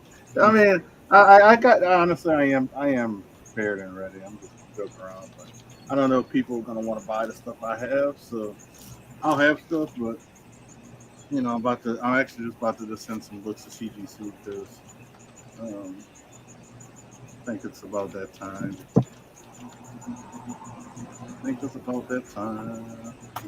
You have a graphic content episode coming up this week, I think. Yeah. Well, I might ask Chris if he wants to, if he's still here. I don't know if he wants to push it a week and then talk Deadpool. Oh, right. Deadpool's coming out. That's true. It doesn't matter to me, though. But we had a good. If anybody wants to watch a past graphic content, me, Bleak, and Chris had a great discussion about con conventions and all that good stuff. So that was a good graphic content. Geeky Dad in the house. How you doing, Geeky Dad? Good to see you. Geeky Dad. But yeah, I do have stuff that I'm gonna have for sale, but you know, it's stuff like this. Oh yeah, you got the peanuts. I'm surprised I still have. You got good stuff. I know you got good stuff over there. Peanuts #1. It needs a good press, man. Good press needs to get there because it has like that yeah, it's got the spine issues. But it needs to be repressed because it's like a wrap from the spine, but yeah. But it's still about 3.35 maybe, you know. But yeah, good little book there. I got this book. I don't know what I want to do with it. I kind of like it. That's why I haven't shown it much. I have always seen that in Biggie's. Yeah, Biggie's. I've had it for a little while. I just haven't done anything with it because I think I don't know what grade I think I would put it at. But, yeah, I might just hold on to it. This is a great one. Oh, yeah, I actually want that book. I'm actually actively after that book. That's the first Sauron, right? Yeah, first Sauron. The key thing about this one, though, it's signed on the first page by Neil Adams. So. Oh, that's too expensive for me. Yeah. Well, that's, as you can see, it's a high grade too. So. Yeah, it's a nice grade, buddy. Yeah, so that's gonna be one of my black label books that the JSA books that I'll send with this one. I'll send this Perillo. This is an awesome Perillo. Yeah, that is a nice Perillo.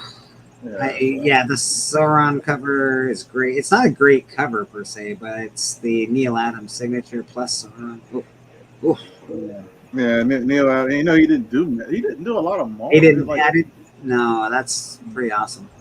Yeah, again, I don't love the cover, but I do like I like Sauron. I like the Savage Land. It's pretty awesome. And I got this one too that I need to. But I assume some of these I need to get pressed and clean. I bought the True Believers to that one actually. It's probably 7.5. It's pretty high grade for book. That is a good grade. That's great. Oh, yeah, I got that. You gotta understand, if Sudat's selling you these books raw, I can tell you that he is a decent grader and he's trying to give you deals. Otherwise, he'll just grade them and then sell them higher. That's happened a lot lately. A lot in the last year, especially since we started the auction. That's happened a lot. Only thing in keeping this book down, this book probably be a 9 if it didn't have that little chip. It looked like, it's not really a chip. It's just kind of like it's because it's still there. It's not. Oh, okay. I see. Yeah, it's just a little color. Yeah, like a little tear, color. Well, actually, no, it's not even a tear. It's like a little color loss. Yeah. If it didn't have that, it'd probably be a 9. Then I'm getting this one. I'm gonna get this one signed by Stan Sakai. Oh, you should have with. I know that Stepo just met with the guy from. Oh yeah, this is a book that you should ask him to get this book for you because this is the Crow. Oh, I do want it. Don't worry. I don't ask anyone to get me anything. Stan is probably the most adorable person I have ever met, ever. Literally, super adorable. This is double cover, so I gotta get that graded. Nice. But that's some of these. Like I'm not rushing to get graded, but I got a list of books. Well, these I got to get pressed and clean too. So. Oh yeah. That's the Thanos.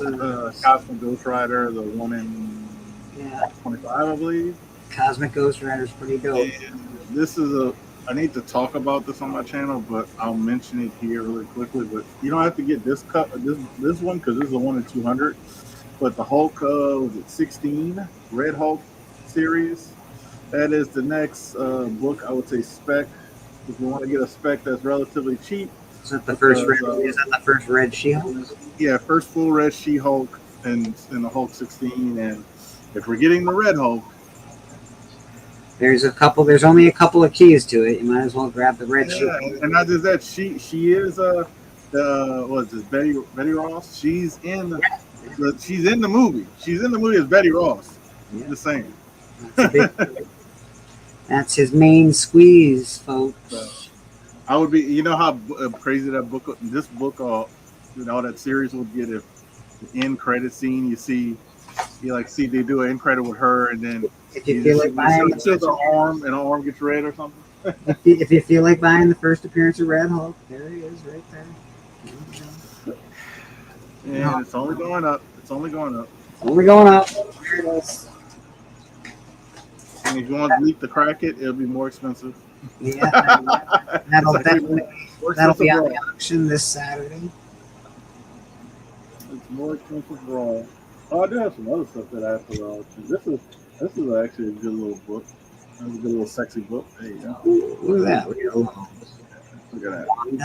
Wanda. That'll be a little Frank show. We'll have a little Frank show for the auction. We'll have a little black chrysanthemum. I actually like that one a lot. That's a different cover. Cool. Chrysanthemum, right? Yeah, you got it looks like Darth Vader, but it's a jail. Yeah, I like that. Yeah, so got that one, and the last one. It's a piece of art that makes you feel something. It's good. Todd McFarlane signed Spawn.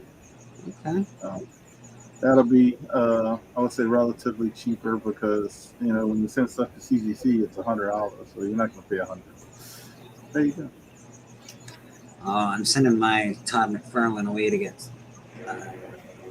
I've got a Spawn 1 newsstand signed by Todd McFarlane. I'm gonna send that away because PSA or CGC is getting grading now, or getting verified. With the JSA, So what is this whole other thing with the grading? What they're gonna start grading comic books? Who is that? Is that the PSA? PSA. PSA said next year they're gonna start grading comics. PSA is the number one for grading cards, but Yes. this is how that whole system works. All right, so in card color, I know a little bit to make you dangerous in this realm, but for grading cards, a 10 is the best you can get. Yeah, But, PSA 10. well, PSA 10 is actually not the best. People want Beckett 10, pristine black, the black label 10. That's the number one card out of all the 10s. Then you have like I think it's this is a BS. It's a BS. It's another grading company. Has a black border, but they have a 10 that's better than a PSA 10. Okay. So it's like them, it's like that. Beckett, the other company, and then PSA 10. That's how they kind of fall in line in the 10s. But PSA, is better because they get more 10s. So I don't know how they're going to do with the comic grading, if they're going to give more 9/8s. Yeah, that's very curious. If they get into the game, I wonder how well CBCS is going to do. Yes, I don't know. And then there, a lot of people are complaining about the labels, but people got to realize they're doing the same thing they're doing with their cards. They're not. That's what they're doing. You don't understand how fucking sorry about my. I don't understand how difficult it is just to make a cool label. It's not hard, man. I can go make a cool label right now that would look brilliant. It doesn't make any sense that they're having such a hard time with labels. CGC, CBCS, all of y'all just you need to step up your label game. Jeez Louise, it's not difficult. Oh, Beckett graded. Yeah, Beckett would be cool grading company. What's that, K-pop? Oh, I just screwed up the thing.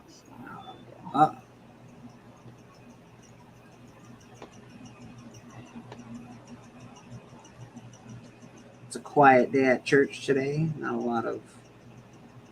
I think a lot of people are getting ready for San Diego and a couple other cons that are happening right now. Oh yeah, that's true. San Diego's happening next weekend, I think. Yeah. You're gonna be there soon, Pops. Did you just wake up at the hell, Pops? Really? But really, we got like an hour left, bro. Way to swing in for the last 10 minutes of the show. When's your show tonight, K-pop? I was telling people to go watch it, but I wasn't sure what time you were on. 7. 7 tonight. Yeah.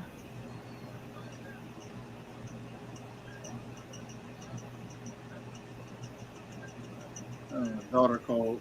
She's at a party, but it's a skate party. Oh, they're calling again. Papa Wheelie's mom is watching One Tree Hill. That's the important stuff right there.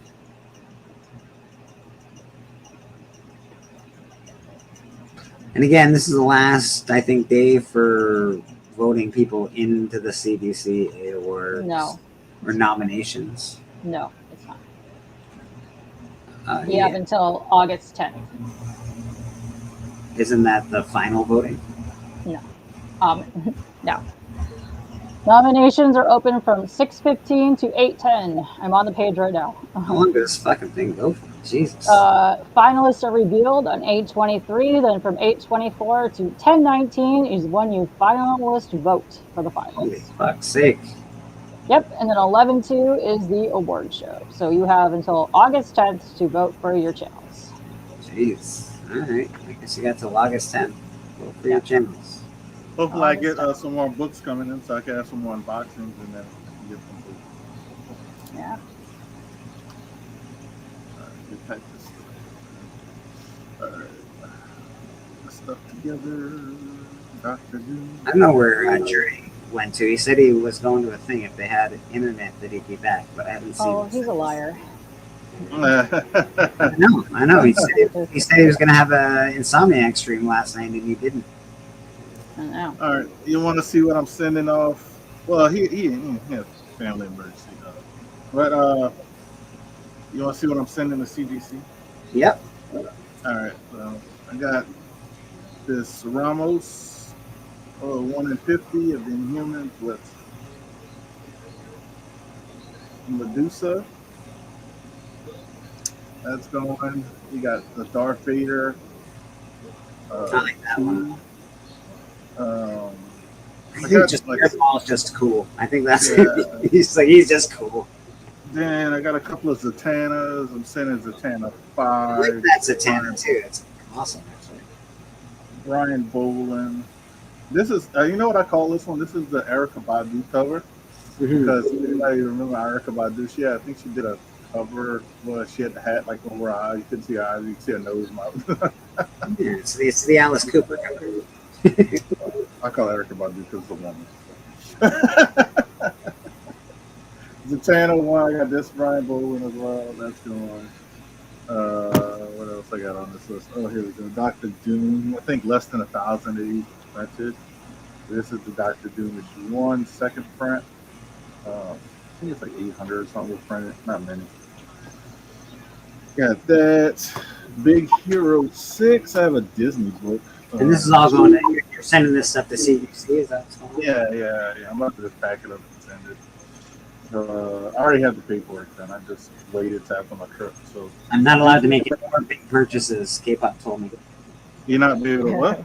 I'm not allowed to make any more big purchases, K-pop told me. Yeah. Don't listen to me because I'll tell you can make whatever purchases you want. And the last two books I'm sending off is the 1 in 50 Uncle Scrooge. That's by J. Scott Campbell. So I'm just getting it graded now because he's doing a signing in October. So I'll just send it in once it's graded. Last book is The First Appearance of Alan E. Williams, Invincible, issue 5. I was going to try to sell this, but I decided not to because I had a big issue of selling an Invincible book. Nobody wanted it, so I just got it graded, and it came a 9.8. So I said, you know what, I'll just send it. I'll send it in before. It can be, I don't know, selling books is interesting. Some days it's great, some days it's not so much. So that's what I got. I'm only sending 8 books. And I guarantee you'll be able to see those books on Band of Brothers auction at some point in time in the future. If they don't make it to short box. If they don't sell on short box. Because I've been selling really good on short box because now I'm a power seller. I'm really looking forward to my Whatnot sales. I haven't started yet, but I'm looking forward to that. So we'll see what happens. If you don't know, I'm on Whatnot. Go follow me there. I will be doing some sales soon enough. I'm just waiting for a scale and a couple other things that I can. You got to get shipping and stuff. Yeah, a label maker and a scale. I ended up just getting a printer because it was label maker. I was having an issue with the label maker, Yeah. and I had to. What I ended up doing is we ended up buying one. People recommended it. It didn't work, so we had to get a replacement. And then the replacement didn't work, so we just gave up on it. And I ended up just saying, you know what? I'll just print it out. My wife can get free paper from work. They give her free paper because ever since COVID, they're like, in case you have to work from home, you get a free pack of paper every month. Nice. So I just said, let's just use the printer.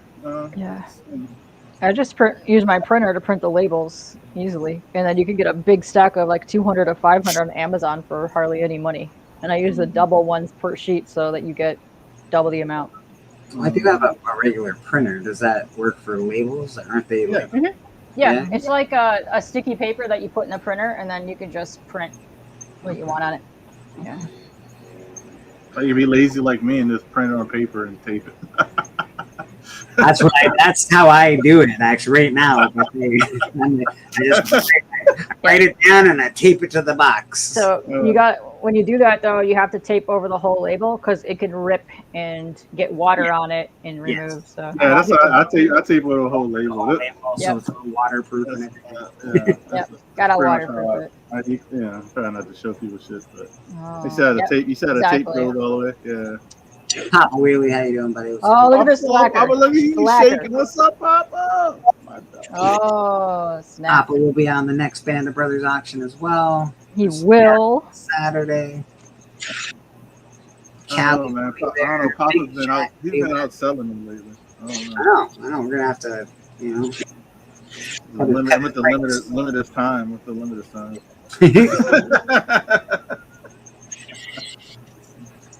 I also love Pineapple Express. But Honestly, I like it when Papa sells like a sharp box and stuff. Seth's voice is annoying though. I don't, especially when he plays Alan the Alien. I don't like it, but I do like Alan the Alien. I like the show, so it doesn't bother me. Yeah, James Franco, not the greatest. Yeah, he's been Me Too'd. Yeah. I do really enjoy Pineapple Express and then Your Highness. It's got to be the stupidest movie ever, but I really like that movie. We're going 4 hours more, right? No.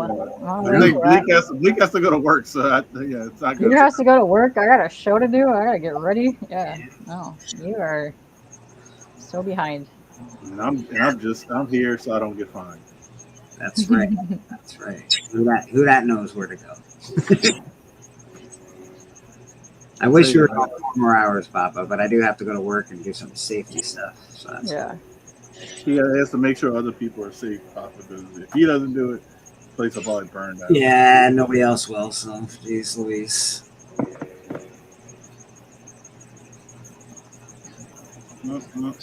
I'm excited about this. I'm not even gonna lie. Oh, thanks, Papa. That's nice. Well, we can't because I also have to leave. So, so yeah, you might be able to do it without me, but you can't do it without me and Katie. So take that. We can do it, Papa. We just, nobody can be highlighted. Nobody. We can't let anybody in. No. We couldn't even end the stream. That'd be hilarious. I hope CJ does a stream tonight. Maybe he'll do one. Of course, we got K-pop on at 7 o'clock. I think Shred the Ship Through. I think they go on at 11 or 11 Eastern anyway. I'm not sure. Is it 10 that they start? Oh no, I'm so tired. I can't even remember what time my show is. Yeah, I'm still trying to recover from being in California. It's killing me. It's like you wake up, I'm like more tired. You know what I mean? It's like that's why I stay. That's why I do staycations. If I go on a vacation, I come home and I need another week off of work. Yeah. Jeez, I need a week to recover from my vacation. Yeah, you're not lying about that. You need recovery time. Then my voice, I feel like my throat's starting to hurt. I don't know, like, what the hell's going on? I don't know. I'm aware, Papa Willie. I'm aware. What Papa said. So Stephanie shows up, and then I'm just basically tossed to the side. Oh wait, it's all madam. Oh, you know what we need? We need to reach out to the Kevin Smith, Seth Rogen people and to see if we can get you and Callie to fight them on the hunt. Let's get that happening. Can we just fight them? I would. Yeah, either one. Either one. Right? Either one. Let's go. You want to do a, what is it, an influencer boxing match against Kevin and Seth? 2-on-2. Let's You go. and me versus Kevin and Seth. I think we can make that happen. I think we can make that happen. Yeah. I actually think that they believed in themselves enough that they would say yes. Yeah, I think so. We could take these douchebags. I think with the amount of crappy promos that you guys do, you could taunt them so hard to doing that. Amen, Susie. Grab that spare change under the cushions. Yep. Or you could enter to win this, And don't forget, we do accept, payments, deferred payments. All I know is enter to win this. I'm not even listening to who that. Don't even listen. Katie has a spot. I've already entered. Do you know how many things I have won on a $5 or less super chat? I'm just saying. I'm good. I won a thing in an auction the other day. I'm good. I mean, now you're both muted. See what happens? You're both muted. That's what happens. No, I'm just kidding. Who that's having an awesome yeah. channel giveaway. So oh, what's that? Vote for Pops for best hands. What's that? Yeah. See, yeah, right there. That's right. Oh my god. Papa, they would not kick our asses. Listen. Kevin Smith had like he's old and he had like the widow heart attack thing. He did. Callie and I would crush them, and they're isn't he a vegan now or something, or a yeah. vegetarian? I'm saying you guys are you're scrappy, and they're like not so much. Come on. You can have Papa distract them, and just drive by and then flick them off, and you're like, "What is that?" And then you guys can just come and like tackle them, like go for it. Yeah, full on street brawl. That's what's going to happen. Yeah, I think we could take. I'm pretty sure we could. I think you could. I think you got this. After seeing Callie fly to Georgia and fight somebody, like I think he can handle it. I think he can. Well, I mean, he did lose that match. But to be honest, I feel like Kevin Smith wouldn't be a lot of work, so I could help Callie. Oh, he's no mankind, that's for sure. Right? Or unkind, yeah. Kevin Smith, we'd get rid of him quick. He'd be out of breath, and he'd be all, "Oh my god!" I mean, you could just run around in like a circle, and he would probably just be like, "Oh." Yeah. He sucked balls.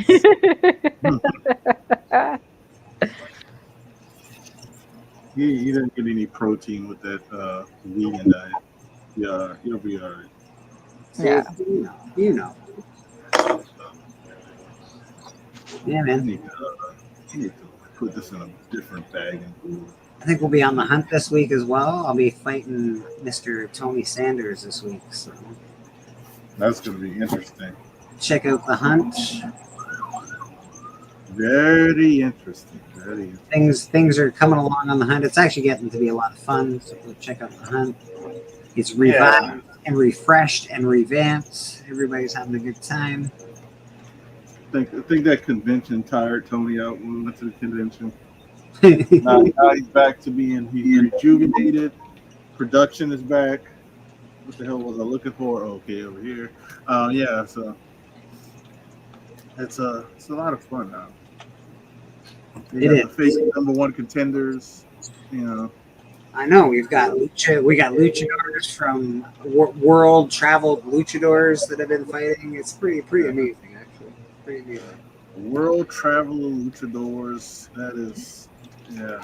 I can't quite pin down where they're from, but he's from somewhere in the world. You got the luchador Blue Hellion, who's #1.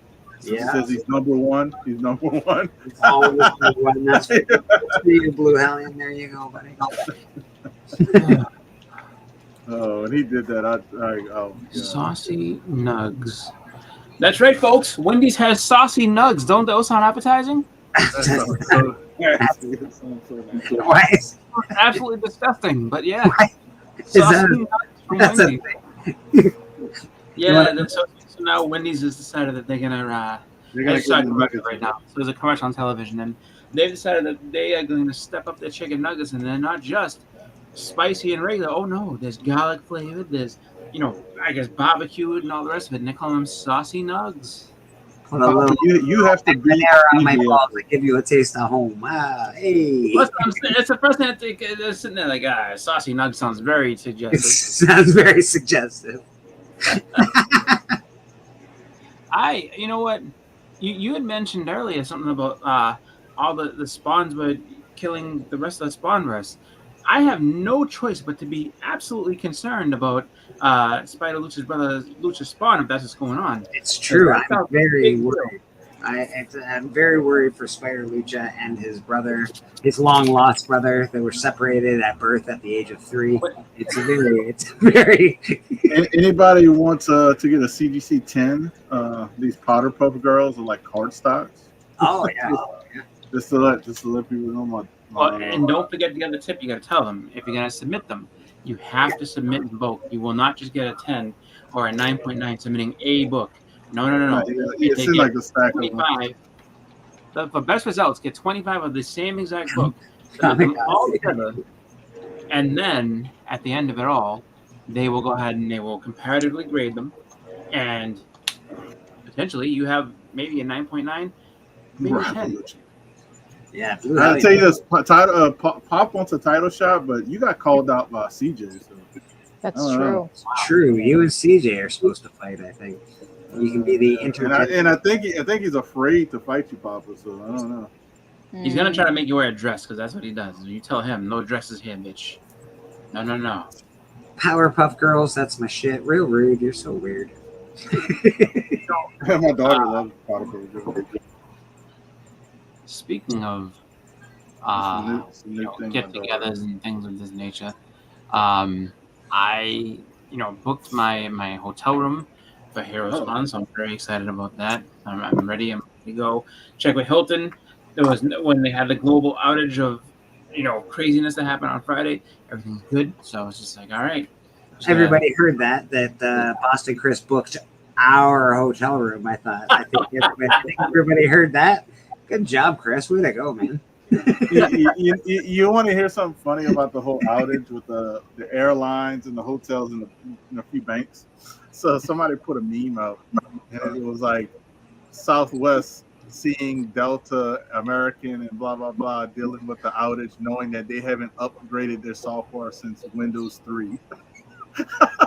Wow, the funny thing on Facebook, what was funny is I was sitting there and a couple people I know were like, this outage is pretty crazy. All the systems are down except for Teams and email. I wonder why Outlook and Teams are working, because that's what they use, the Microsoft products that they end up using.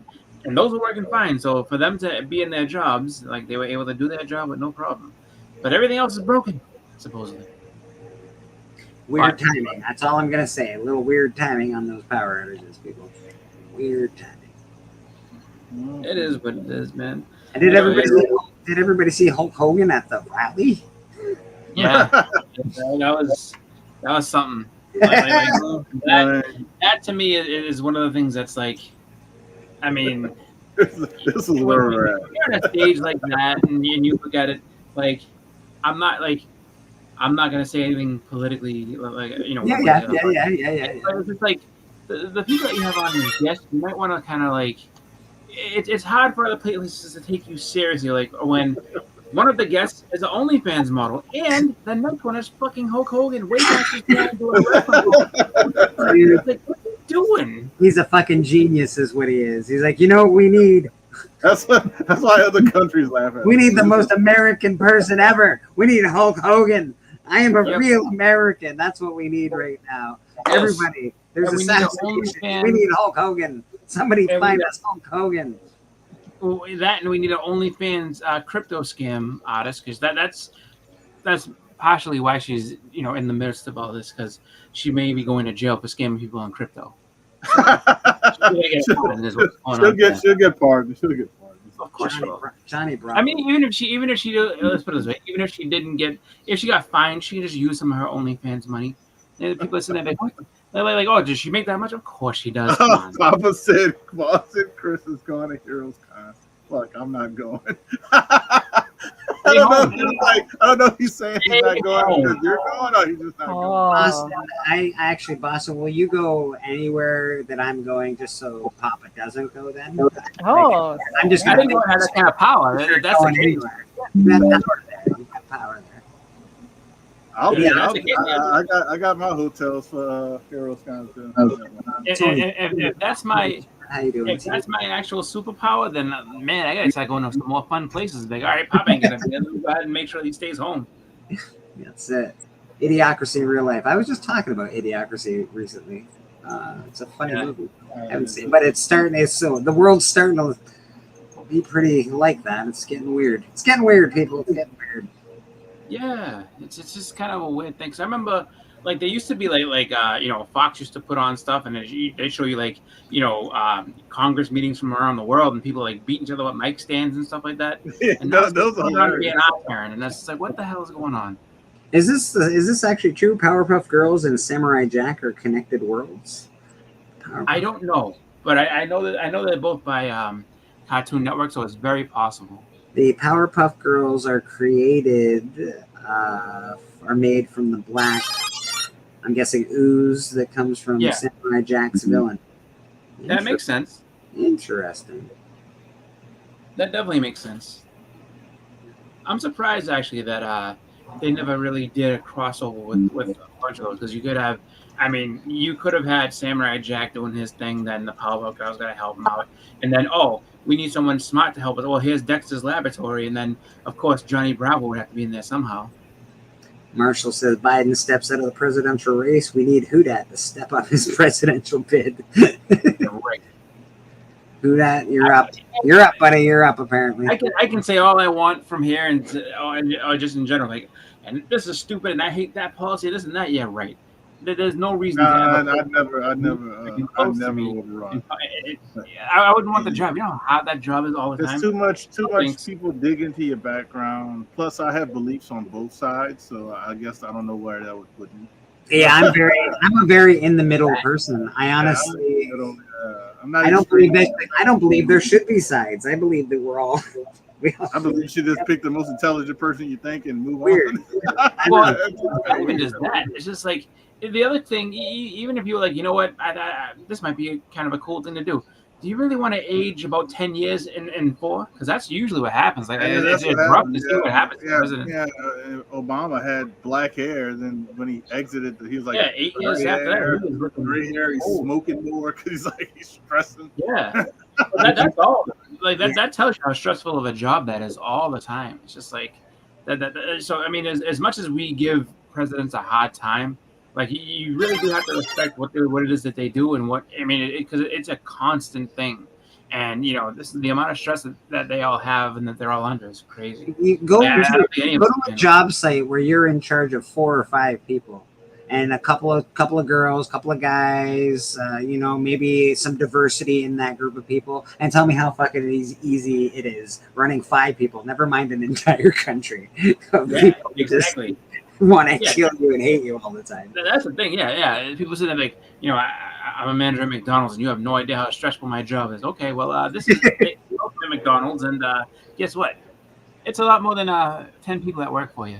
Yeah. You can ask somebody who's in charge of the household. They were like, oh my god. And there's no calling out. You're not getting a sick day today or a personal day. You're like, nope, you're here. I'm the head of my household. My daughter's making me my hair loss even worse. My wife's making me.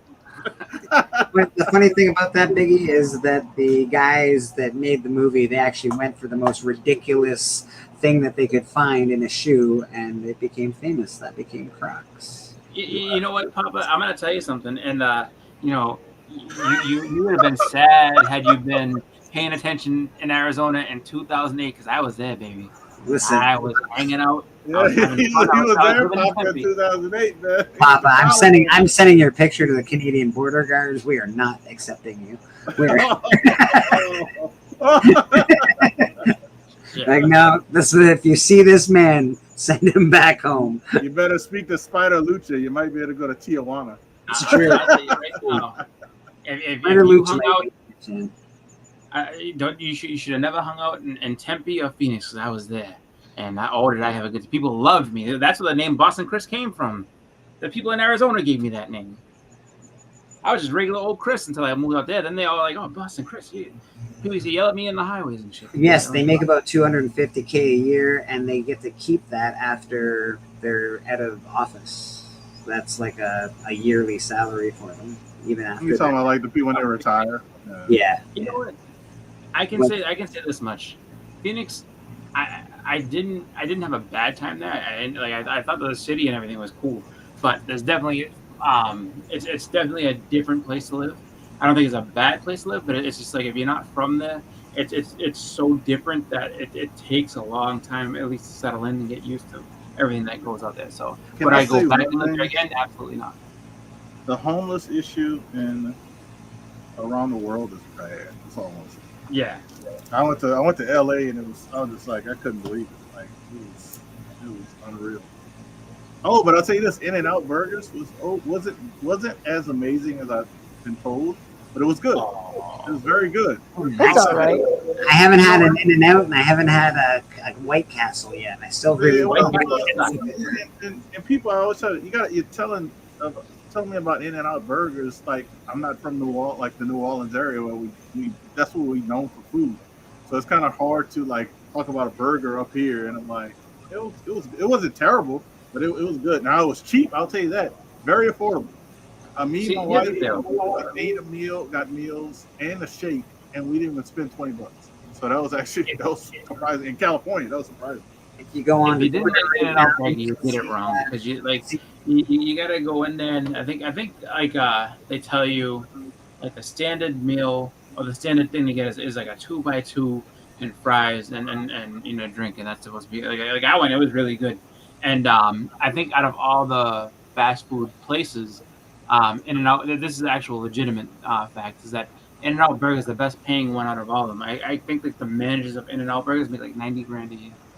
you go on Twitter Like, right now, you can see Joe Biden's letter to the country. Yeah. I was like, it's all over the place. We're gonna be hearing about this for like a week. Yeah. Well, just because the convention, the DNC is coming up, so it's gonna be all just kind of, everywhere about all the news. So if you didn't want to hear about politics, guess what? It's just like you had assassination attempts and now people dropping out. So it's like it's gonna be This is everywhere. This is top news for long. In fact, I wonder if he dropped out just to take the news off of the assassination. I don't know. That's very plausible.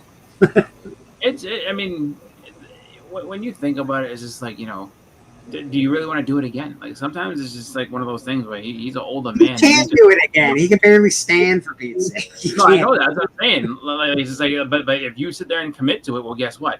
Now you gotta, go ahead and go through all this stuff again. It's like I'm not doing that. I'm just gonna finish on this one. That's gonna be I would have super ran my interesting. campaign as a grandpa from The Simpsons. I'd have ran with it. I was like, I'd have been like, Biden's the name.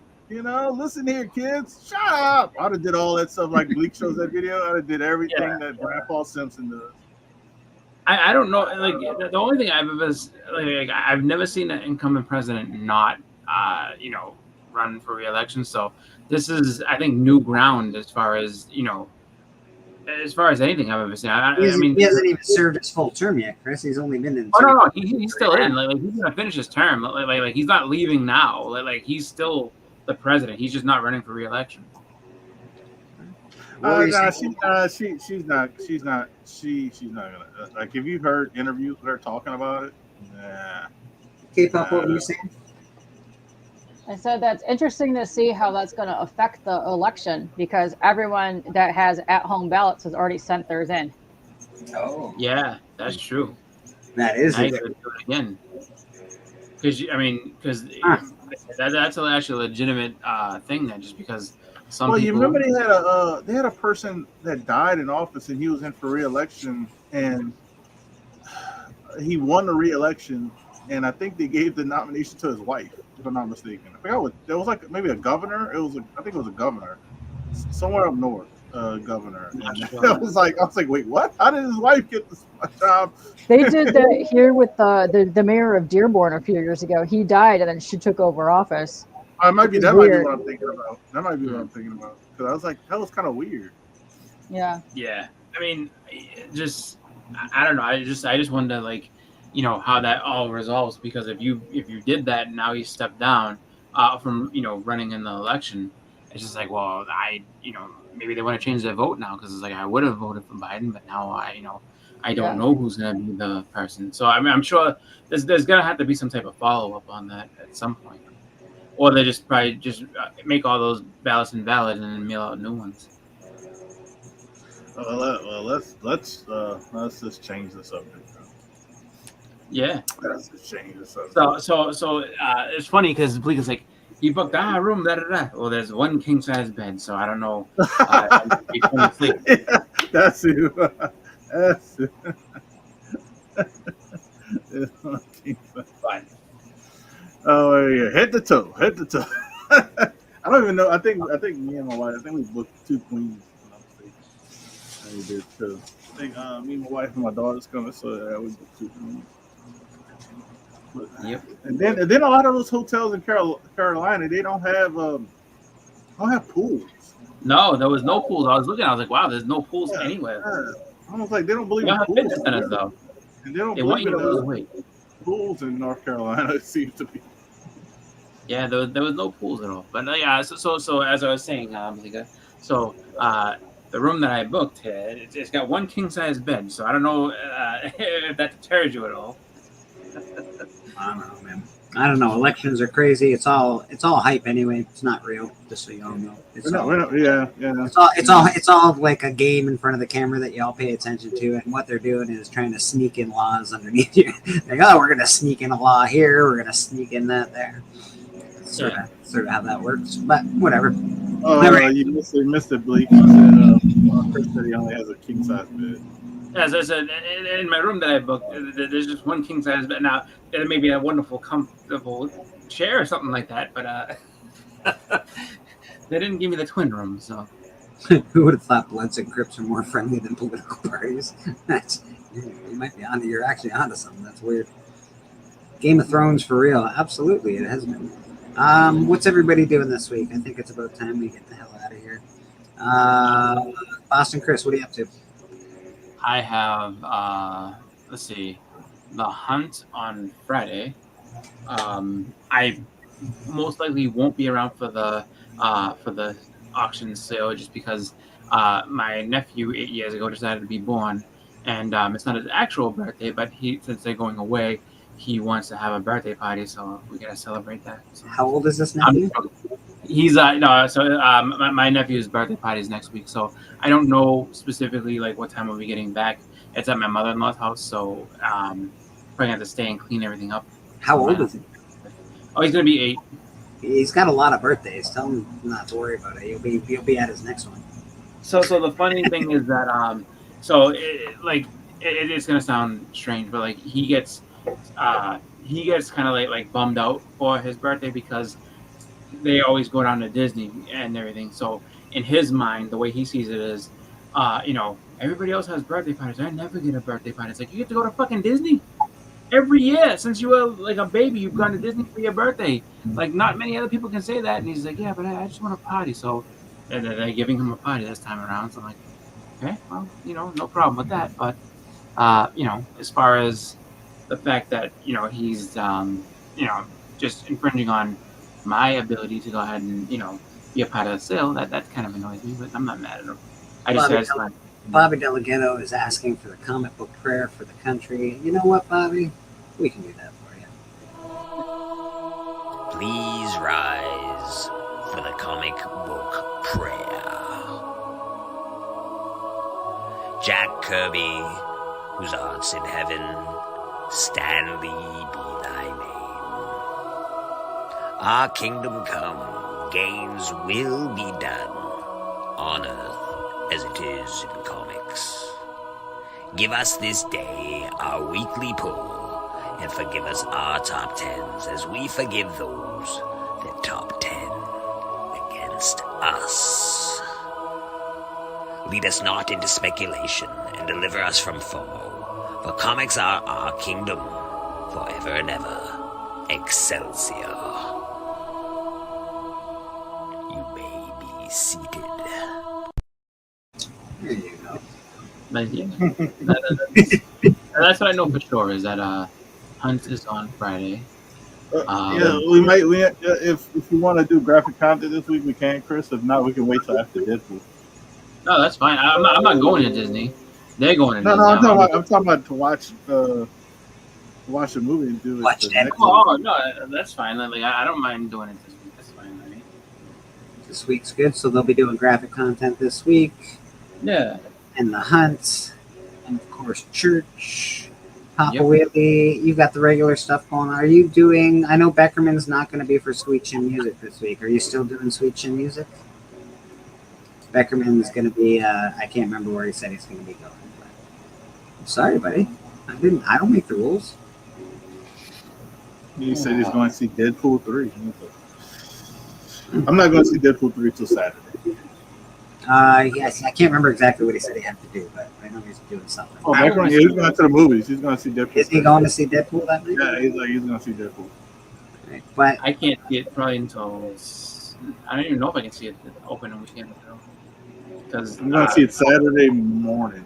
Yeah, no, I won't be able to see it at all Saturday because Saturday basically from whatever time we're leaving in the morning. So whenever we get it back at night, I will be at my mother-in-law's house. you can also watch Papa's Beautiful Hands any day of the week.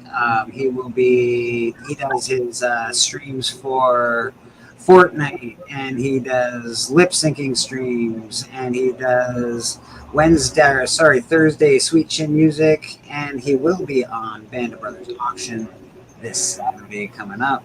Check out what Papa Willie's got.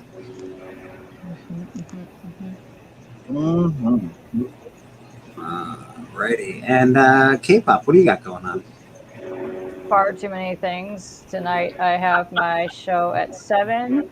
I gotta look at I am so tired. I had to reschedule a couple things, so I got like 1, 2, 3, 4 other shows this week besides the Band of Brothers auction on Saturday. There's a lot of stuff. Looks like Papa's going to be on Only Slabs as well. That's cool. Nice, way to go. But yes, come watch us. Busy as heck. Yeah, I'm gonna need a vacation soon. I'm frying myself right now. Burning the candle at both ends, as they say. Yeah. Mr. Hudak Comics, what do you got going on this week, buddy? So Saturday, Band of Brothers auction, graphic content. I guess pre-game. Talk about maybe some Deadpool 3. So if anybody wants to join Wednesday, come talk and what we think is going to happen. That'd be fun. Probably might talk some Heroes content. Me and Chris will book. Yeah. And talk more stuff about that. Since you, Chris, and Baker are booked, so that's what you meant to say. Okay. You're more than welcome to come join the discussion, sir. Nice. And the speaker, Callie, he says he's what do you got, the 1 through 200 almost finished. You don't have this European Spawn signed by Cotton Ball. Just gonna say that. But that'll be one of the books that will be on the Band of Brothers auction, unless somebody buys it beforehand. But what else we got? So we got Band of Brothers. We got the Hunt. The Hunt Friday. I'll probably be just commentating. Because they got some other matches, and so definitely check out the Hunt and vote for all of our, because Bleaker has his church and Slab on Slab for this, I'm gonna call it the Slabby Awards. Yeah. Vote for me, best unboxing this year. I'm going to I'm trying to step my game up. I think I'm due this year for best unboxing because I've unboxed some crazy stuff this year. I'll show it again. Give us a vote for graphic content, man. That'd be probably cool. We kind of it's not our hey Jim, what's going on over there? Oh hey Thomas. We're not doing none of that, but we're having a lot of good discussions, a lot of fun. Hook us up. This is I think it's a French Baker. I think it's a French. Because I just looked at the inside and he can print. But Todd McFarlane signed it. 2 writer, I think the 2 people who worked on it, but they signed into some silver that kind of smeared, but Todd's signature is great. And here is the inside of the language. That is I think it's French. Yeah, so not in euros. That's how you have to buy it with euros. So yeah, but yeah, it's gonna be a fun week. A lot of different things. So y'all be safe because the weather is getting crazy. I think everywhere. Yeah. What do we got down here? What's on down here? Oh, that's just Boston's Fantastic Four poster. What is going on down there? That's like, I think his daughter ripped the poster. And again, over here at church, we got Slab or Not to Slab. Said Sergeant Bid is. We got a lot of echo. I'm not sure why we've got an echo all of a sudden. No idea. Starting, yeah, Michael Baker, you guys can chit chat if you want. You can just send him a private message. He will let you know all about that awesome spawn. And church and Slab or Not to Slab and the Hunt and Band Brothers Auction, and of course we always watch everybody else and support them. K-pop and Houdat and Papa. We always watch all you guys, so check everybody out, sub everybody up. You can also check me out on Whatnot now. So Whatnot Comics, the sales. If you follow. When are you gonna do your first sale with that? I think sometime within the next week and a half. I think my scale will be here on Tuesday. I'm just getting set up. I know you can. Now, if you want me to hop on with you and I think you can do the dual thing now, if I'm not mistaken. They've been doing that for a while now. That actually might be very helpful, to be honest. Yeah, so just let me know. I don't mind hyping it up and talking about it while you're showing stuff. That's very cool. So let me know. I think you could do that now, but I think you have to schedule it. If I'm not mistaken. So we'll figure it out. Yeah, check it out, man. You can invite people, K-pop?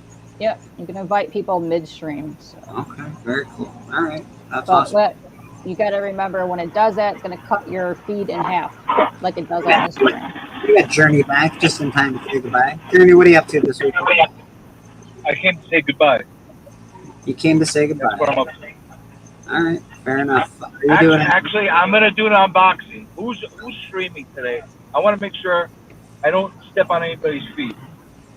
I think Katie, you're. what time is streaming? She's at Katie, 7 o'clock, Journey. She's at 7 o'clock. I think you're good after like obviously Trev and Evil go on at 10, but I think late night you're fine for. I'm not waiting. 9 o'clock. Then 4 o'clock. 4 o'clock works because nobody's on at 4 o'clock today. Yeah, but I'm not home right now. Well, I have to do it when I'm home. I have to work with my schedule. So 4 o'clock. That's it. No, 9 o'clock. Can you hear me? Yeah, we hear you. Yes, we definitely hear you. 9 o'clock. I'm gonna stream and I'm gonna unbox. Perfect. So come down to the Band of Brothers auction and buy all our things, and of course watch CJ tonight as he does his unboxing. Very cool. And I think that's about it. Anybody else have anything they want to add or say anything before we get out of here? I'm good. Everybody be safe, man. Be safe. Be safe. Watch your ears. Those are hot dogs, right? Yeah. Want one? Yeah, I'd love one. That'll be $2. Check. Yeah, but it's a good check. Get on it. I work on a cash-only basis. But it's a perfectly good check. No! I'll make it very clear. You slip me the cash, and I'll slip